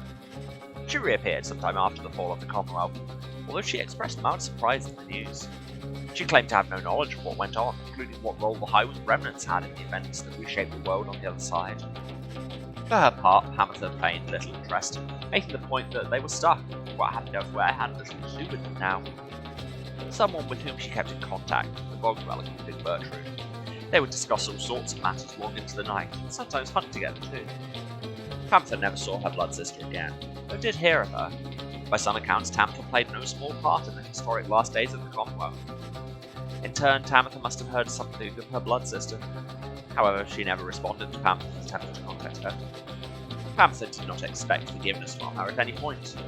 Nonetheless, she kept on trying to reach out, she said, just to ruffle up her feathers a little bit. Having long since felt as though she had no home to call her own, Pamitha continued travelling about the downside. As the tempest swept across the land, changing its features, she found in it a sublime beauty, and in the starless nights she could still see just fine. She said such travels tended to remind her of when she was younger and could fly unfettered. Nearly there. and Silta Vidias. When Volfred Sandalwood regained his freedom, he knew that his work had only just begun. The nation that had exiled him to life in the downside now prepared to honour him. He was not interested in such a ceremony, nor in freedom on the Commonwealth's own terms. He soon rejoined his agents, with whom he had been coordinating for years, slowly, carefully preparing for a night that would soon come. For Sandalwood and his loyalists and sympathisers, true freedom was at stake, not just theirs, but that of everyone living under the Commonwealth. He hoped to gather liberated exiles representing each of the 8 largest ethnic groups composing the population of the Commonwealth. They would stand together as a vision of the 8 scribes returned, inspiring the masses to embrace an older set of values from before the Commonwealth had tightened its grip.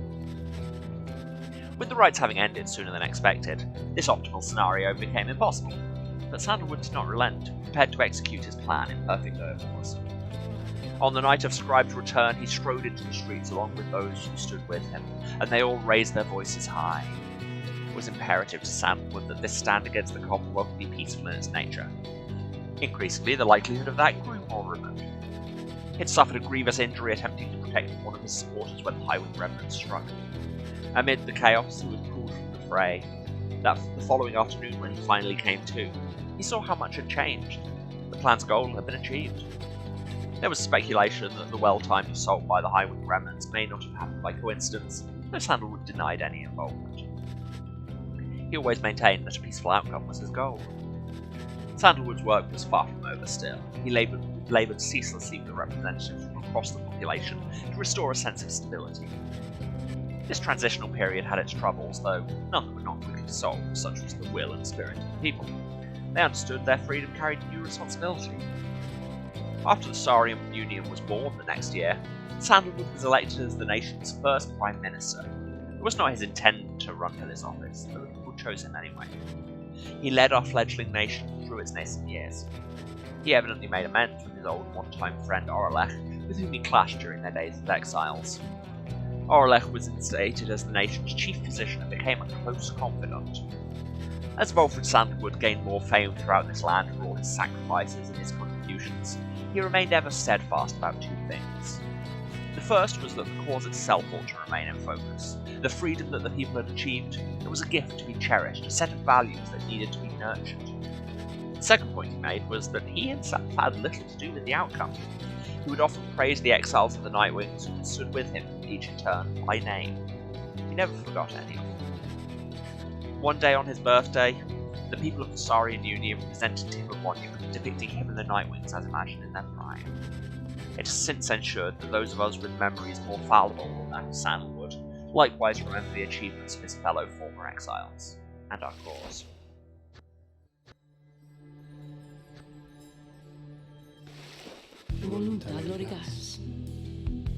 After the cycle of the rites ceased turning, the lone minstrel bade the remaining Nightwings take the Black Wagon and seek their fortunes elsewhere in the downside. Their parting was heartfelt, but brief.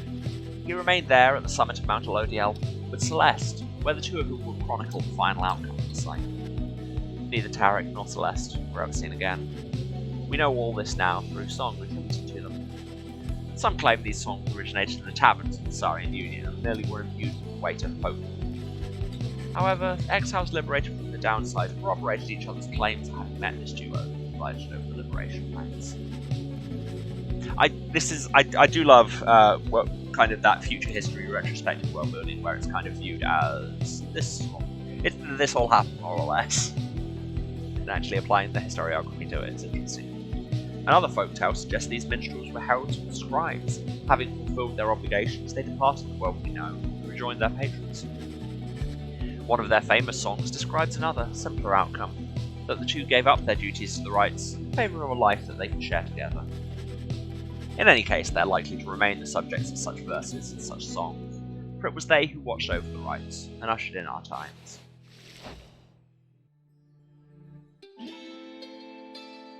There is one more account which warrants mention. The Nightwings conducted the rites under the guidance of a reader. Little is known.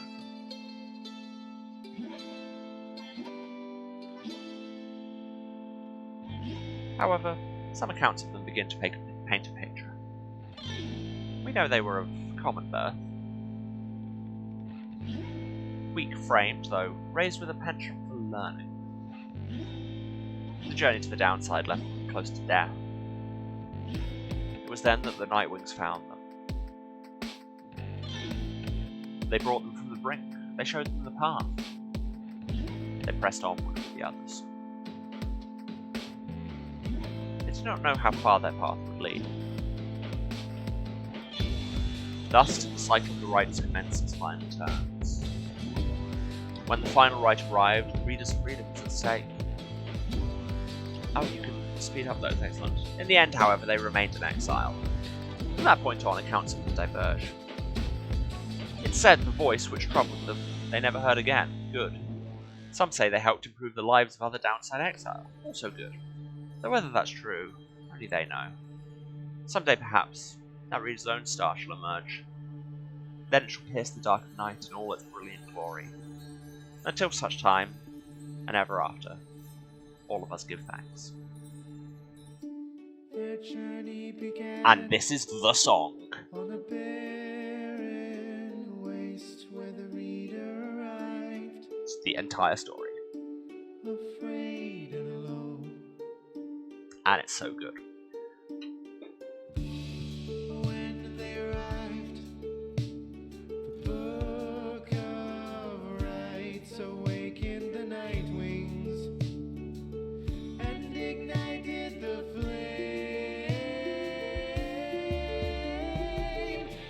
They follow the stars.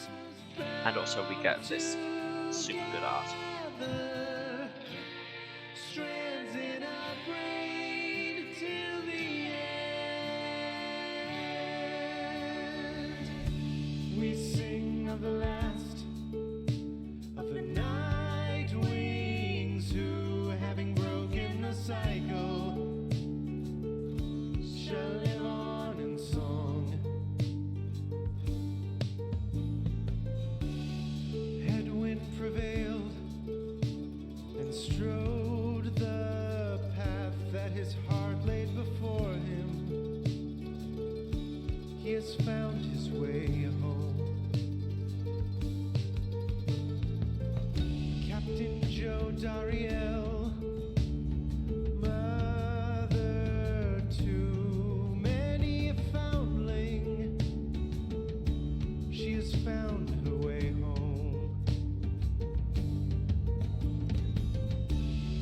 Rookie Greentail has proved his worth and returned to his family by the grace of the scribes.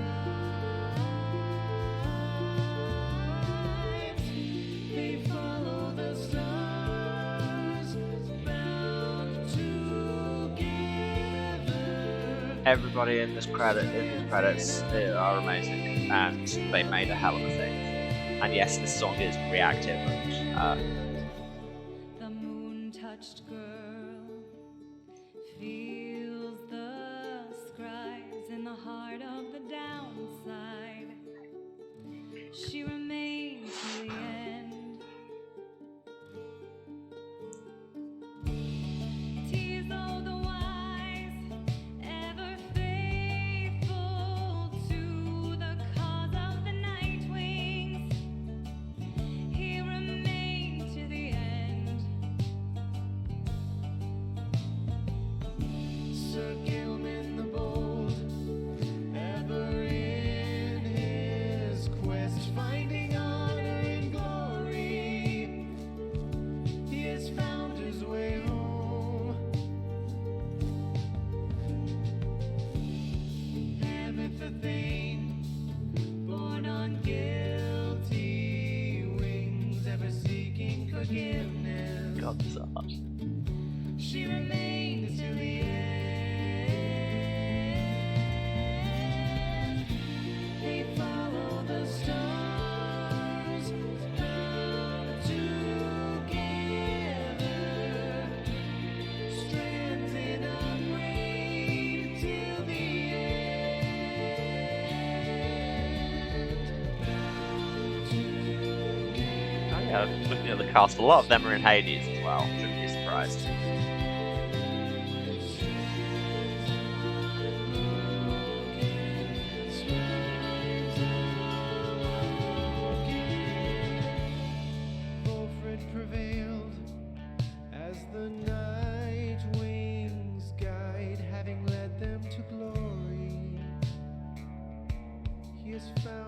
way home.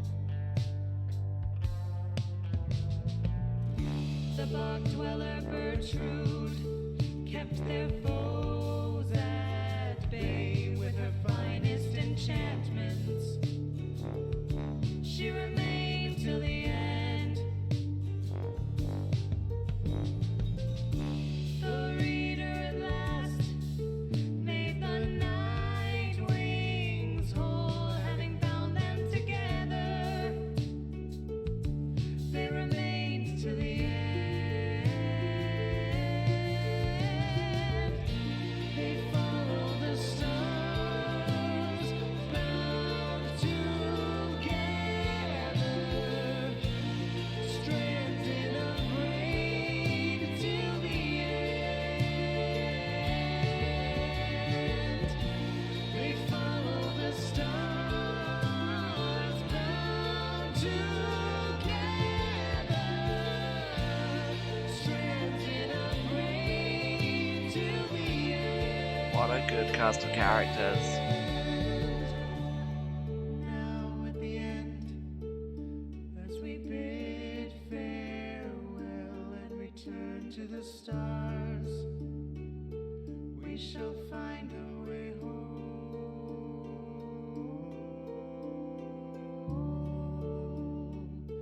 We shall find our way home.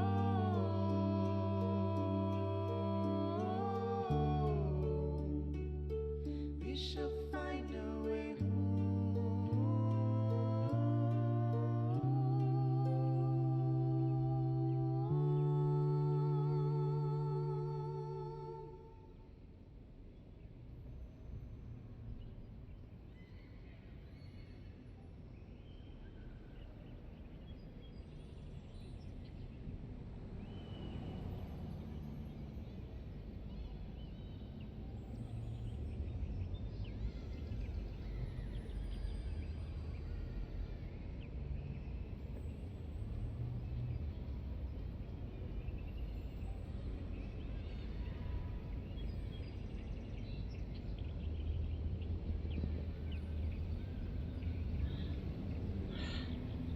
Yeah.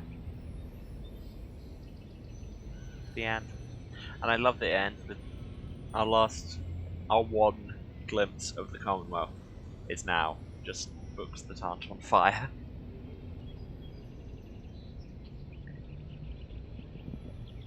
True Nightwing campaign mode unlocked. That's a thing where you do have to win every match, and also it's a lot harder, and I'm never planning on playing it because I play this game for the story.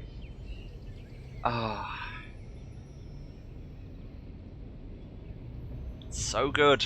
God, I remember loving this game, and I remember absolutely losing my mind at the ending when I first played it, and now I remember why. I was about to press start, but no, I think we can leave it here. That's been Pyre. God, I'm so glad I went back to that. Oh, you don't have to win every game, you just can't retry. Okay, well, I was wrong. Anyway. Yes. So this has been Pyre. I have been running for an hour and a half longer than I intended to. So I think this is the bit where I wrap up. And say thank you so much for everyone who watched, everyone who stayed to the end of this surprisingly long stream. It means a lot. Everyone who's tuned in for this whole series of Pyre. It's been so good going back to this, and I'm so glad I did. Yes, if you've been watching this, you know where to find me, but just in case, this is twitch.tv/Serasent, SERASENT. You'll see it on the title cards in a minute. I am streaming every Tuesday, Thursday, and Saturday at 2 PM British time. That's 9 AM Eastern, 6 Pacific. Other time zones are available. And I will be starting a new game next time. Am I going to tell you what that is? No. Is that because I haven't decided yet? Possibly. But I'll be there. It'll be a thing. Yes, on Thursday. That's what comes next after Tuesday, which is today. Good work, me. Feel free to follow us on Twitch. Get notified for when I'm live. If you think this nonsense of me getting far too emotional over art is worth your money, then you can, of course, subscribe or cheer on Twitch, but you very much don't have to. Just turn up and hang out and be chilling. It's all good. If you miss anything, the VODs are on my Twitch for 2 months, but also everything will be going up on my YouTube archive, which is also Sarah sent. Everything back to the start of the stream is there, so that's going back to the start of the Mass Effect series back in, like, December, God. It will be kept up to date when I get round to it. This is the one we're in operation, and I edit videos when I get the chance. As people will attest, I am very busy. If you need any updates on the stream, or the state of the internet at large, or just whatever I think is funny for some reason at 3 AM, you can check out my Twitter, which is @Waruce, WARUCE. And if you feel the need to see even more of my face after this very long stream, in a different context, you can catch me Saturday nights, 6:30 Eastern, that's 11:30 British, because who sleeps, over at twitch.tv/TheBard's Playhouse, that's TheBardsplayhouse, where I am in an ongoing Vampire the Masquerade 5th edition Fall of London Chronicle, and it's very good. And I haven't murdered anyone yet. Well, okay, I did murder a guy, but I guess technically he was a vampire, so he was already dead, loophole? Anyway. Okay. I think that's everything. And I haven't messed up my wrap-up. I think that's really the smoothest the wrap-up's gone in a long time. So, with all that said, love to you all. Do the work. Read a book. Work together with your friends. And the stars can join you as well. Sorry, I'm feeling sappy. Okay. I love you all. Goodbye.